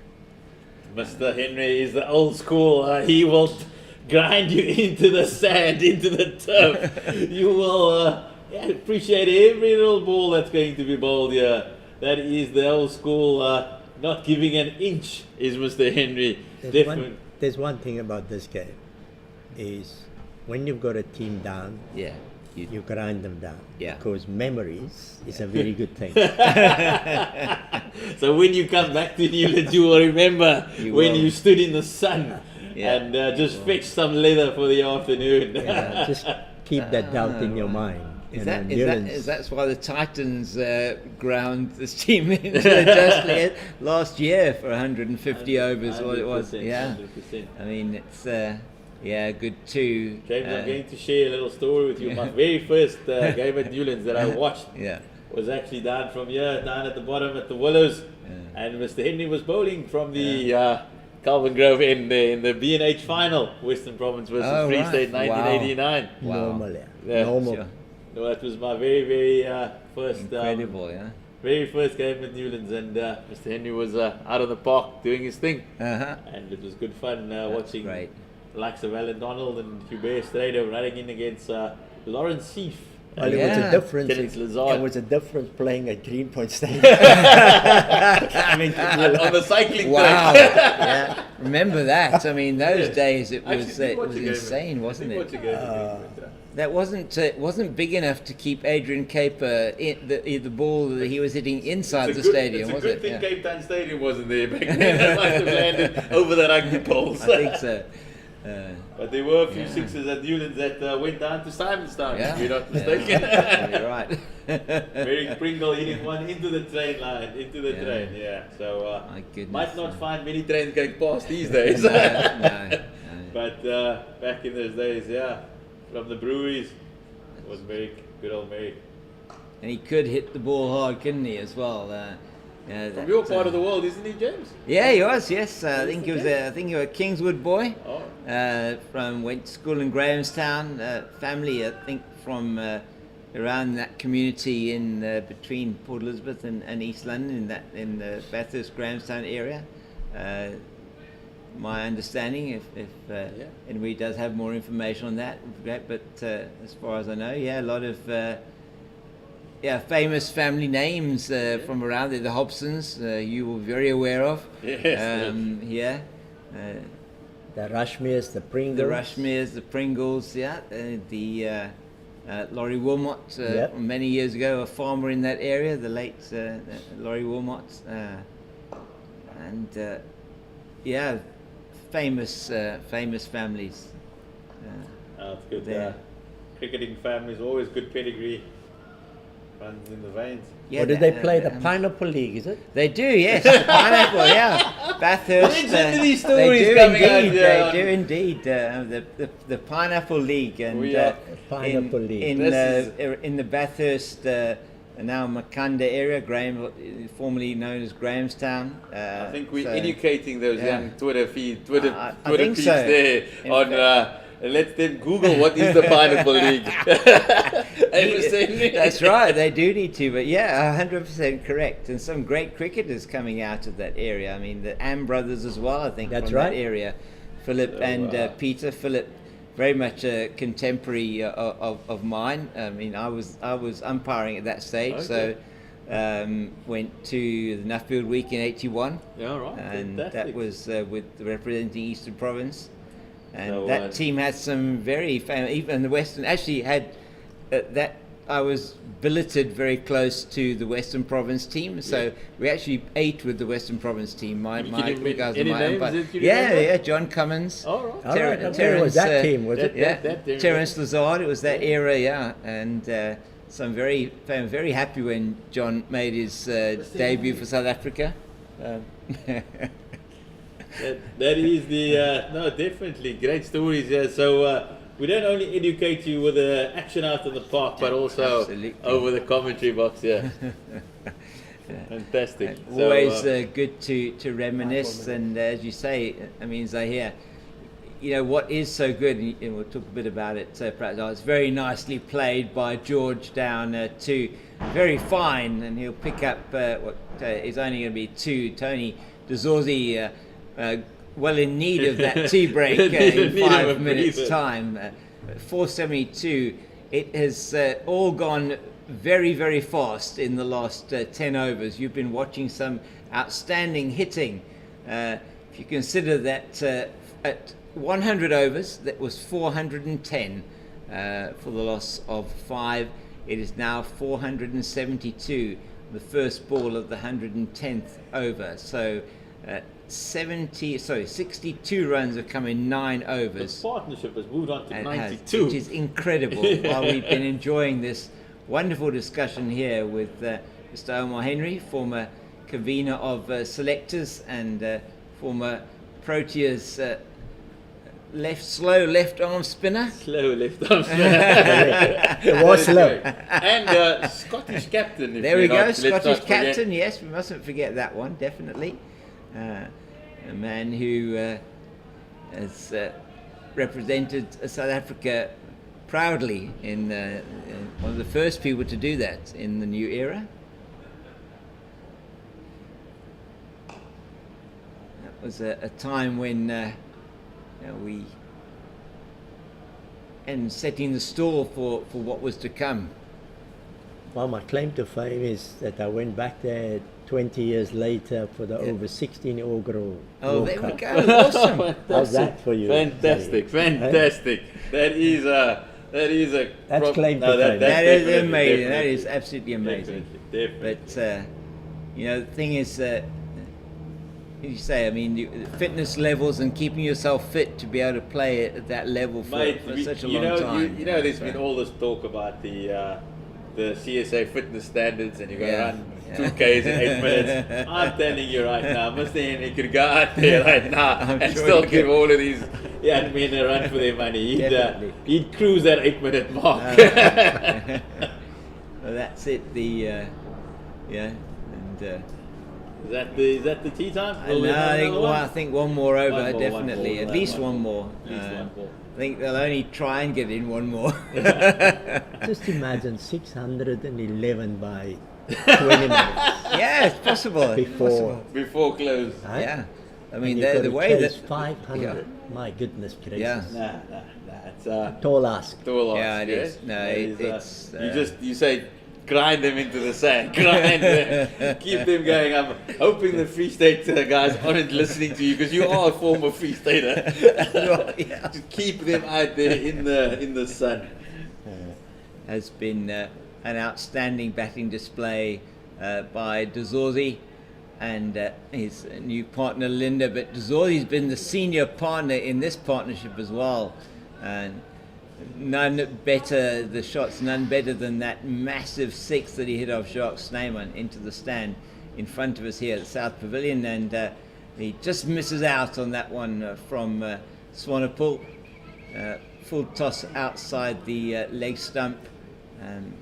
239 he's on, fast approaching the second highest score ever in 4-day cricket for Western Province.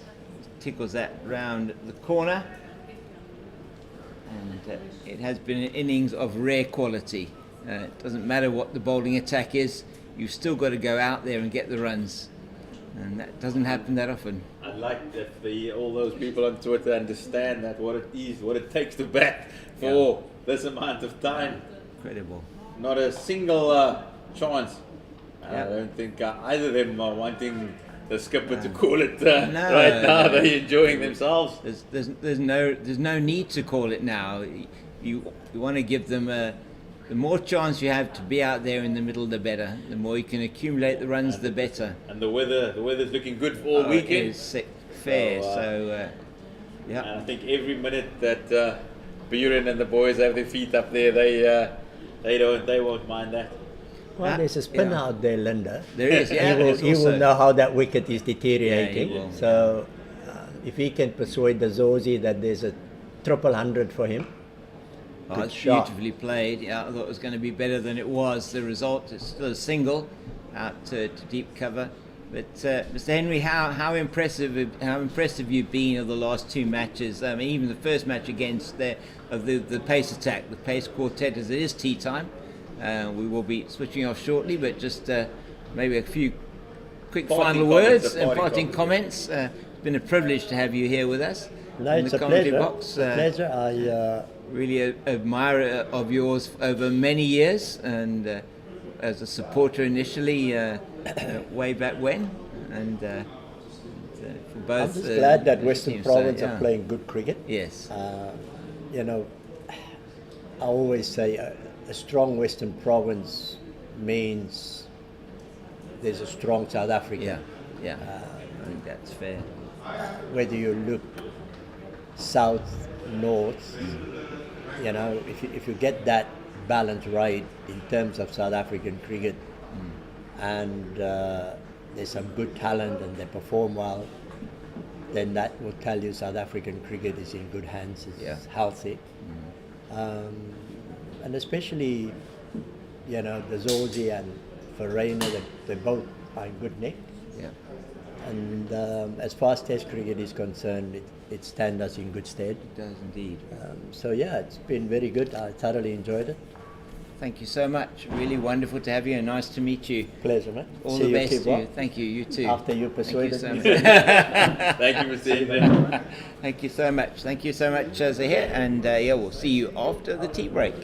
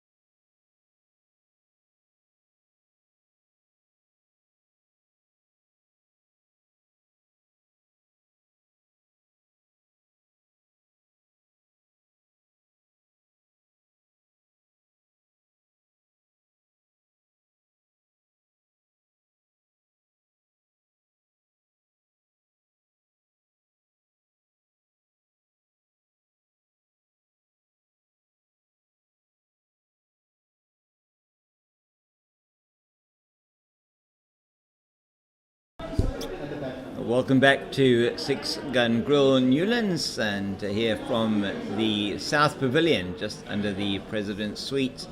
And just wanted to say a further thank you to Mr. Omar Henry, former convener of selectors for the Proteas team and South African Test match and one-day international player, a man who went to the World Cup in 1992 and has played at all levels for South Africa. And as Tony Dezorzi gets as underway with Matthew Kleinveld bowling his first spell in this innings from the Wynberg end, man who has trundled in as well a number of times for Western Province. And now with the ITEC Knights, a good servant of cricket, Matthew Kleinveld, his cousin Rory, is the bowling coach here at bowling consultant, bowling coach here at Western Province, a stalwart of Western Province cricket for many years, taking many wickets and for the Western Province team, and having represented South Africa at international level. And it is just 2 deliveries and 2 runs. He's into Dezorzi again. He just pads up outside the leg stump and just trickles down to the man behind at finally, who comes around, and they can't take a run because that is no shot offered. So those of you that might not know around that type of law in cricket, you don't offer a shot, you cannot take a run. That time he does offer a shot, does take a run, and it'll be 2. He comes back, just scuttling back for the second, and it's the 100 partnership between these 2, George Linder and Tony Dezorzi. Dezorzi, the senior partner here, 65 he scored of those 101. Linder 36. There have been no extras, and all the runs coming off the bat, and they have come in double quick time for these 2. It's Dezorzi hits that one out into the deep, and the man here in front of us at long leg comes around. That is another Mpongose is the substitute fielder, and just coming in for the Knights. Off the field is the left arm seamer Mbolelu Budaza, who went off before the tea interval. He's not yet back on the field, and we don't expect to see him. Looked a bit like a side or back strain just as he went off the field, indicating a problem on his side there. So it's going to be Aubrey Swanepoel to continue from the Kelvin Grove end. The left arm wrist come off spinner who's left arm right arm wrist come off spinner who's been bowling a lot of overs from the Kelvin Grove end. He took over from Budaza when he went off with that injury. You're here with me, James King, the Cape Fox, and pleasure, as I said before the break, to chat to Omar Henry, and was in the company then also of Zahir Adams. He's a legend in these parts in terms of the media, representing a number of groups and having been contributing over many years here. Really loves the game and has covered many different sports in his time. And it's so good to have him and Tariq Ibrahim and David Brooke on commentary with me, as Linda just whips that out into the leg side, and it's fielded on the boundary by Snyman, coming in off that leg side boundary in front of the Oaks, and they take another single. 104 is the partnership now, 246 to Dezorzi. Plays that one on the bounce, the man at mid-off. That is Dikale, and there is no runs. We've got a man at 45, backward towards the third man boundary. That is Fantonda in a key position there. and we then have a man at deep backward point, short, so a man at extra cover, we have a man at long off, a man at long on, mid wicket, a man at deep mid wicket, a man at deep backward square, and one at 45 on the leg side. That's played out to the man at long off, just stepping away from the stumps, and very nicely played. Dzorzi, 247, eyeing the 250 mark. It really, that will be the first time that he has reached that. He's at his highest ever first class score, 213 not out on this ground, as his previous highest score last week, scoring 163 against the G-Bets Rocks. Another over comes to an end. That Swanepoel has completed that over. He has bowled 29.5 overs. The anomaly there, in case you are just joining us, is that Umbulelu Budaza pulled up after the first ball of his 11th over, and it was completed by Swanepoel. One of those funny nuances of cricket, as it's Kleinveld bowling to Dzorzi. Takes yet another single down to the man at long leg, and it will be Linda on strike to Kleinveld. That's not quite sure who that is down the deep. I'll have a look now in a bit more detail under the shadow of the lighting pylon here. It's Linda on 37 facing Swanepoel, and just played back to the bowler, not Swanepoel, Kleinveld, just played back to the bowler. Kleinveld for Kleinveld, and Linda at bat. We have a man at 45 that's I'm just trying to see who that is going to that position there. We'll have a look again now. We have the captain Van Biljon, who is at leg slip, very fine leg slip, a man at deep point on the boundary.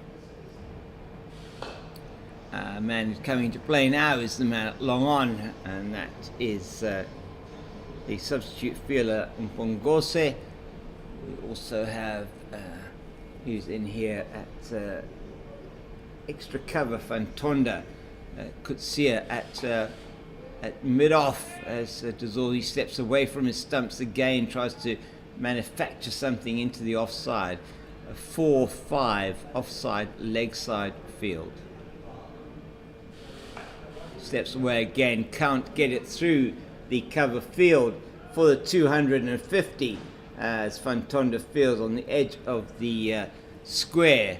There are pitches we're playing on what is typically known as the test match pitch here at 6 Gun Grill Newlands.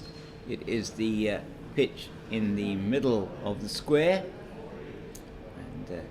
And thank you very much for the comments coming through on the YouTube feed, and very interesting to see people who are commenting. Thank you very much, Kelly Robbins, who's commenting here, Jacobite, very interesting, just talking about some of the nuances of the game and how the things work with no balls. And thank you very much, lovely to meet you. Thank you. Just saying goodbye to Mr. Omar Henry there. Every absolute privilege to meet and have him here in the commentary box with us, and having some sage words to say there, and just indicating how things would work from a cricketing point of view, and what goes through the minds of cricketers in these type of situations. Very important to understand that and understand the mentality of how it works. I mean, we might regard it as a just a Dzorzi, just trying to get that one away finer, and trickles past the leg stump. Fortunate not to perhaps be in some trouble there, as it's Swanepoel into him again. He plays that one out on the offside, played it too well almost, out to the man at mid-off. Was a deepish mid-off. Not sure who that is at this stage. And now he plays it to the man at mid-off, but it's still played little bit too well, and they can't take the single. Field is reasonably widespread. The man there at mid-off perhaps tempting him to try and go over the top. Got Dechale extra cover. That's played into the ground, and then to the man at extra mid-wicket is Sneeman. We have Kutsia, who is on the long on boundary, and that is too short, and it's played in the gap. It's just going to take the single though, as Kleinveld comes around from a long leg and fields. We have Sneeman out on the deep mid-wicket boundary. It's the end of the over, and they take yet another single off that last ball. Takes Dezorzi to 249. He'll be facing the first delivery of the next over from Kleinveld, and Kleinveld will be bowling away from us here at the Wynberg end. He's bowling to a slip, a leg slip. Man at 45 on the offside, a deep point, extra cover, mid-off, as it's into Dezorzi. Dezorzi gets, not sure what that was on it. It may have been bats. In fact, it was a bat just off the inside edge, and that takes him to his first ever 250. Yes, you heard it right. 250 to Dezorzi. 250 off 326 deliveries, 23 fours and 5 sixes. 250 to Tony Dezorzi, and that is an incredible achievement for the young man. And we'll give you that strike rate now as Linda just plays this out into the leg side, and there is no run.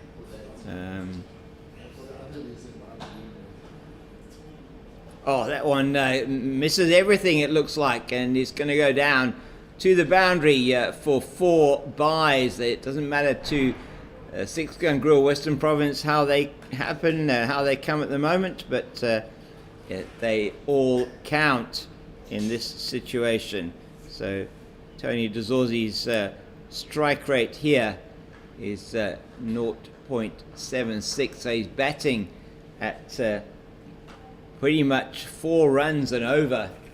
Very, very impressive display from the young man for his 250. The consistency of that, keeping that going, impressive, as Linda takes a single down to Mpongosi, the substitute fielder, here at long on. It's Dezorzi again to face Kleinveld. 2 balls left in the over. He's on exactly 250. And just a reminder that the highest ever score in 4-day cricket for the Western Province, Six Gun Grill Western Province, is 264. That score made by Peter Malan. In fact, in the last season in Cobra's colours, or Cobra's guise, and that against the same Knights team here at Newlands in the 2020-2021 season.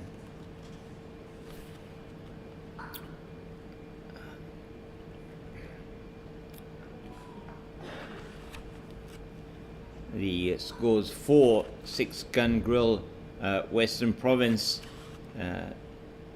in terms of batting here at Newlands. Some impressive names that are on the list of highest scorers for them, headed by Peter Malan, the Proteas, and now G-Bet's Rocks opening batter. Dezorzi 264 would be his next target, having got to 250. 265, I should say, will be his next target, being the highest score ever by a Western Province batter in this era. And that's played off the leading edge by Linda. Intended that to go more towards mid-wicket, but it went straight back past the bowler to the offside of straight for the left-hander, and they take the single. And joining me again in the commentary booth. I don't know if we call it a booth or what do we call it? The open air box.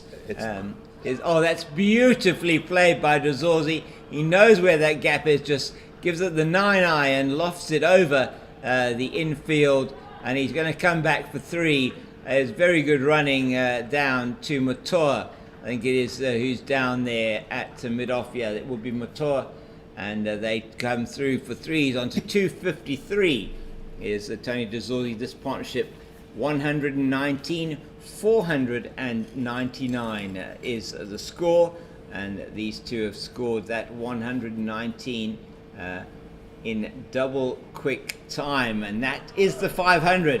Mr. Brook, the 500, and it's really second game in a row that Six Gun Grill Western Province, on what I would not describe as being the flattest track in the world, have gone over the 500 mark, and it's to De Zorzi again. He just can't quite get hold of that. He must be a tired man, having been on the field for the entire match so far, but you get through that. I'm sure he just wants to carry on batting. Yeah, I think there's enough time in the game here, James. It's tempting to maybe have a go at them an hour before the end of play today, but George Linder once again showing his class here on his way to another half century. The partnership at 120. One batsman goes out, another comes in, and the partnership builds. That's right. At 264 to Peter Milan, if I'm not mistaken. It is right, yes, 264 Peter Milan. That was a couple of seasons ago. Highest ever scorer here.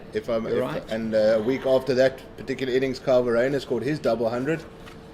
As George Linder just knocks this to final leg for a single, he moves to 43. That would be a fitting way to, with respect to Peter Milan. Peter Milan was a stalwart here at Western Province and at Cape Cobras. Went on to play for the Proteas. Oh, you might have dropped him there. I think the reaction of Jacques Snowman there, and we spoke about. I mentioned Matthew Kleinveld as the golden arm, and we now are seeing him, and he almost had his man there, Tony De Zorzi. He's moved to 253. It's been an absolute honour and pleasure to witness Tony's innings since yesterday. He's batted batted all day today, and that speaks to the current fitness levels of the man. Did a lot of hard work in the off season, working in his body. Oh, and that's a beauty. Has that been smashed out the ground? It has.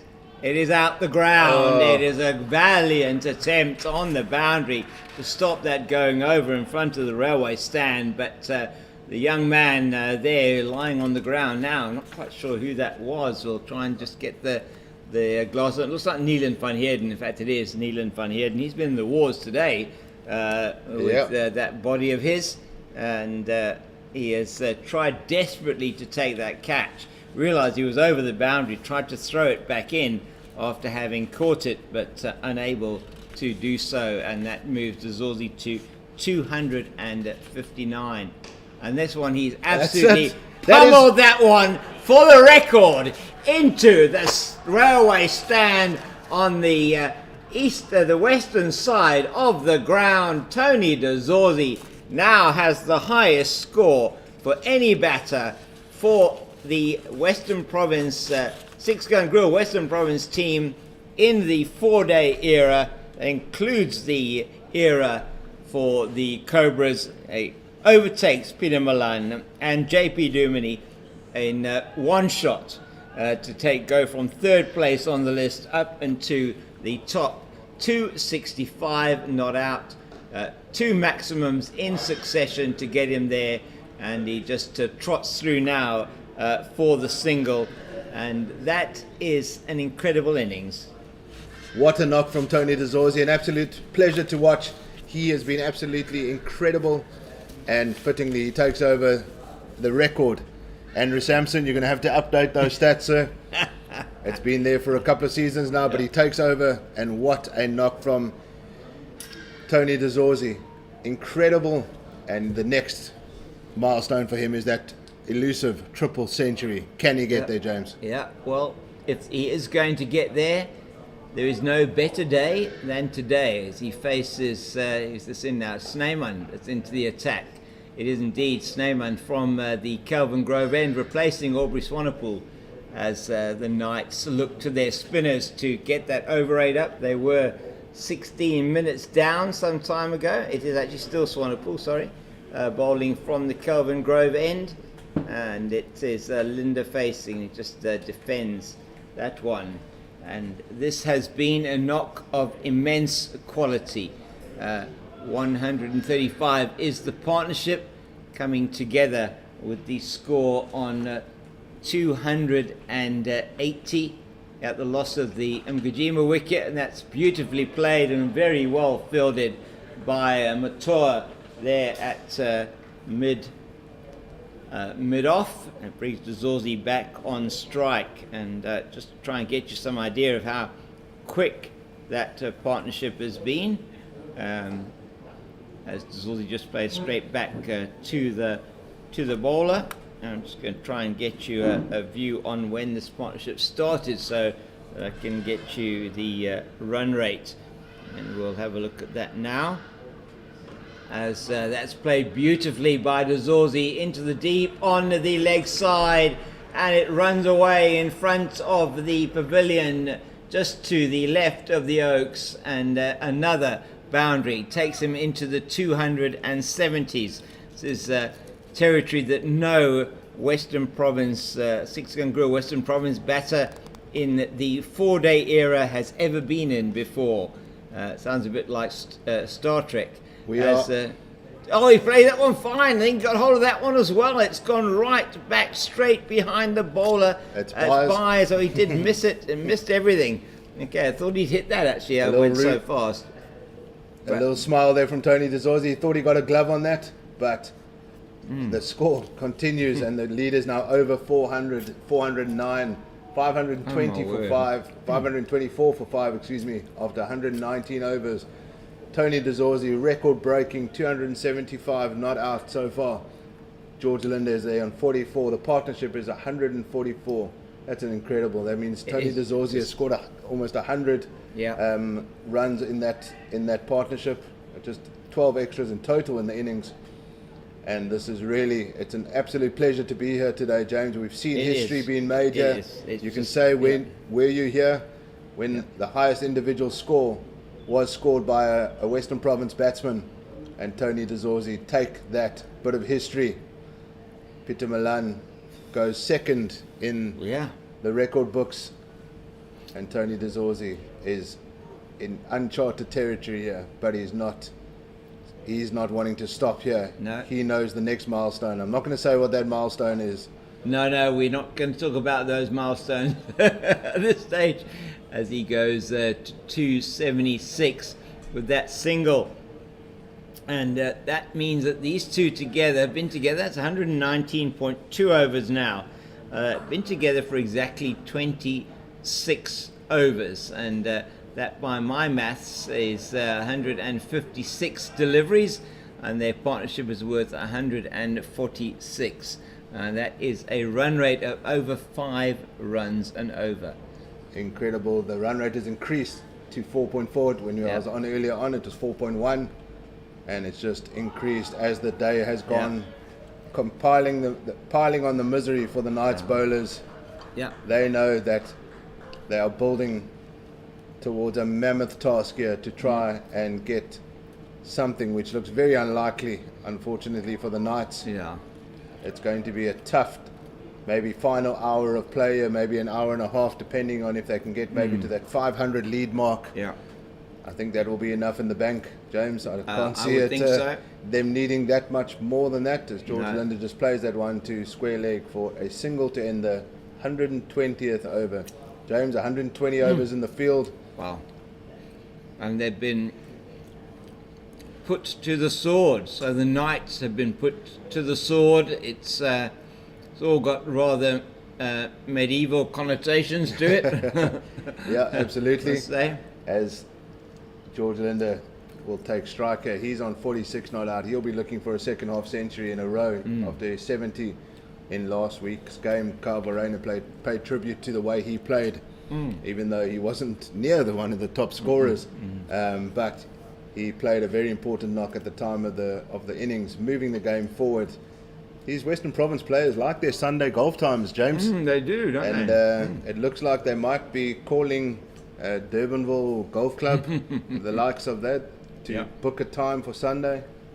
It does look like Saturday could be the final day of this. It does indeed. Let the missus know, James, that you're going to be back on Sunday. It's going to be some more house maintenance going to be happening on Sunday for sure. No rest for the wicked, and that is smashed. As it's been brilliantly taken there. What a take on the boundary. That is Kleinfeld who's taken that. Matthew Kleinfeld. George Linder swept heavily, hard, and it sounded good, it looked good, but it was an even better catch, and it needed that. It was hard and low, and Matthew Kleinfeld finally took an excellent catch, and George Linder has to depart for an excellent 46. Well played, Georgie. You can be very happy with that knock. He's replaying that shot. He was there for 95 minutes, 83 balls, 4 fours. A very good knock with Tony DeZorzi as well. And he departs for 46. The 6-wicket falls, 527 for 6. As it looks like Bjorn Hendricks is probably going to come out now as the home side clap George Linder off. He throws his gloves off and he's upset with himself. He knew there was a half century there for the taking. All-rounders love getting those half centuries, contributing with bat and ball. And George Linder, he's very hard on himself at the best of times. And Bjorn Hendricks is going to come out at number 8 for Western Province as they continue this onslaught. There won't be. I think we're in for a bit of fun here, James, in the next 30 minutes or so. There's a couple of milestones available. And the likes of Bjorn Hendricks, Dane Patterson are not going to stick around. They're going to have some fun. And why not? When your score is at 527 for 6 and you're over 400 runs ahead. And there's still 40 overs to the new ball, which is not even going to be a factor. Will not even come into play. I don't think a new Kookaburra is going to be used, to be fair. No, I don't think so. 35 overs left in the day. For a change of innings, you'll take away 2. So currently there's 33 overs if they had to declare now. I don't think they'll want that many. I think they'll maybe look at 15 or 20 overs at them. I think maybe it's not a time thing, maybe it's an over thing. We might see the Western Province bat for another 13 overs or so. That'll take to 32. And then 2 overs and I think 22. Sorry. I think such has been the over rate now that the from a bowling point of view that the Knights are putting together, that the 35 overs will definitely be bowled in the 2 hours and 10 minutes we've got before we will have to close play at 6 o'clock tonight. So don't see the pacers, medium pacers or pace bowlers coming on again at all for the Knights. They're really going to rest them. No, they will want to end this as soon as possible, and the scoreboard just indicating there exactly what we were talking about, and now it's been seen by the people, the crowd that have come in here this afternoon, and those that are here this afternoon have taken advantage of this free entry into the ground at 6 Gun Grill Newlands. Will have witnessed something of history here. If you consider how many years we've been playing here, playing cricket at first class level at the 6 Gun Grill Newlands, and today we have witnessed the highest individual score by a batter, and you have to admire how Tony DeZorzi has put this partnership, partnerships innings together as he plays that very nicely out into the offside. He won't take a single. Bjorn Hendricks with him, another left-hand batter, and he'll be itching to really get amongst the runs here as well. Hendricks probably looking to get his second first-class 50, as that's nicely reverse swept by Tony DeZorzi. He's bringing out all the shots now. Wow. 274. 273 runs in and you're reverse sweeping. You know you're in good form. Tony DeZorzi doesn't play the reverse sweep that often, to be fair, but No, he he played doesn't. it like a man who's played it for many years in his career, and he's just looking. It's James. I can't reiterate enough how good this innings has been from Tony. Oof. Yeah, that's Bjorn Hendricks hits that hard back to the bowler Swanepoel, and having taken the wicket in the over, I don't think necessarily that Aubrey Swanepoel will be. I mean it's a wicket, but he's got 1 for 137 in 33.5 overs. He really has bowled a huge amount. He continues to bowl, and I'm sure he enjoys bowling. I mean, I know that couldn't get the ball out of my hand either at whatever level if I was bowling. Really enjoyed bowling, and just trying to see how my trade would work. And of course, having said that they wouldn't bring on a paceman, here comes in Gerald Coetzee. Yeah, Gerald Coetzee is looking for potential fifer. He's got the Bjorn Hendricks, the tail starting to come in now, so he's looking for a fifer, which would make his figures look a lot better. He has taken 3 wickets for 94 runs in his 21 overs. He has been the strike bowler for the Knights, and I think they'll miss him in the One Day Cup. He won't be available. He'll be on the plane to Australia. They'll have Miguel Pretorius, of course. Tony DeZorzi just smashes that one through the covers, and he takes a single for first delivery. But he'll be a big loss to them in the One Day Cup. He's their lead strike bowler. Miguel Pretorius is going to have to take that mantle and run with it in the One Day Cup competition in December. I think it's going to be a really good competition, to be fair. I think it's setting it. There's a lot of players that are going to be looking for some game time before the SA20. Yes. And it's in the lead up to the SA20. The One Day Cup this year takes place in December. If you're online today, that's an LBW shout. Gerald Coetzee, my man. I don't think you're getting that one. That was nowhere. But I like to see the energy. But if you're online today, we still have our Black Friday special that is running today on Ticket Pro for all 6 Gangrel Western Province home matches at Newlands.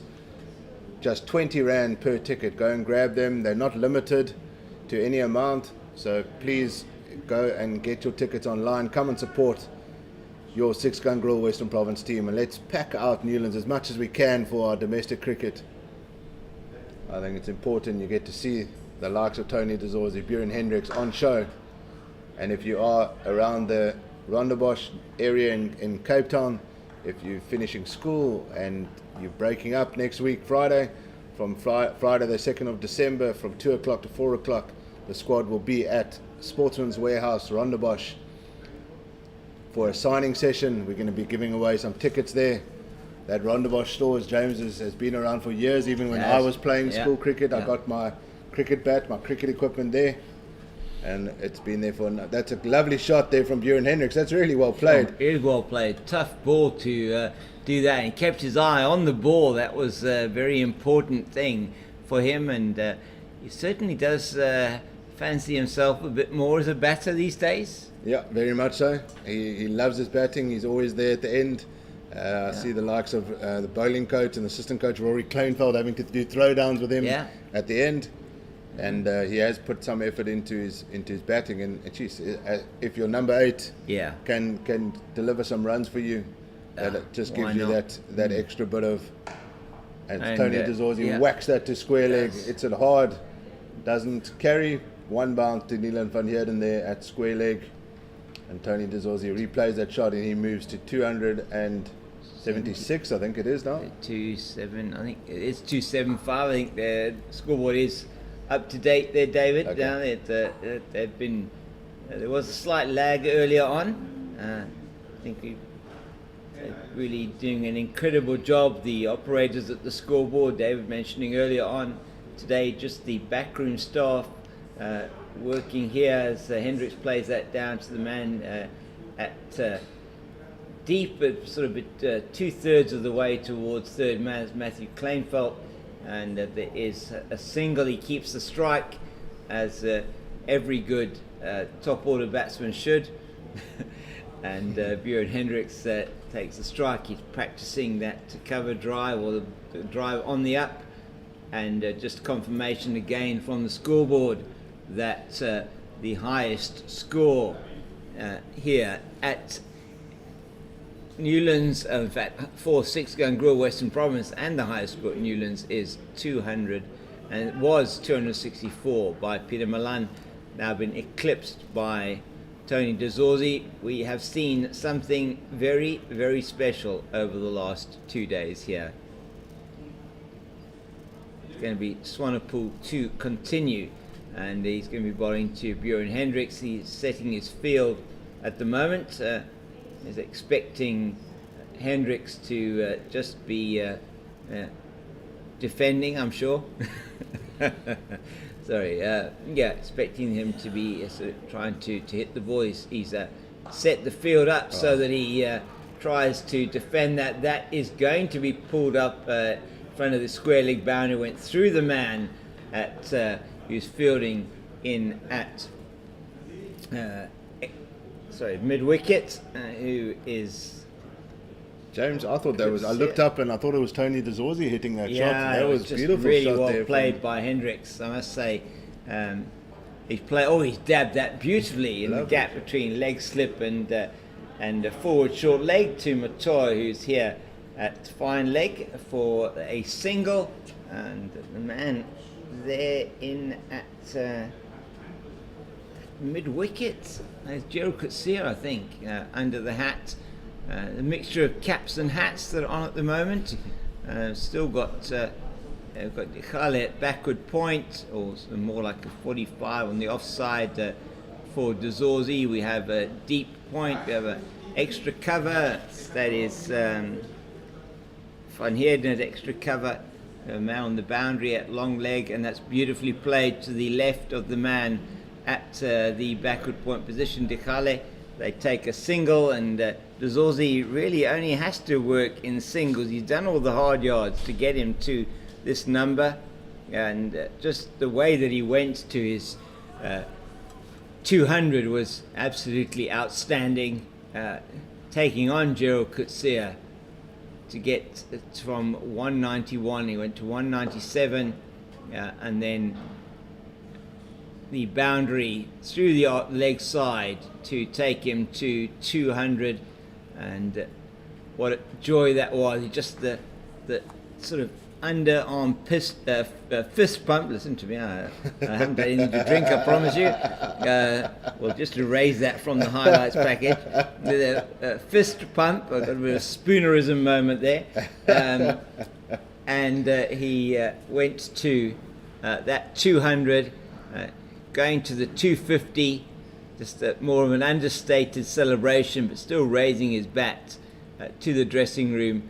This innings has been incredibly appreciated by what seems to be a highly cohesive unit now for Six Gun Grill Western Province. Very well played by Hendricks again, out into the deep, with Swanepoel just dropping a little bit short, and he can rock back and play that one into the leg side. This is palming the strike there, James. Maybe just not exposing Tony De Zorzi I think that's right. To Gerald Coetzee, Tony.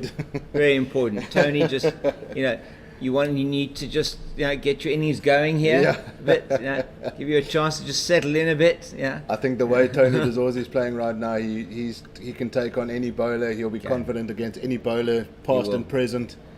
And he's just looking so focused right now. He's got a laser eye. He's keeping his. He's not even looking around. He's looking at the scoreboard, he's looking at the pitch, and he's looking at the bowler. That's the three main things that are important to him right now.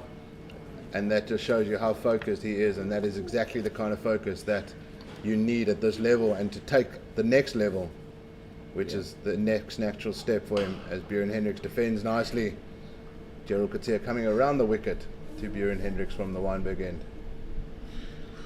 Yeah, I mean, it is so much around just working, and just keep working, keep going, not too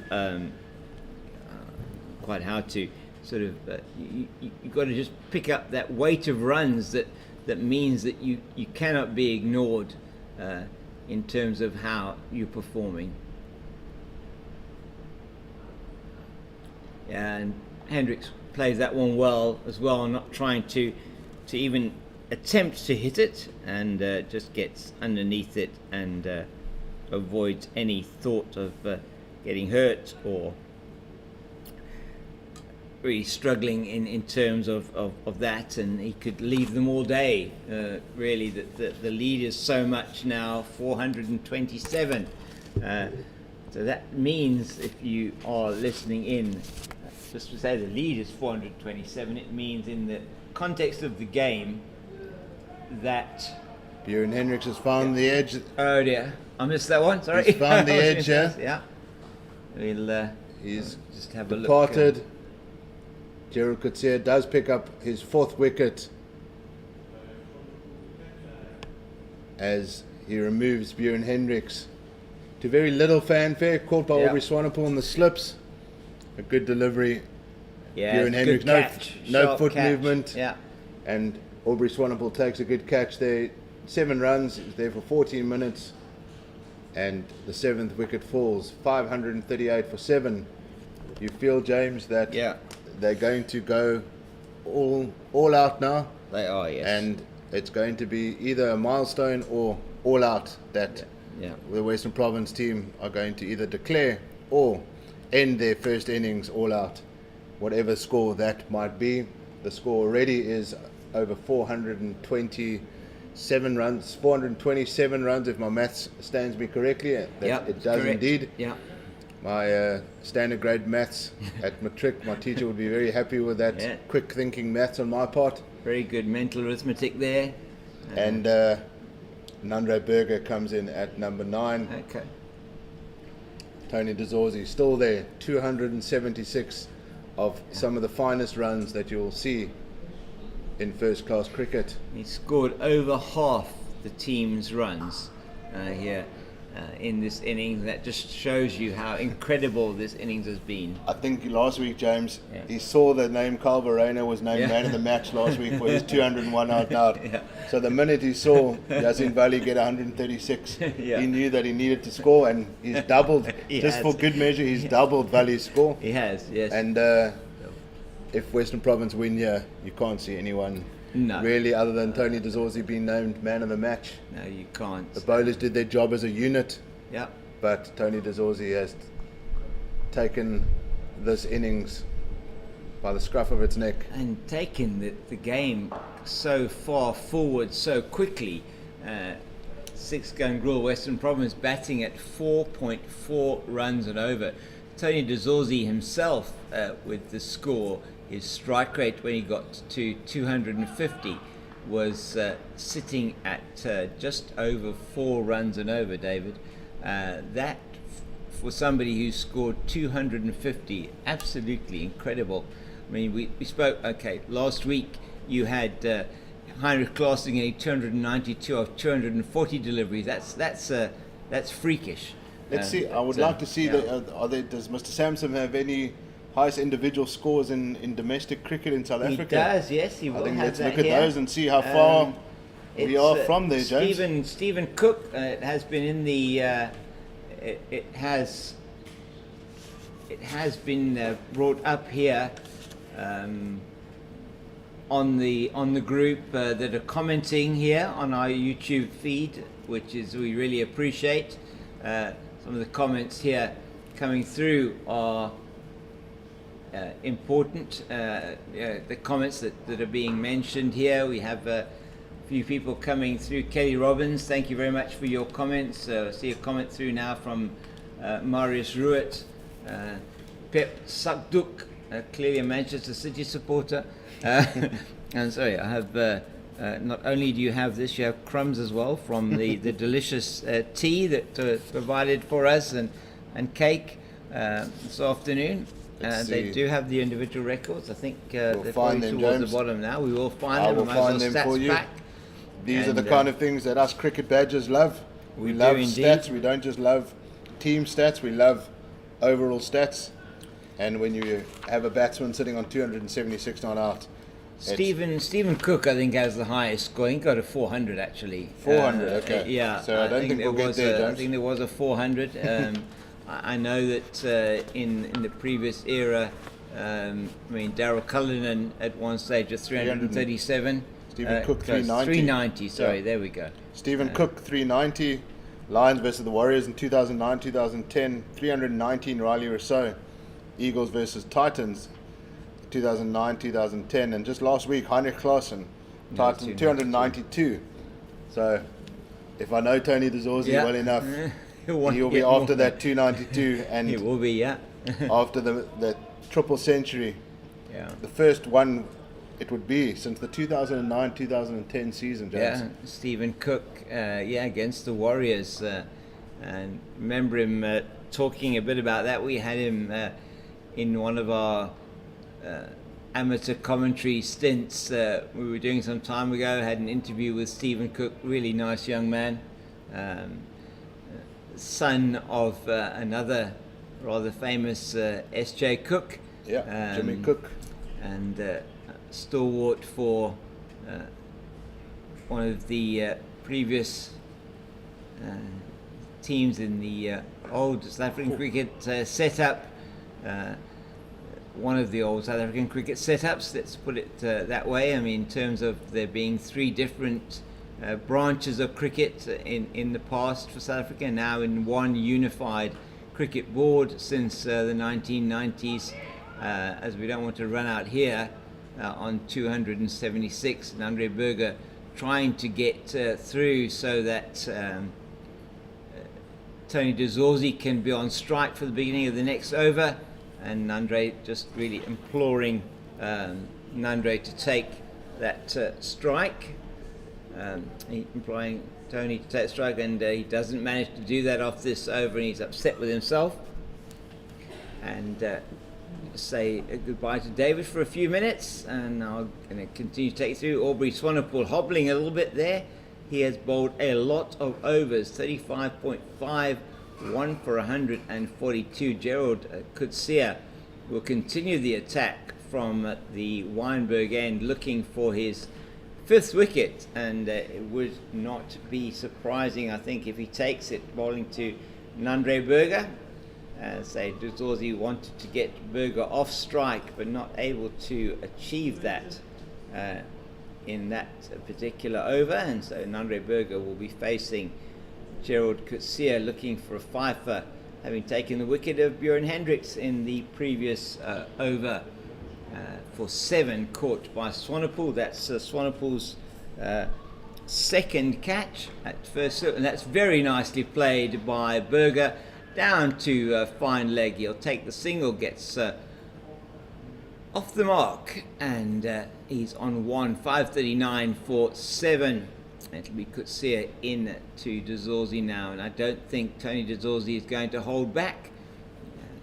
276 not out, the highest score by a 6-gun grill Western Province player.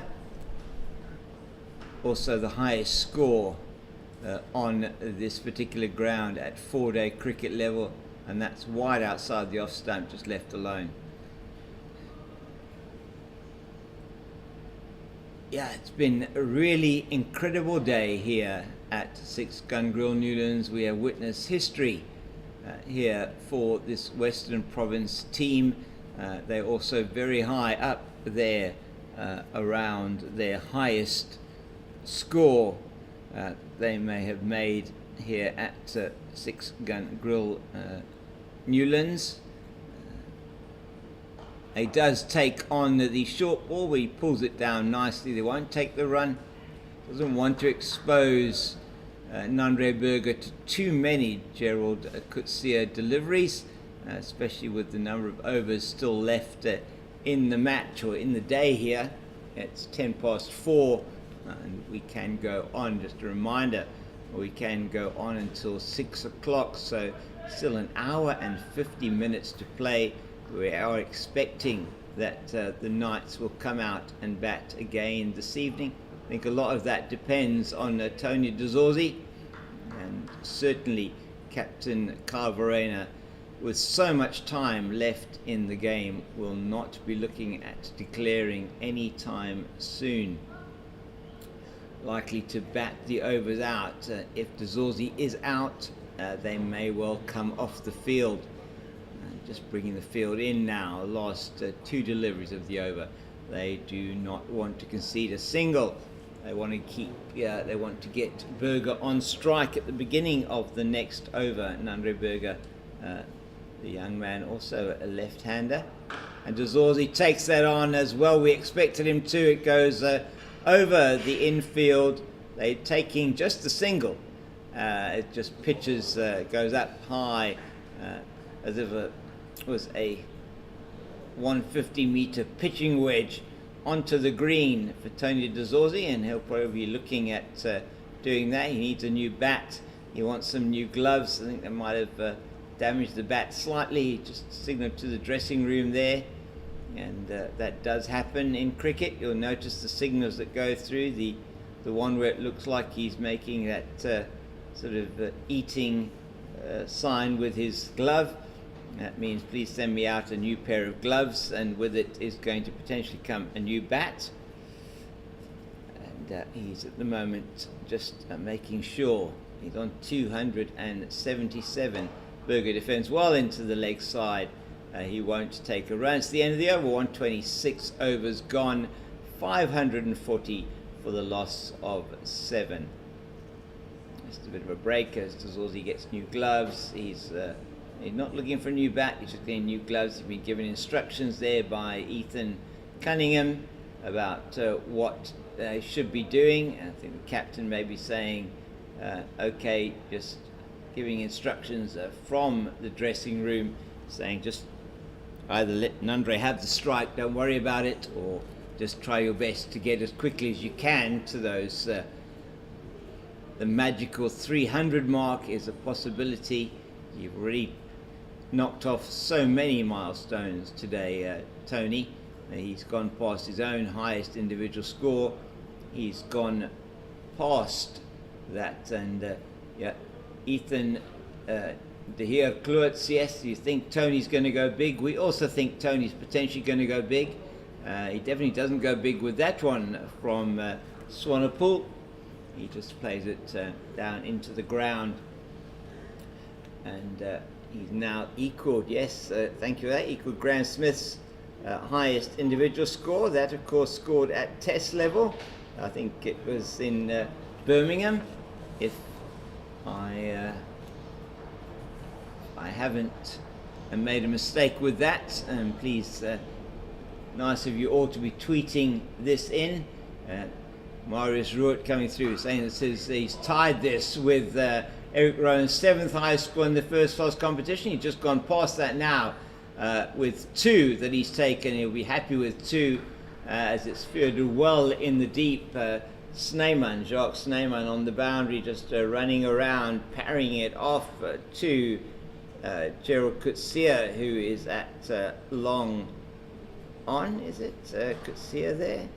It looks like it. It's going to be Swanepoel again into De Zorzi, plays it down to the leg side. He's going to take the run and expose Berger. He goes to 280 with that particular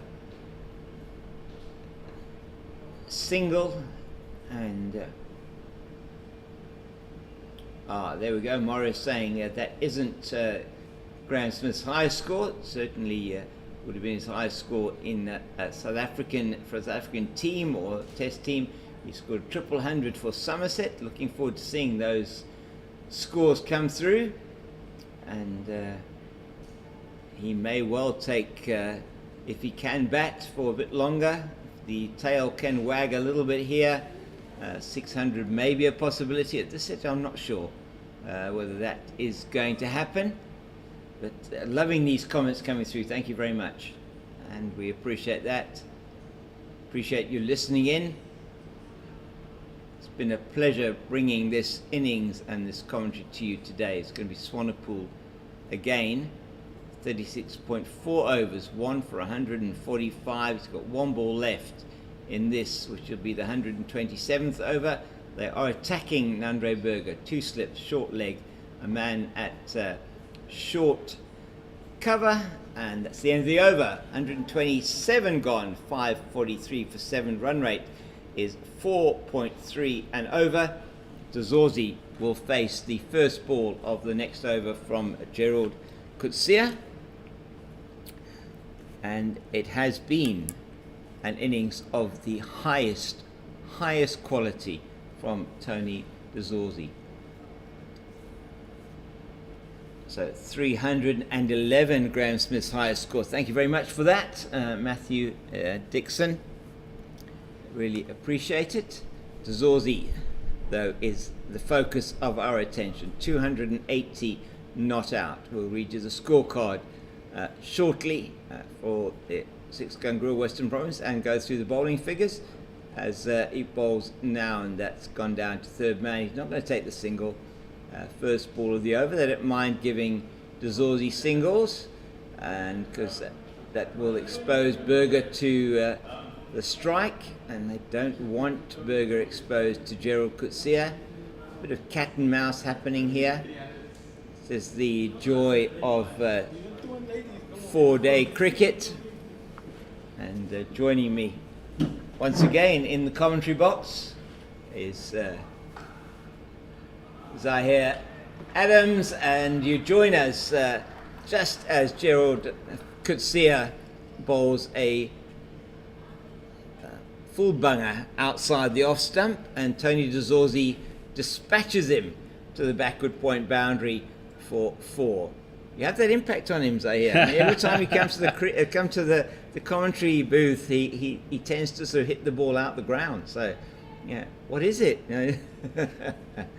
Yeah, 284. I think it's powers of concentration now. He knows that it's a gambling act as well. He knows he's running out of partners, but he's also just 16 runs away from what will be a momentous milestone. So he's playing cat and mouse at the moment. When to take the single? Is it the 4th ball? Is it the 5th ball? You know, how much trust do I leave in Nandre Berger? Exactly. And whoever's still to come. And I think he's got himself into a position now where he's got to play a little bit sensibly. And this is the wonderful part about first-class cricket, that for much of the game it's me-handed. Yeah. As Gerald Coetzee runs in and he's take the single. He's going to just take the one, won't he? He'll expose Nandre Berger for 2 deliveries to Gerald Coetzee. But that is, as I was saying, the beauty of first-class cricket and red ball cricket, where it's meandered for much of the day, and suddenly we have a little game within a game, don't we? It is a game within a game, isn't it? Yeah. It's now down to, I mean, the game is essentially, one would feel, for the Knights is gone. Now it is around personal milestones, really. If you're looking at de Zorzi, it's about getting up to 300, not been done very often, and is the chance that he has in his career to actually get there. And we're looking at the highest scores in 4-day Division 1 cricket since 2004-2005.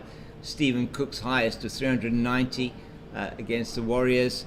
And the next on that list is Riley Rousseau's 319, and then Heinrich Claessen's 292. Just last week. Last week. Yeah. Scored off only 240 deliveries around the wicket now. Gerald Coetzee to Berger, and Berger plays that exceptionally well. In fact, he's going to take the single because he knows he's not going to be facing. James, I find that absolutely bizarre. I know, but Tony de Zorzi bats for 4 balls, doesn't take a single, and then then Nandre Berger takes a single off the last ball. Surely, he says, mate, just nice shot, but just bank it and stay on your end.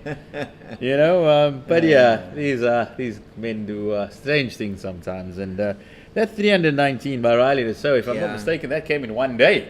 It could well have done. I mean, he is a quick scorer, isn't he? Eagles versus the Titans in that same season, 2009, 2010, and Grandsman took a pounding that season, didn't they? Yeah, they must have done. Yeah, but he has made a fantastic comeback to the Proteas.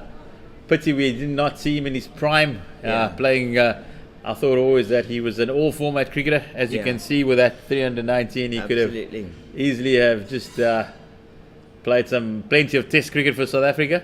Instead, he chose the Shires of Hampshire. He did, and he chose the Those white those things that are like rectangular with the Queen's head on them. Nelson Mandela's head on them. Yeah. Those things. I was wondering there, James, what you were referring to.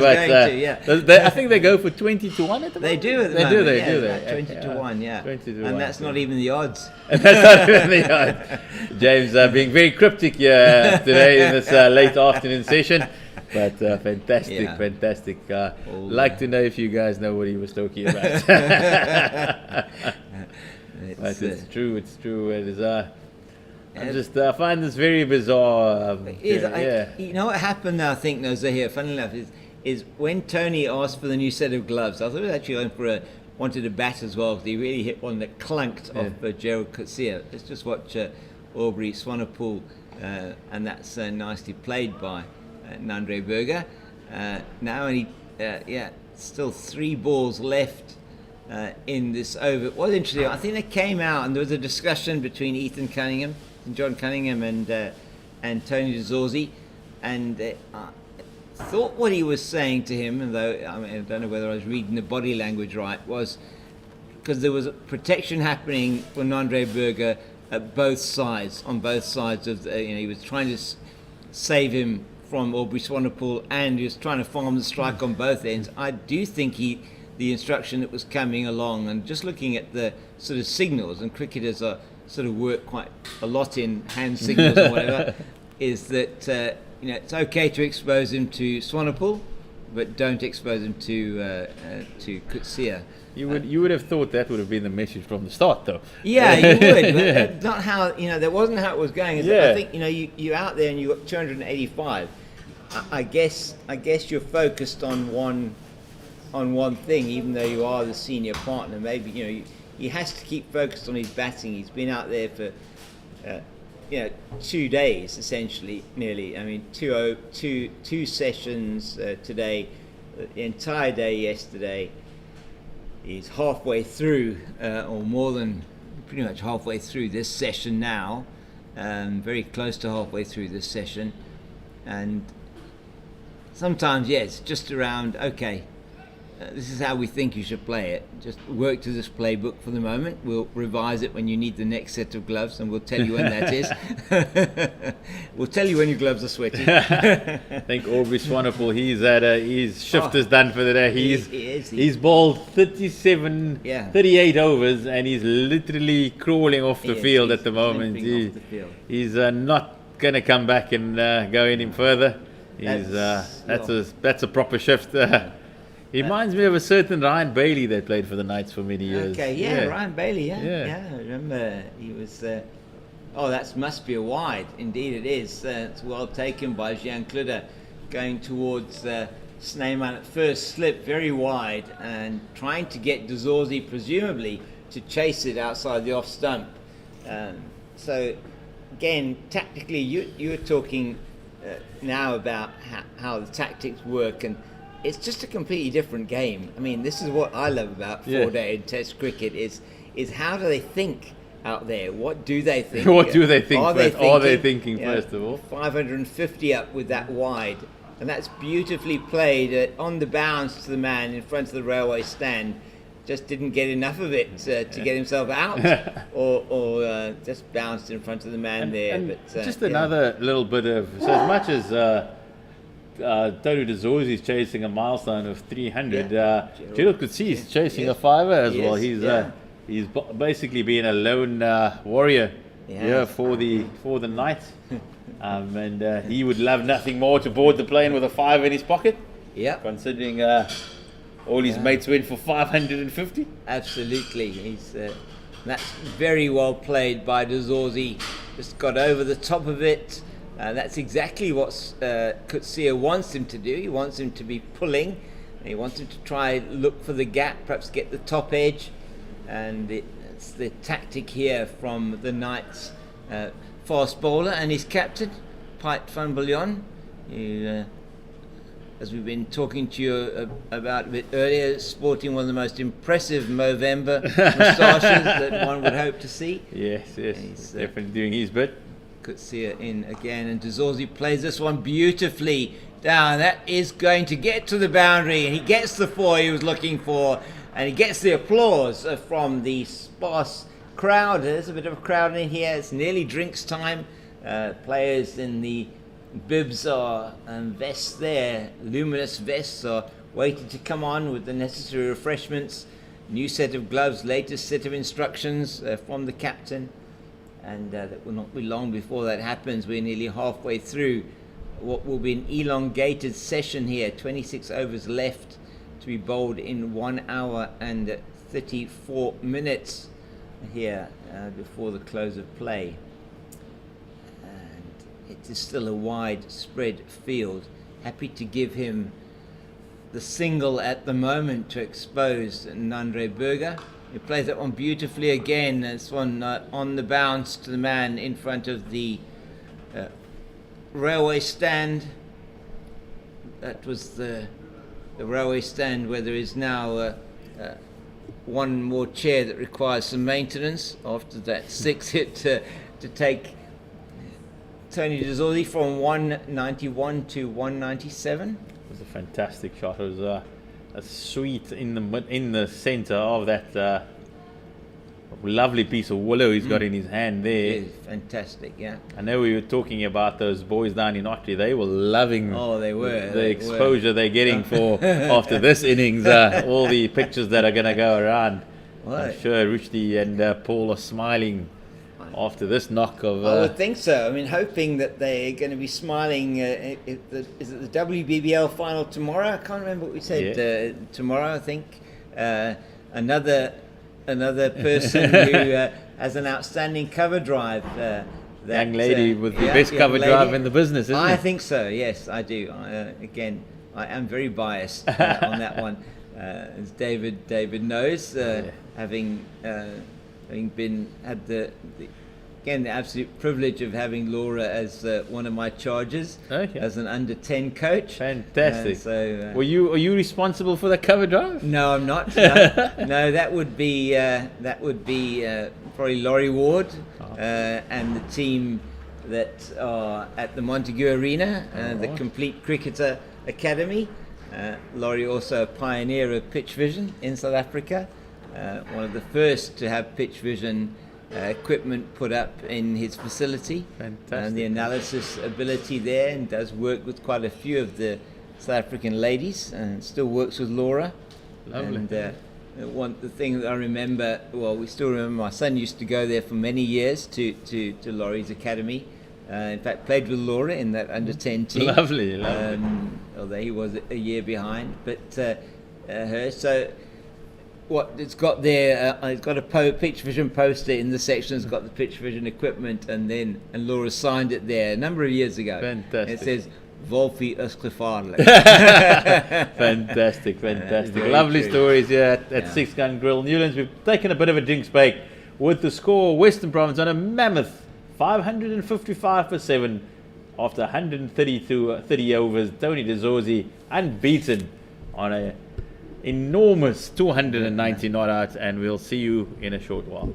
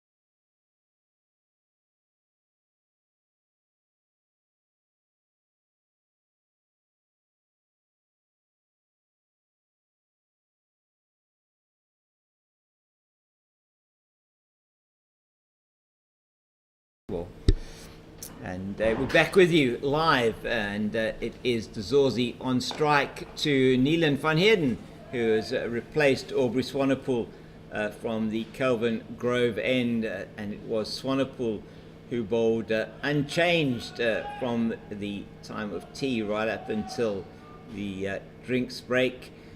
He went off the field, limped off the field with the score on Hollywood, as I call it, 5-5-5 for the loss of 7. And, the lead is 4-4-4, and the Knights scored 1-1-1. So this is like if you want Nelson, quadruple Nelson, and what would you, quintuple Nelson. That's what we're on at the moment.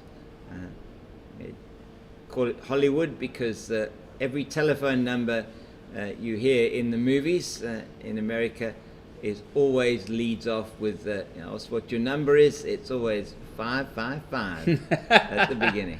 Fantastic, James. So De Zorzi 290 on strike. Van Heerden towards us. Plays that very nicely out into the offside. He'll pick up a single to go to 291. He's eyeing Heinrich Klaassen's 292 from last week, which is the third highest score in domestic 4-day cricket. I think batters around the country are saying, when are we playing the Knights? We're wanting to fill our boots. How's my average doing? For no reason am I missing that game. I might have a bit of a calf strain. Coach, I'm in. I'm having a bet. When are the Knights coming to town? We're going to be rewriting that song from Greece soon. Just it'll be But oh, those summer nights. One night in bloom. Oh, there we go. One night in bloom. Yeah, makes a hard man humble. Yeah. That's for sure. Makes a hard man. Fantastic. No, definitely. It's you got to feel though for these Knights side. They definitely tried. They've given it their all. Yeah. Just come up against a much stronger unit at the moment. Matthew Dixon, love your comment. All hell is going to break loose when we hit 666. Fantastic, Matthew Dixon. Really lovely. Loving the commentary here on YouTube, the live comments, and Shay News is asking, are you going to watch SA20? Right now we're focusing on red ball cricket. SA20 will happen. It'll definitely be, Newlands will be buzzing on January the 10th. Incredible. When MI Cape Town take on Paarl Royals. But right now it's the Western Province and Tony De Zorzi that we're focusing on. And we're focusing, Nandre Burger is on strike, just doing what Tony De Zorzi does so well, leaving the ball outside the off stump. Self-same Nandre Burger, one of 6 Western Province players who are part of that SA20. Was picked up in the auction. Really good for him, young man. One of the men not playing today, a couple of the men not playing for Western Province over this in this 4-day competition, also part of that SA20, but that, as Zahir quite rightly says, is for another day. It's for the new year. We'll wrap it up and wait for it to unwrap it at least in January. Absolutely. Going to be a fantastic occasion. You know the few boys behind the scenes working really hard to make it something to look forward to. And that's but so why do you want to played watch? by De Zorzi. It's going to go to the boundary for 4, and he's through past Heinrich Klaassen's third highest score. He goes to 295. He is potentially one scoring shot as one feels it. He may be a little bit more circumspect on this. Who knows? Why would you want to watch 2020 cricket when you can see somebody lace a red ball through the covers in there? Beautiful. Thank God. Absolutely beautiful. Down to the Oaks, all the men in their whites, and it's Kutsia once again to De Zorzi. And he's pulled that one down to the man in front of the railway stand. It is no run. This has been a fantastic innings here by Tony De Zorzi. He'll want to focus really hard for the next couple of balls. He's just one shot away from a milestone. And yeah, tension, you can tell, is pretty palpable here as ground goes very, very quiet.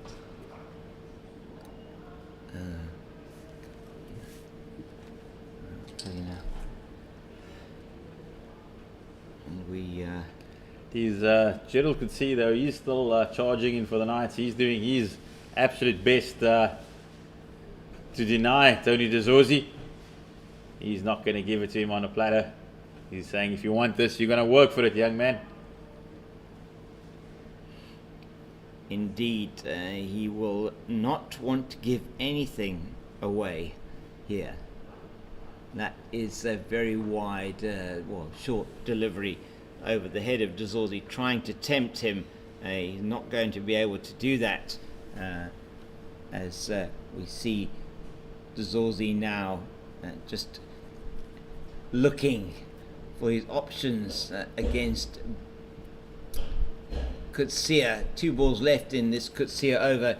He will be looking at getting onto strike for the beginning of Van Heerden's over. Maybe a single, which is on offer, and he's going to take it now as he goes to 296.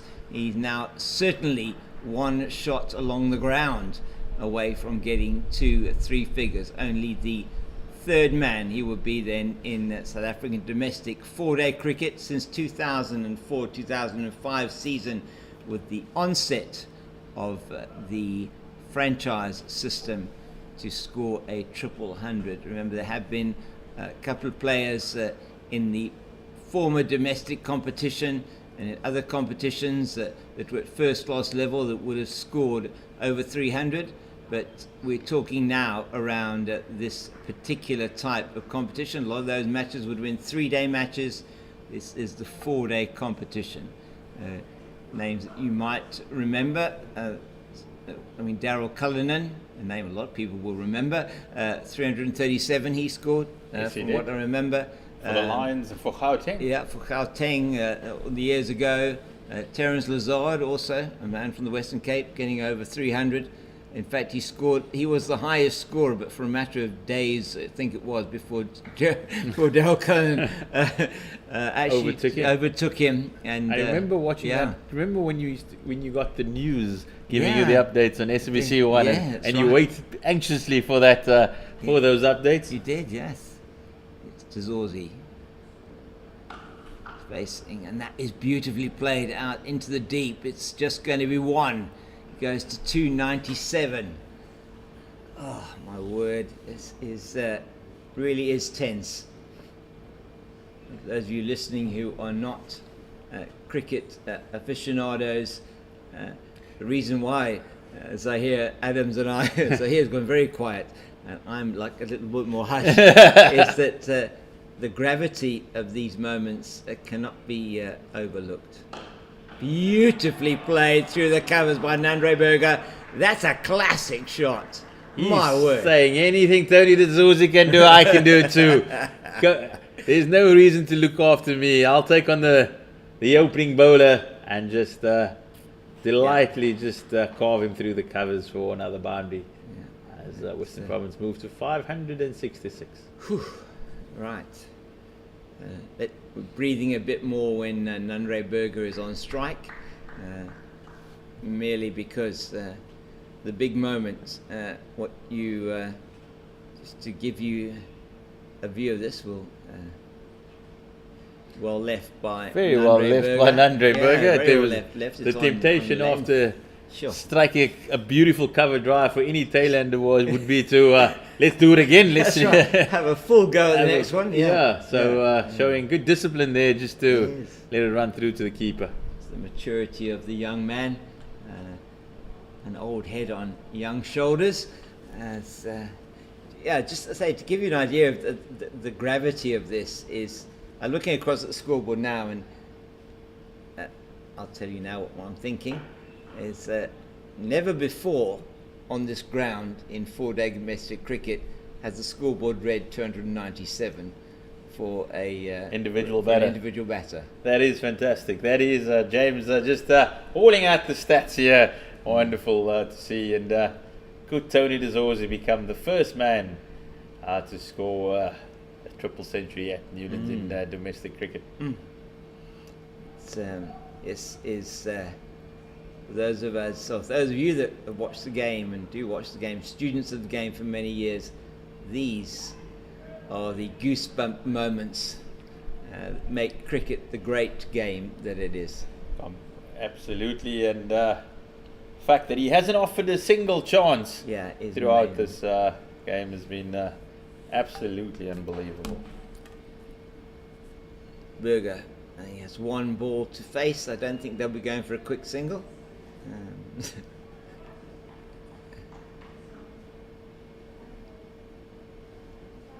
Towards us now, Neelan van Heerden to Nandre Berger, and just lets that one go wide outside the off stump, and he's leaving like an opening batter here at the moment, Nandre Berger, and that's the absolutely right thing to do.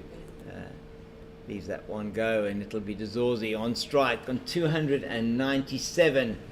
And I don't think it's going to be Gerald Coetzee to bowl from this side. No, it's not. It's going to be Alfred Matoa who's going to bowl. Coetzee looks like he's coming down to field. No, he's not. He's actually coming off the field. Gerald Coetzee is being placed by Mpongose. Need to get what's his first name. Not aware of the some of these players in the Knights team. I think that actually might be here. The Knights lineup. Let me see. Yeah, it is here. It's on this page here. So Nhlakanipo Mpingose, who's on the field. Nhlakanipo. He's come on in place of Gerald Coetzee. Just gone off perhaps with a little bit of a rub on those muscles. Matoa then 1 for 60. He's 19 to De Zorzi. De Zorzi edges. Oh my goodness. Oh my goodness. Is that just not how this game? That's the beauty of this game. He's been striking everything beautifully all day, and within one stroke he gets a bottom edge that just shaves the off stump, and all it's the lumps in the throats were just you could feel it there, feel the tension, because everybody here at Six Gun Grill Newlands, I think even the opposition are willing him on. They are indeed. And is that going to be it? I don't think so. He's going to take the single though, and he upset with himself that he didn't find the gap there. He hit it well enough, didn't he? That was the opportunity just to turn it around the corner. Nice little swivel. Left-handers love it over there. Yeah. And could easily have been just another boundary. Would have been his 28th. But it's still not to be. And he's still keeping all of us on the edge of our seats here at Six Gun Grill Newlands. And here's Matthew Dixon, clearly a student of the game as well. And you're right, Matthew, I agree with you as well. The test level, though, probably nothing as nerve-wracking. Oh, that one is edged by Nandre Berger, but just bounces short of Jean Klutter, the wicket-keeper. You would have seen that on your screen. Berger trying to, I think, just had to play that one, didn't he? That's what Matoa's done well in his bowling so far. I haven't seen him since lunchtime. It wasn't when we had lunch together. That was when he was bowling before lunch. And Aubrey Swanepoel has been pretty much unchanged since then. Round the wicket to Berger, and just well defended by the left-handed bowler, left-arm batter, left-handed batter, should I say. It's another left-handed batter in this lineup for the Six Gun Grill Western Province. They have 1, 2, 3, 4, 5, 6 left-handers out of the team of 11 in the batting. Well left again by Berger outside the off stump. There's one ball left in the over. He will again not be taking the single and leave it to De Zorzi to face the first ball of the next over, which we presume will be from Neelan van Heerden. the powers of concentration to score 300. Been there for 377 deliveries, nearly 6 sessions of cricket. Well played by Berger, again out into the offside, and we now await in the next over the opportunity once again for Tony de Zorzi to become only the 3rd man in 4-day first-class cricket in South Africa since 2004-2005 to score a triple 100. What an achievement will be, but as we all know in cricket, superstitions: do not move your seat, do not leave your seat, do not don't go anywhere. Anywhere, stay exactly where you are. For Tony de Zorzi is on the brink of a momentous moment in his career. Van Heerden into de Zorzi, plays it straight to the man at mid-off. Not going to come off that ball. If you've asked your significant other to make you a cup of tea, coffee, or something else stronger, make sure it's in the same cup you had earlier. Fantastic. Just loving Tony's concentration here. He knows he's getting close, but he's absolutely single-minded in his pursuit here. Beautiful. Through the gap! He's got it! Whoa! That is the 300 for Tony de Zorzi. Take a bow, young man. You have played superbly well here at 6 Gun Grill Newlands. You deserve all the applause that you are getting, for this has been a momentous knock, a magical innings. Nande Berger embraces him and says, well done, Tony de Zorzi. That's 300 on the board. 302 of 380 balls, 550 minutes, 28 fours, 7 sixes, played the ball all around the ground, and he becomes the first man in the blue of Western Province to score a triple 100 in the 4-day domestic competition. Wow. Takes on the short ball now and will take the single down to Gerald Coetzee on the deep square leg boundary. 303 not out. Tony de Zorzi, incredible stuff. He has batted for the best part of, he's been there 134 overs and 3 balls. He's seen everything happen at the other end. He's been under the helmet at short leg in the night's innings. He's, well, just cannot describe how incredible this has been from him, as Berger does really well to avoid that one from Niëland van Heerden. We can all breathe a sigh of relief again as he now can look to the next milestone, which will be to overtake Riley Rousseau's second highest score in domestic 4-day first-class cricket. But it gives you an idea of how huge an achievement that is. One has to say that in even in first-class cricket, 3-day level, and well played by Berger. Matthew Dixon, yes, safe to say Tony is now a local legend. Yes, indeed. This innings will live long in the memory of those who are fortunate to be here.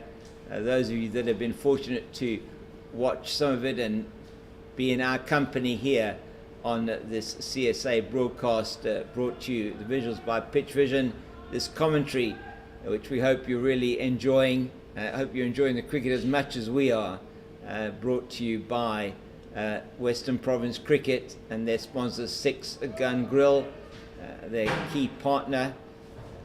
This broadcast would not be possible without those partnerships, and would not be possible without the vision and foresight of the team here to drive this with their partners at Pitch Vision and also within Cricket South Africa.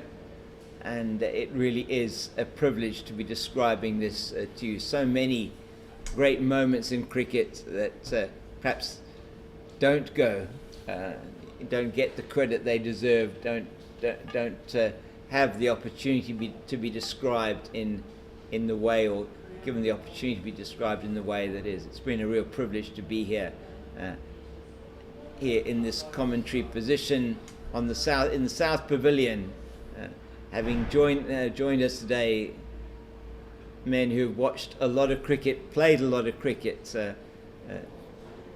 people who are legends in the game here in the Western Cape, and even some of them around the country, as that's really well played by Dzozi, just knocking it round the corner off Matoa, and he's upset with himself that he didn't manage to get 2 there.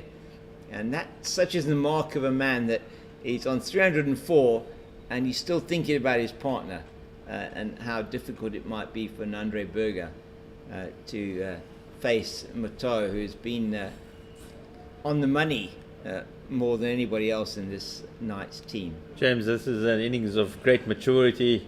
It is an innings of discipline. We saw at the beginning it was tough. He had to battle a lot, and he was prepared to show the patience and the grit. And only once he was settled, that's when he took on the night's attack and just shifted the momentum. And my biggest, what's impressed me the most is just the hunger, the absolute hunger for runs, not to give it away. We saw Yasin Vali batting really well, and when he was on 100, and he offered a couple of chances, and eventually he was dismissed for 135. But Tony Dzozi, after his 160, let's not forget, he got 160 last week as well. And this week he said, you know what, this is for me, this is where I'm going to bat, and I'm just going to take my opportunities and not give it away. So it could easily have given it away after 100, 150. Instead he went on, and then he got a double 100, and that still wasn't enough. He thought, there's plenty of time, we still don't need to declare, we can just keep on batting. And that's exactly what he decided. He said there are times when times are tough, and when you're looking for a run and you're not knowing where it comes from, and there are also times when you're in sweet form, as he is right now, and you've got to maximize that to the fullest. And that's exactly what he's done over here. He's not given the Knights an absolute inch. He said, if you want to get me out, you're gonna have to get me out. You're gonna have to bowl me, or somebody's gonna take a superb catch. But or run me out. But I'm not giving it away. I'm gonna protect my wicket, and I'm in it for the long haul. And that is something to be admired when batters do have that thirst, that hunger for runs. Yeah, absolutely right. It's interesting. Well played by Burger. I think he might get a boundary there. No, he's not going to get a boundary. He'll pick up 2, but it's really well done. He rode the bounce exceptionally well and played that one backward of point into the gap for that 2. And,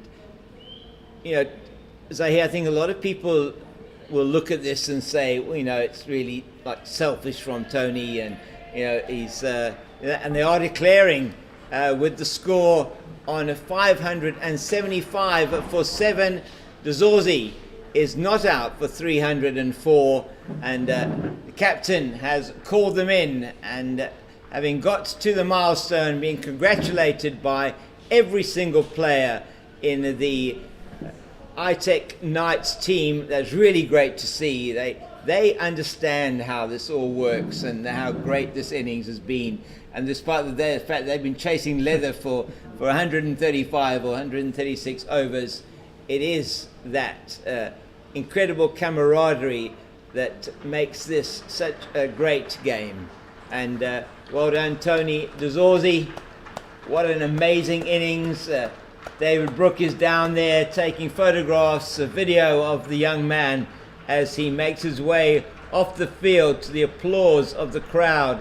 One can only admire what we've seen today. There's no greater appreciation than that of your colleagues, and each and every Knights player came across to him and wished him well, and the entire province team were out there, applauding him. For that was a magnificent innings, which eventually ends with Tony Dzozi not out 304, playing a pivotal role in Western Province, is 575 for 7. As you see the numbers, Tony Dzozi 304. He was at the crease for 558 minutes, 382 balls he faced. striking 28 boundaries and 7 sixes. What an innings by this young man. And we do hope that this is the catalyst for bigger things to come in the future. As Tony De Zorzi, he sends a massive message to everybody upstairs saying, I'm here and I want to play higher up.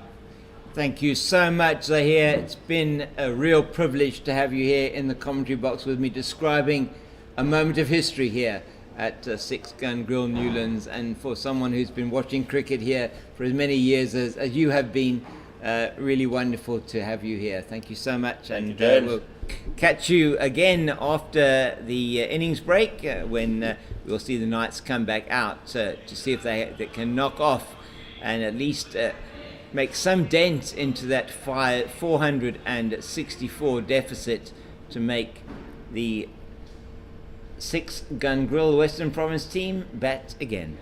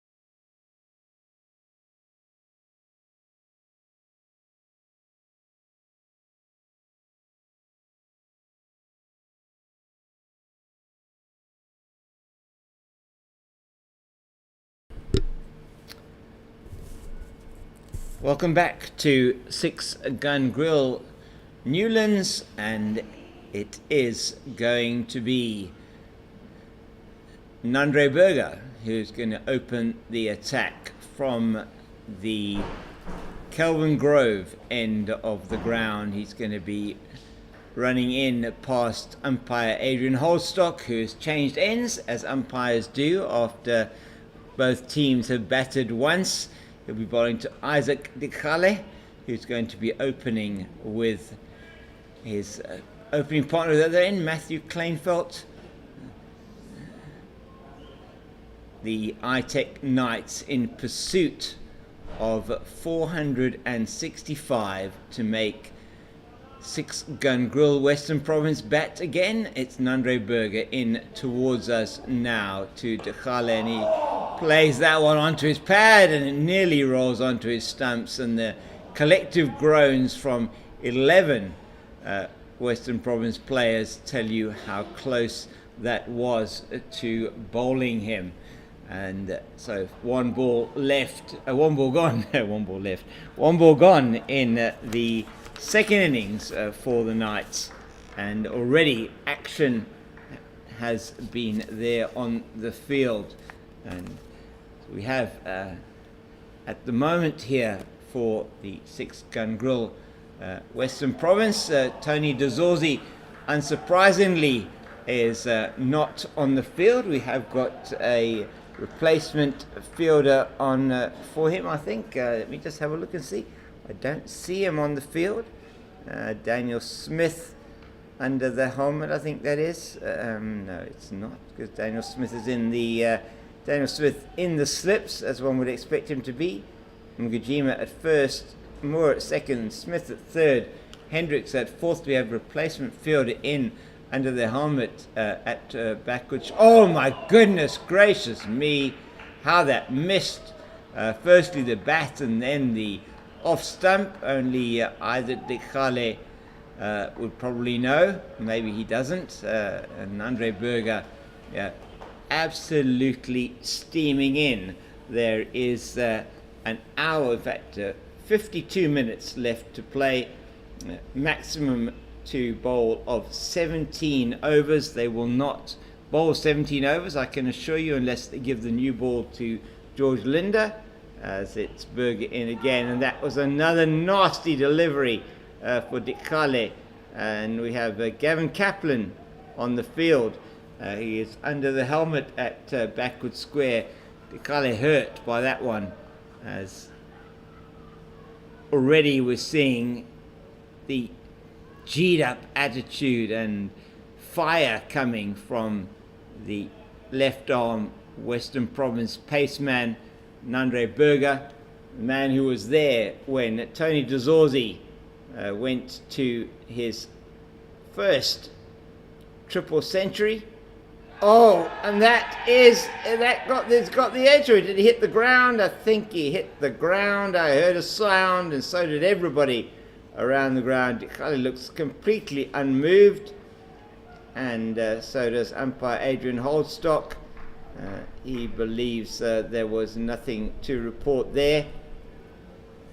And to be fair, that wasn't necessarily that they were that worried or upset when that decision wasn't given, was not given in their favour. As it's Berger again. It's been a really vicious first over, and the final ball of the over chased all the way down to the boundary in front of the Oaks. They're going to turn for three, and they'll get there easily in the end, as Dikale is off the mark with the last ball of the first over from Nandre Berger. Very testing over from the left arm seamer from Six Gun Grill Western Province.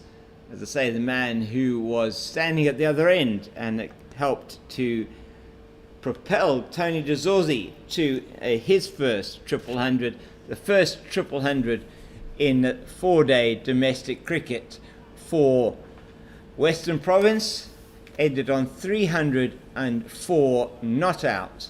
The left-handed opening batter was on the field from the beginning of play until the end of his innings, just now being replaced by the 12th man, Gavin Kaplan, understandably so.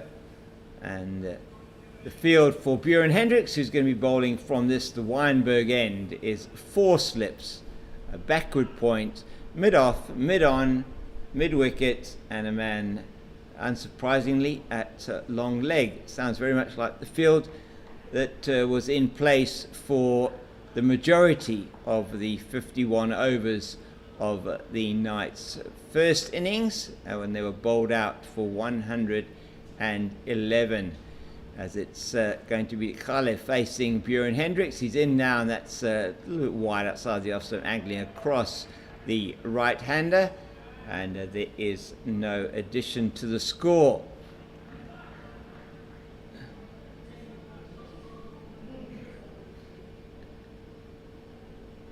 So it is a lot of comments on our YouTube. Thank you very much for that. If you would like to tweet us as well, if you have anything to say in support of Western Province, please, at WP_Blitz. Another leave outside the off stump, and Björn Hendricks just getting his line, trying to just see how he's going to get this to work from the Kelvin Grove end. Bowled his first, in the first innings, bowled the first spell from he's from the Weinberg end, bowled from the Kelvin Grove end in his first spell. He's bowling now from the Weinberg end. He's running away from us in the sunshine. It's been sunny all day here at Six Gun Grill Newlands. Oh, that's well bowled into the pads. We've got that one to angle in. Everything else has been angled away from the right-hander, and that one picked up by Tsepo Moreki at mid-wicket. So that field that we were talking about, 4 slips from Gajima Moore, Smith, and it is Linda at 4th slip when Hendricks is bowling. Backward point, Yassine Valley, actually not the backward point, Gavin Kaplan at backward point, just rubbing his hands. A bit cool out there, mostly wearing sleeveless jerseys. That's a beauty of a delivery, and Gavin Kaplan does do the fielding at backward point, and there is no run. Getting bat on ball angling into him. The first 2 deliveries of the over going away, second 2 deliveries coming in.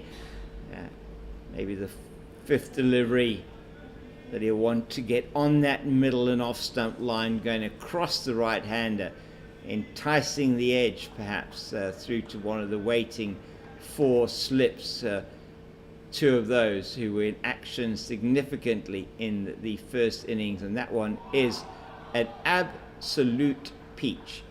Outside the off stump, seaming away from the right-hander, misses the edge through to the keeper Verena. So far, no run off Hendricks, 5 balls in his first over. This is what he's done so well in both this match, the previous match against the G-Bets Rocks, and against the Titans in that first game in Centurion. Remembering there, he got the wicket of Dean Elgar for a duck as well. Yeah, well bowled, played to backward point. Gavin Kaplan does the fielding end of a maiden over. It's 3 for no loss after 2 overs. That'd be Berger to continue the attack from the Kelvin Grove end, walking in now from his position where he was at long leg for Björn Hendricks. Field will be again 4 slips, getting themselves into position now, marking out their positions backward point. Mid off, mid on, there'll be the short leg in place for Nandre Berger. That forward short leg is Gavin Kaplan under the helmet. He's quite away from the bat. Dane Patterson, it is on the edge of the square at mid-on. I expect that he will bowl a couple of overs tonight, as it's Dikali getting it past the man there at that forward short leg, and down to Tsepo Moreki, who is at long leg, and he'll run all the way around to long leg as they go to long leg for the right-hander. Dikale, that was Kleinveld, sorry, got off the mark. Dikale now is going to be facing. Apologies for that. He was at long leg for Kleinveld. He's now at long leg for Dikale. It's Berger to Dikale, and that's played very well. Wide outside the off stump. It just gets his bat down on the ball into the gap. It's the first boundary of the Knights' reply, and it is Dikale who goes to 7. Kleinveld is on 1. It's 8 without loss after 2.2 overs. Maximum of 15 overs left in the day. More than likely we'll probably only get about 10 overs with the over rate. Pacemen bowling looking to run through, if they can, get at least 1 or 2 wickets tonight. And that could have been the first one. It's slashed at by Dikale outside the off stump, and it goes in between second and third slip, races in between second and third slip for 4 down to third man. Fairly flew through there. Don't even know if that was at catching height. It was could well have bounced in front of them. It was played on the half volley. It was just flew between them. Hardly had any time to react. The difficulty there was that it went straight between them. They are quite close together. Berger in yet again. Valley comes in from mid-off and fields 12 without loss. Into the third over. Berger has looked threatening so far. Left hand, right hand opening combination for the Knights. Either Dikale and Matthew Kleinveld. Already is Dane Patterson warming up. Is he going to come on from the Kelvin Grove end soon? Difficult to know. Andre Berger is steaming in. He's looking for that scalp early on, looking to pierce the armour of the Knights batsman. Will he be able to do that? Gavin Kaplan, very cold hands clearly, as they are in his pockets trying to keep them warm. Very important role to play at backward short leg. Wind is howling outside. Well played. Dikale just defends into the offside end of the over. 3 gone, 12 without loss. 11 to Dikale, 1 to Kleinveld. Berger 2 overs, 0 for 12. Hendricks 1 over and 1 maiden.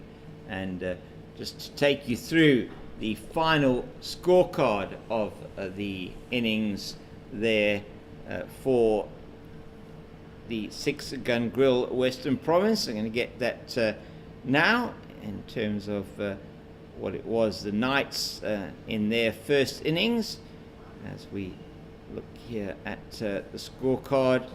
So we have Western Province first innings. The Knights scored 111 all out, as Kleinveld defends Hendricks into the offside, facing the first delivery of the fourth over. And just to take you through that scorecard, first man to go, Eddie Moore, caught by Pipe Van Biljon, bowled by Kluter. That was Kutsia. That was that first slip, and did not score after three balls. It was a testing time early on for the openers. Valley and Zorzi batted exceptionally well after that. Well left by Kleinveld outside the off stump, and so Kleinveld was in fact batted well there. If you look at the next man to go in the Western Province innings was Yassine Valley, but it took a long time for him to go. 263 was the partnership between him and Tony Dozorzi. They fell agonizingly 8 runs short of the record in 4-day cricket for the second wicket for Six Gun Grill Western Province, and it was a really incredible display by the batters as my playing conditions go flying all over the commentary booth. Just give me a second, please. Such is the ferocity of the wind here today. We are in a bit of an open commentary position on the South Pavilion. Gives you a chance to hear what's happening on the field. Oh, well bowled once again. Kleinveld just shouldering arms. Absolutely the right thing to do under these circumstances. If you don't have to play the ball, don't. Certainly is, say, the right way to treat this particular situation.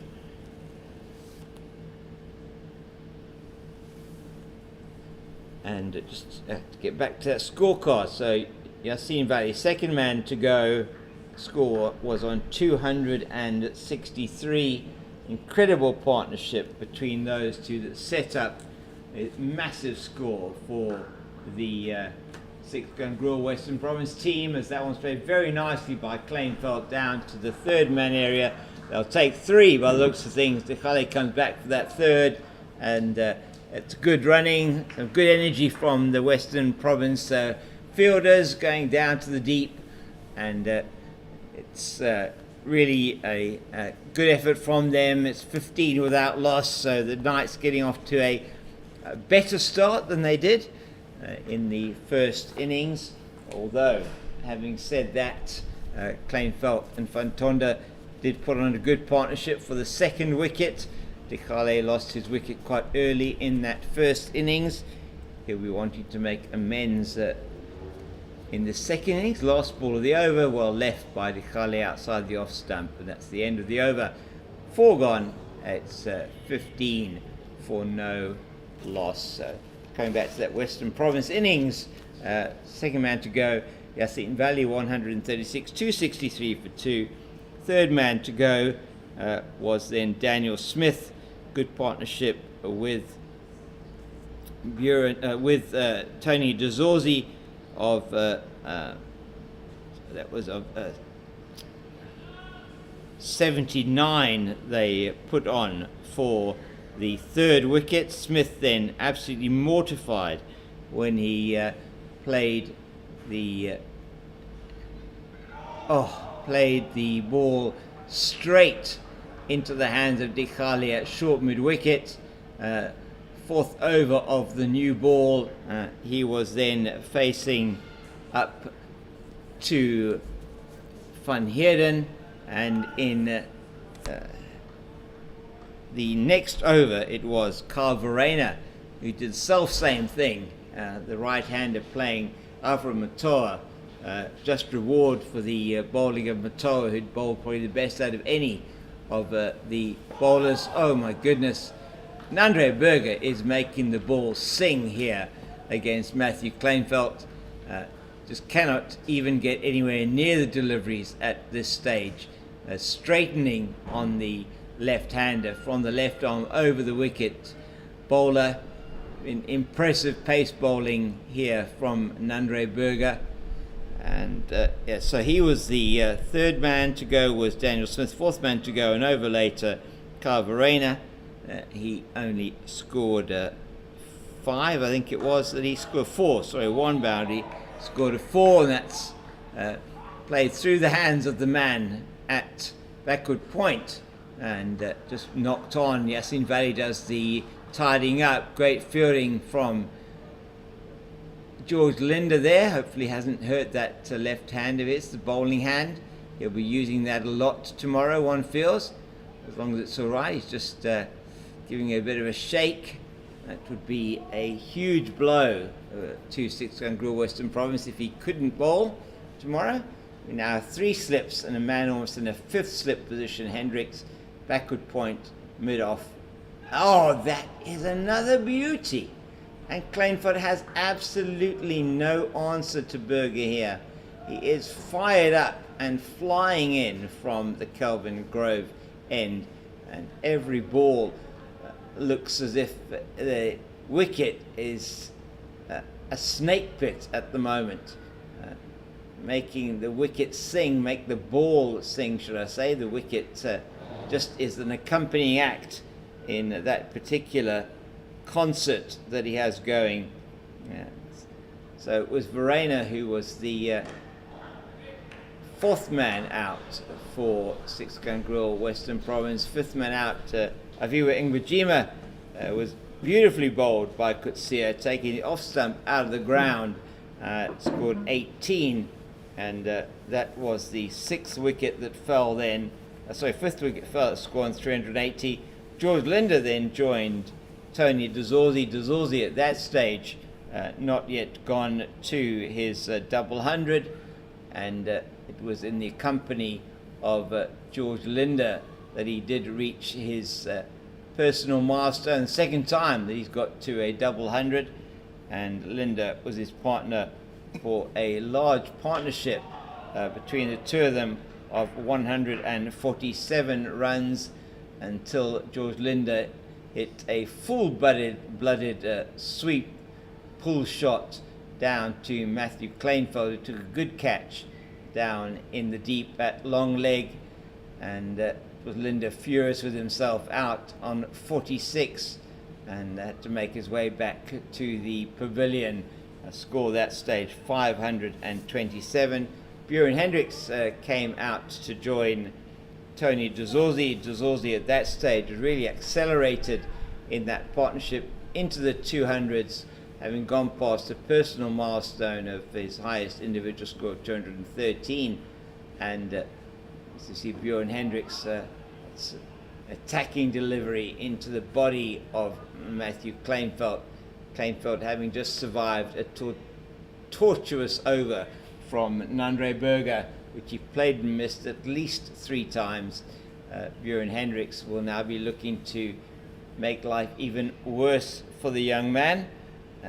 So it was the next man to go, Buren Hendricks, who was caught very nicely in the slips by Swanepoel of the bowling of Coetzee. Coetzee at that stage, who then took his 4th wicket, and that's played very well. That's really great fielding from the man at 4th slip. That's George Linder diving off to his left-hand side, and a really good ground dive, but not before they took a single. It went slowly across the ground to him, but preventing any thought of any more than that. Dikale will have to face Hendricks, is also making the ball do a lot of singing from the Weinberg end of the ground, and Hendricks was the last wicket to fall in the innings of the Western Province team, as Tony de Zorzi then went to his, in the company of Nandre Berger. We witnessed history today as Tony de Zorzi went to the first triple hundred by a Western Province player, only the 3rd triple hundred in the 4-day domestic cricket era from 2004-2005, and if I am aware of it, one of only either 5 or 6 innings that have been scored over 300 in the history of domestic cricket in South Africa. Another beautiful delivery from Hendricks, and ended with the declaration coming at 575 for the loss of 7. Berger seeing his partner de Zorzi through to that triple hundred, and the two left-handers were together at the end. De Zorzi receiving a standing ovation from his teammates, congratulations from his opponents as he left the field, and massive applause from the very sparse crowd, but appreciative crowd here, that if you were a cricket lover or cricket aficionado, you will understand how rare it is to see an innings like this in any form of cricket, and something in the, you look at it, and we've been playing domestic cricket here in South Africa since the end of the 1880s. Probably in that time, Tony de Zorzi becoming one of an elite group of less than 10 batters that have ever scored over 300. That is something to behold. David, you were here. I was here, James, and it was quite emotional to actually witness that. I know what pressure he puts on himself, Tony de Zorzi, and I'm just so happy for the young man. He really played the innings of a lifetime here today and yesterday, and just happened to be that certain national selector, head of selection, Victor Mpitsang, was at the ground today. Oh wow, that's great. I did bump into him. I'm sure it was coincidental that he was here probably just for meetings, but he just happened to witness. Wow. And sometimes cricket can write up some incredible scripts, and that could be the start of an incredible journey for Tony de Zorzi. 300 gets you noticed, not only in South Africa, but around the world. Absolutely. Your name gets out there. We saw, I think there was a 400 in county cricket last season, and I mean, to put your name up there in the history, the highest score at Newlands, international cricket included, that is something special. It is. That can never be taken away from him. No. Might be taken away from him in terms of somebody might beat it one day, but that's okay. He's the first person to ever score a triple century in first class cricket at Newlands. And it was fantastic to be here to witness that. He's not on the field, James, at the moment. No, We've got the 12th man, Gavin Kaplan. Gavin's out there. Notice Gavin is under the. It would be a bit brutal to put the triple centurion under the helmet first up. What's wrong with him? Why can't he go out there?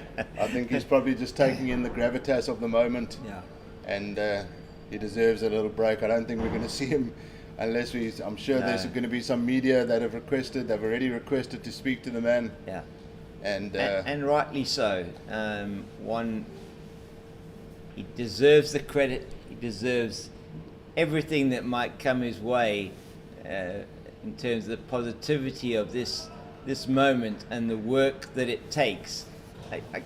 You actually can't stress it enough. I mean, I did talk about it in the broadcast earlier, but I mean, I've watched a lot of cricket, David. I mean, you've watched a lot of cricket as well. I mean, over the years, it's a sport that I love, and I always have been one for the statistics of the game. One of those real cricket nerds that used to collect what was the Protea Cricket Annual that became the Mutual and Federal Cricket Annual, became the old Mutual Cricket Annual, became whatever it became in the end. And Colin Bryden, the editor-in-chief, before that another gentleman who was there, it was many years, has been published and still is published now by Colin Bryden, although in this era of digital publications less and less, and with the computer era, clearly a lot more sites that have got cricket records and that on them, but it still remains the go-to Bible of South African cricket, very much as Wisden is of the British or the English game. And you used to get that every Christmas. That thick book. And that was the pride and joy of Colin Bryden. Many an annual came out, and Tony de Zorzi puts his name right up there. And cricket is one of those sports, James, that history and stats are very much part and parcel of the game, especially in first class cricket. Huge. And when you have that triple century against your name, that is a career milestone. And as a young man, Tony de Zorzi, he's got a long way to go in his career, and we feel that there's something special brewing here with him. Obviously, he captained the SA under 19, and there was a lot of talk early doors about him. Made his way at the Titans, scored a double century at the Titans, but somehow this feels this is like the start of something really special in a career that I feel is going to really take off. Yeah. And he's really established himself as one of the top batsmen in the country. Yeah, absolutely. And you hope so for his sake. This isn't a flash in the pan. No. It's not like it hasn't been developing for a while. I came back to South Africa after a couple of years in the UAE, and that was very much at the start of his career. He was already playing for the Titans. I was up in Gauteng at the time of the 2019 World Cup, and a lot of the guys that were there that I was working with and conversing with around cricket were talking about Tony and his future, and he's saying how he was at that stage really just making his way in first class and in domestic cricket at senior levels. Dane Patterson replaces Bjorn Hendricks, and immediately is completely on the money. It's like he didn't. Yeah. He's just carried on from the first innings. Yeah.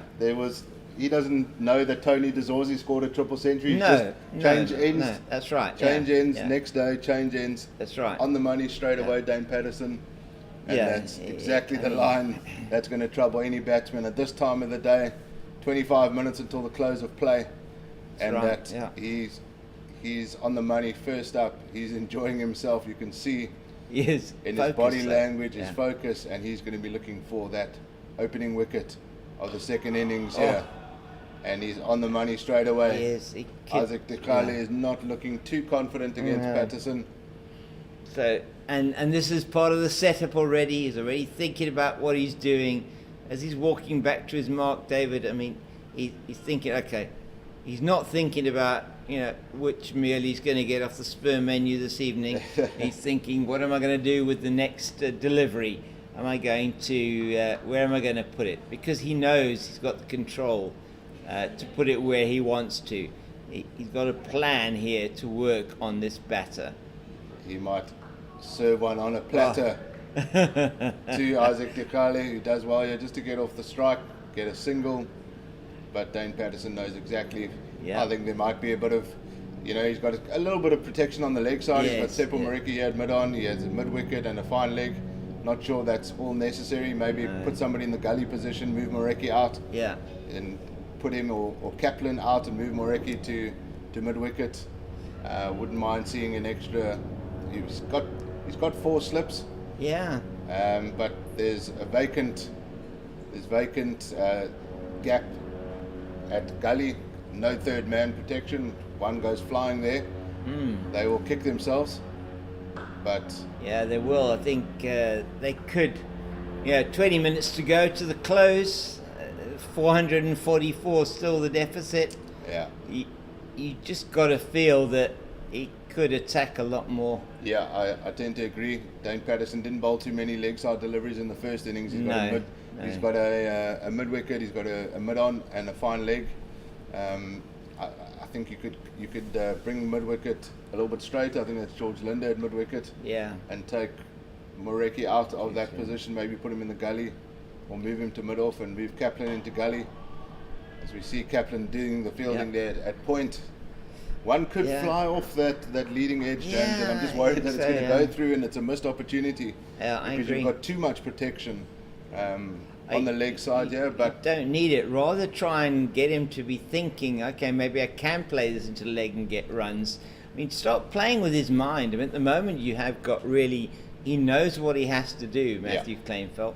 He's faced this field for a good number of deliveries in the first innings. He was there for a bit longer than some of the other batters, and he's just going to want to keep it simple. On the pads. That's an unusually poor delivery from Dane Patterson, if you could call it a poor delivery, but well played by Matthew Kleinfeldt, and he will pick up a boundary. I think that's his first of the innings, and he goes to 12. Might be second of the innings. He goes to 12, and both batters on 12 score 24 without loss. 8 overs gone, and deficit now 440. Yes, James, 440. are we going to see maybe George Linder one or two overs tonight? Maybe. Is there an argument for that? He's not going to take too much off the ball, but I don't know. I don't know about tonight. Look, I doubt it. Maybe the last over. Yeah. Just something. I Something think a bit you just tomorrow what you do is you open up with the paceman. You've got to give Berger, Patterson, Hendricks, and Marecki a chance. Teppo Marecki's wicket-taking bowler. Just give him his head and just say to him, bowl like he said to Nandre Berger. Now I think just charge in there and do what you do. Mm. There's a pun in there somewhere between Berger and Patty. I think so. Yeah, Berger there is. There's a pun in there somewhere. Sorry, that's Definitely. a dad joke. It is definitely. But at that time of the day where anything goes, it's 20 to 6. Yeah, James, no, we've been on here into most it's of a the while. day. You've been a stalwart today. You've been on the mic for many an hour. It just doesn't feel like it though. It feels No, like but it feels like just a came privilege to be It is to be on the mic. To be fair, such a privilege, and legends of not only watching history but sitting here, seeing some of the history that we have witnessed over the years here at Newlands. Conversing with some of the legends of the game, having Omar Henry on here earlier was an incredible privilege. Saw him coming through, was popped by to just see what was happening at the ground, and I believe he was here looking at the grandchildren, the son-in-law playing for 6 Gun Grill. Son-in-law is coach Rory Kleinveld, and Rory is married to Omar's wife, Right. Rehana. His daughter, you mean? Omar's daughter, sorry, late in the day. Yeah. A lot of family tree to go through here, but keeping it in the cricket family. Yeah, definitely. Omar Henry, a legend of the game, South African cricket. And what a privilege to chat to him. So I saw him around and said, "Come on, come and chat to us." And not having ever met him. Oh dear, that's a tough one. It is a tough one. Isaac Dekale takes a body blow, and he's just gathering his thoughts, wondering why he chose cricket. All those thoughts going through his mind, looking at the scoreboard, seeing the deficit of 440 and going, he's probably thinking, why me? Mario Balotelli, why me? That's right. Why? I mean, but I could he's maybe. Still there. That counts. Incredible. I think they're going to call out the physio just to probably are. Maybe waste a bit of time, James. I think fair play to them. Fair play to them. Might as well. The more time they can take out of the game, the more time perhaps it is that they give themselves. Less time they have to survive, should I say. Although the chances of that happening, one would think, are highly unlikely. Get the physio out, but he's probably thinking right now, I could have taken Bafana to the World Cup, but instead I chose to be here. And yes, Pep Sukduk saying, I'm sure that Western Province would have wanted a wicket by now. Yes, definitely. Yeah. They would have done. Came pretty close, I think, in the first couple of overs. A few balls that evaded the outside edge of the bat, but this is a patience game. Tomorrow it'll be it's still time tonight, obviously, for wickets to fall.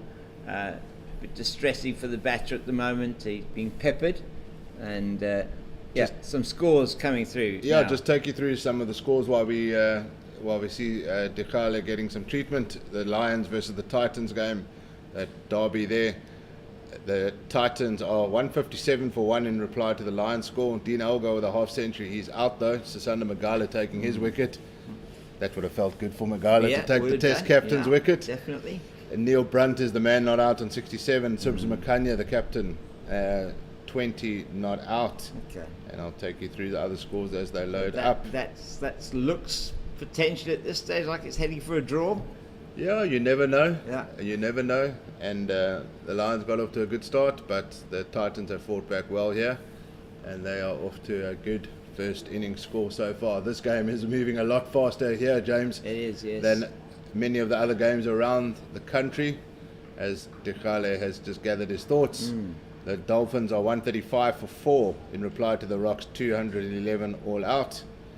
I'll take you through those scores. That at the game a bit moment. rain affected, I believe. Has it been rain affected there?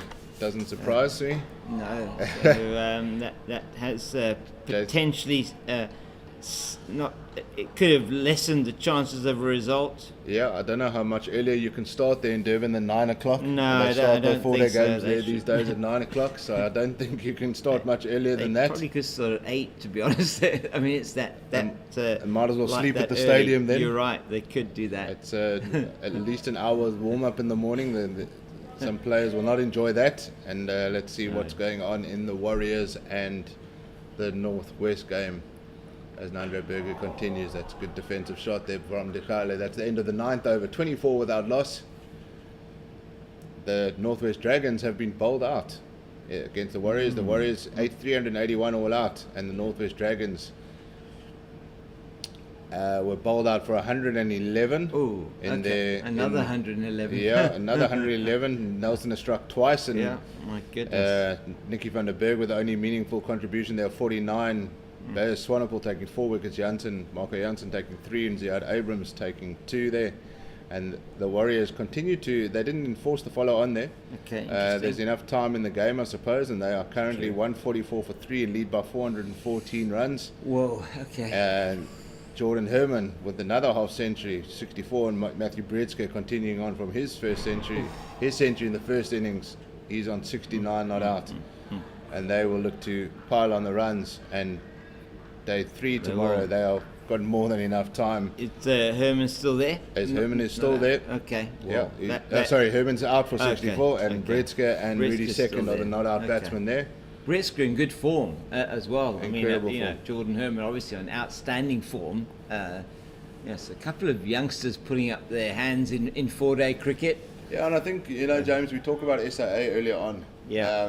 I'd like to see kind of these youngsters getting opportunities in SAA, because sometimes the SAA teams are made up of players that are contracted to the Proteas and feel that they need to get game time, but what value is that adding? Yeah. You know what Ariza Hendricks can do at international level. Yeah, absolutely. There's for me, there's a lot of merit in getting a Jordan Herman or one of these youngsters, facing the India A bowlers in India. Getting used to those conditions and getting and we need more of those tours, to be fair. Well, we do. I think, I was just about to say that I think the ICC is missing out on a trick there as well. Oh, goodness me, that just angling in to the right-hander and getting bat on ball. The arms are going onto the heads of the 6-gun Grill Western Province teams as they see opportunity in every delivery for a wicket, and Patterson has been bowling in those channels again, making the batter play. They've handled it quite well at the moment. Still 26 without loss, so good for the Knights. They haven't yet lost a wicket. 3 balls left in the 10th over. Let's get back to that now. That's in the air, but it's going to go way over the head of the man at fine leg into the stands for maximum, the first maximum of either innings for the Knights in this match so far, retrieved by a very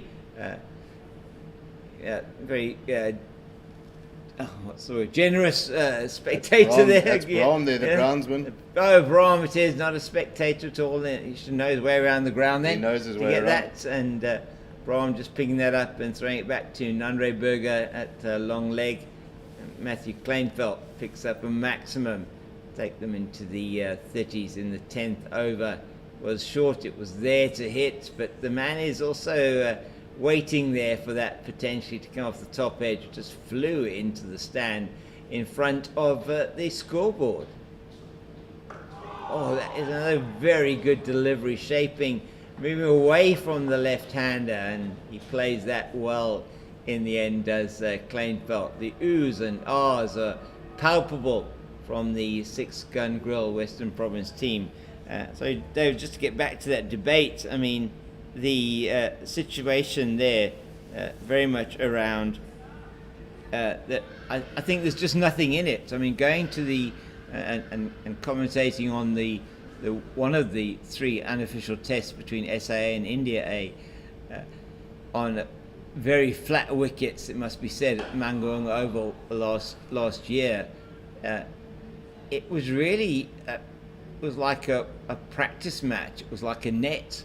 I know it sounds terrible, but it was like you were doing like middle practice between two teams, of which are players there that were trying to sort of get themselves back into some kind of fitness, maybe putting their hand up to be or playing because they were part of the squad that we already knew was going to be playing for South Africa or for India, and that was pretty evident. Some of the guys there that had a chance to really play, that were already playing potentially for the Proteas or had a chance to play for the Proteas, and so that doesn't really bode well for good cricket, because what you've got is not really a team game. Then you've got a game where it's made up of, it's my opinion obviously, but you've got a game that's made up of individuals, and they're all trying to put their name forward, and so that doesn't necessarily help the situation. I'm going to make the point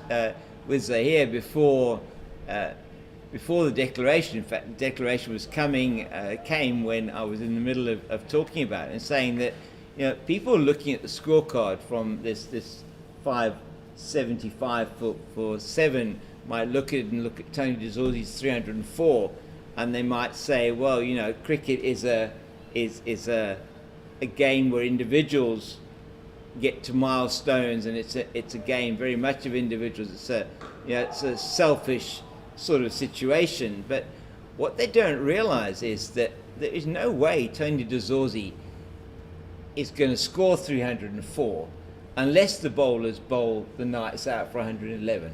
100%. You know, and so Dane Patterson, just because he's bowling, or Bjorn Hendricks is bowling at the moment, these guys, they own that 304 just as much as Tony de Zorzi does. 100%. And Tony de Zorzi will definitely, if I know him well enough, he will pay tribute to the bowlers who set that time, and also the time, because it takes time to score 304 runs. Often you don't have time. If we were sitting on day 3, at the end of day 3, you know, the captain might be tempted to say, listen, hurry up, we need to declare. But we've got more than enough time. Tony de Zorzi, took him quite a while to get to 300 after being 290. But he was able to hog the strike from Nando Berger. He was able to farm it, and he was able to just get there slowly, no chances given. And I'm going to head down in a couple of minutes, James, because I know that there's going to be media clamoring for that interview with the man of the moment. And going to go and do some media duties now. That's great. As the light just like problem at all. Before you know it, like the light is dark, then it goes. The sun comes, the clouds go away a bit. Clouds We're definitely going to get to 6 o'clock, at least one or two more overs. And you're probably going to need to go to now, David, because we're 7 minutes to 6. That time's going to move very quickly. Thank you, James, and we'll see you tomorrow. Thank you so much. I'll see you in the morning. I hope to be a bit earlier tomorrow. And please, if you are going, there is an extra video, the video of the wickets in the 6th gun in the ITEC Knights first innings is on my YouTube channel. Please have a look at that. So if you go onto @WP_Blitz, we will put that YouTube link on there. And it's goodbye to David. Thank you very much, David. Thanks, the opportunity to witness history today, and enjoy your time down there.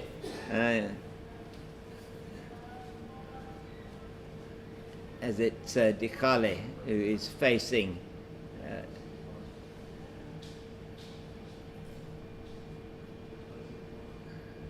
and it is Bjorn Hendricks towards us from the Kelvin Grove end. It's a beautiful Yorker length delivery into the right hander. They're changing ends quickly. They want to try and get 2 more overs in before the close of play this evening, and that will only mean they will be about 5 overs behind, as Dane Patterson is going to bowl one of those 2 overs from in front of us here at the Weinberg end, and he has bowled exceptionally well in this spell so far. No reward for the paceman as yet, as he's into Kleinveld right now, into Kleinveld, and that's played on the line of leg stump, played into the leg side, and the bowlers for Six Gun Grill Western Province not quite getting it fully on the money as yet today. Well, I'm saying that they have done, but not getting the reward for getting it on the money as yet. Have looked threatening.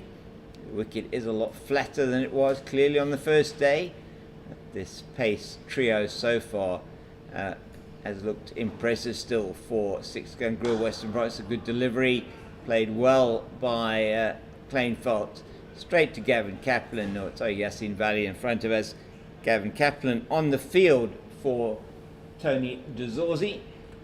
Dezorzi today having scored the highest individual score by a Western Province batter in any 4-day domestic competition since 2004-2005. Only one of 3 players since that time, since we started playing 4-day domestic cricket at first class level and the franchise system was introduced, one of only 3 players to have scored a double century in the history, a triple century in the history of that competition. The other 2 being Stephen Cook and Riley Rousseau. Dezorzi putting his name up there with 304 not out in a mammoth score of 575 for 7, and that's well bowled again by Patterson, making a Kleinfeldt play. 11.4 overs gone. He'll want to finish these last 2 overs, balls in the over as quickly as he can, so the changeover can happen to give Hendricks a chance to bowl. The bowling figures so far: Berger 5 overs 0 for 15, Hendricks 4 overs 0 for 6, Patterson into his 3rd over. It'll be his last 2 balls before the close of play. 2.4 overs 0 for 13. He's in now.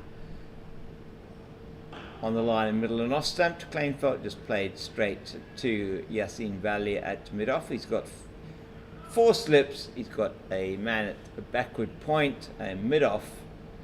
Got mid-on, mid-wicket, and a man at long leg as a train goes past us on its way into the centre of Cape Town from the station outside here, just behind the railway stand.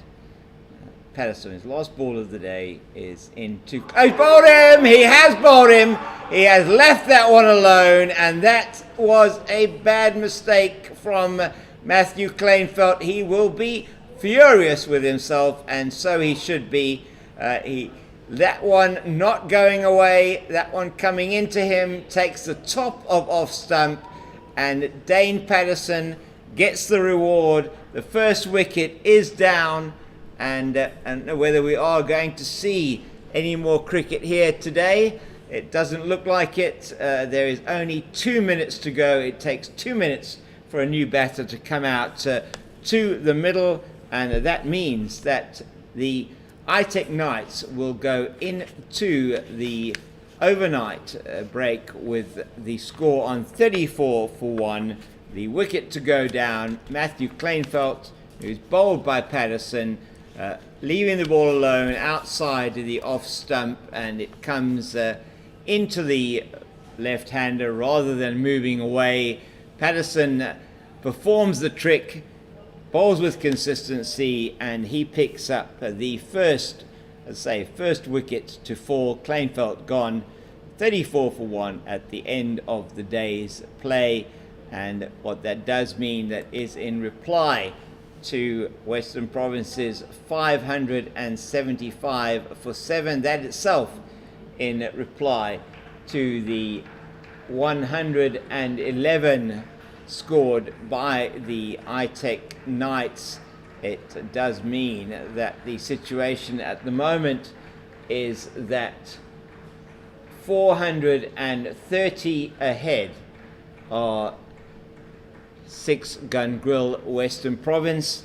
They have got all the time in the world left in the game, 208 overs over the 2 days to bowl the Knights out. The Knights need to score 430 extra runs with 9 wickets in hand to make the 6-gun grill Western Province team bat again. That seems an unlikely proposition for them.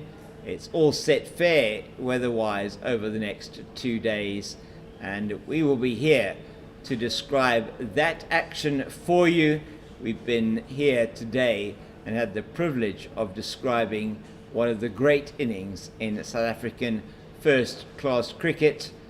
The day today belonged undoubtedly to Tony Dezorzi. The young man, 25 years old, has scored only the third triple hundred. I keep saying double hundred because the third triple hundred is so rare in this game. The third triple hundred to be scored in first-class competition since 2004-2005 at this senior level, and it's going to be a good night from me, the Cape Fox, James King. I was joined today in commentary by David Brooke. Also had with me Zahir Adams for a lot of the day. Today I did not have the privilege of having Tariq Abraham with me. It was wonderful earlier on to have a legend of the South African game, Omar Henry, now in his 60s, who is probably in his 70s actually. Omar Henry, approaching his 70s, definitely a legend of the game in South Africa, former convener of selectors and living here in the Western Cape, father-in-law of our bowling coach here at 6-gun grill Western Province. Rory Kleinveld came through to Newlands to see the family and managed to spend some time with us in conversation this afternoon. It was an absolute privilege. If you did miss that chat and having Omar Henry with us and want to get some of his insights into the game, please go back into this YouTube video feed and find that. It is available on the CSA YouTube channel and also on Pitch Vision. This broadcast brought to you by Western Province in conjunction with CSA and on the cameras of Pitch Vision. This commentary brought to you with the compliments of 6-gun grill Western Province, who have organised this, as I say, in conjunction with Pitch Vision. It's good night from me, the Cape Fox, and wishing you all a lovely Friday evening.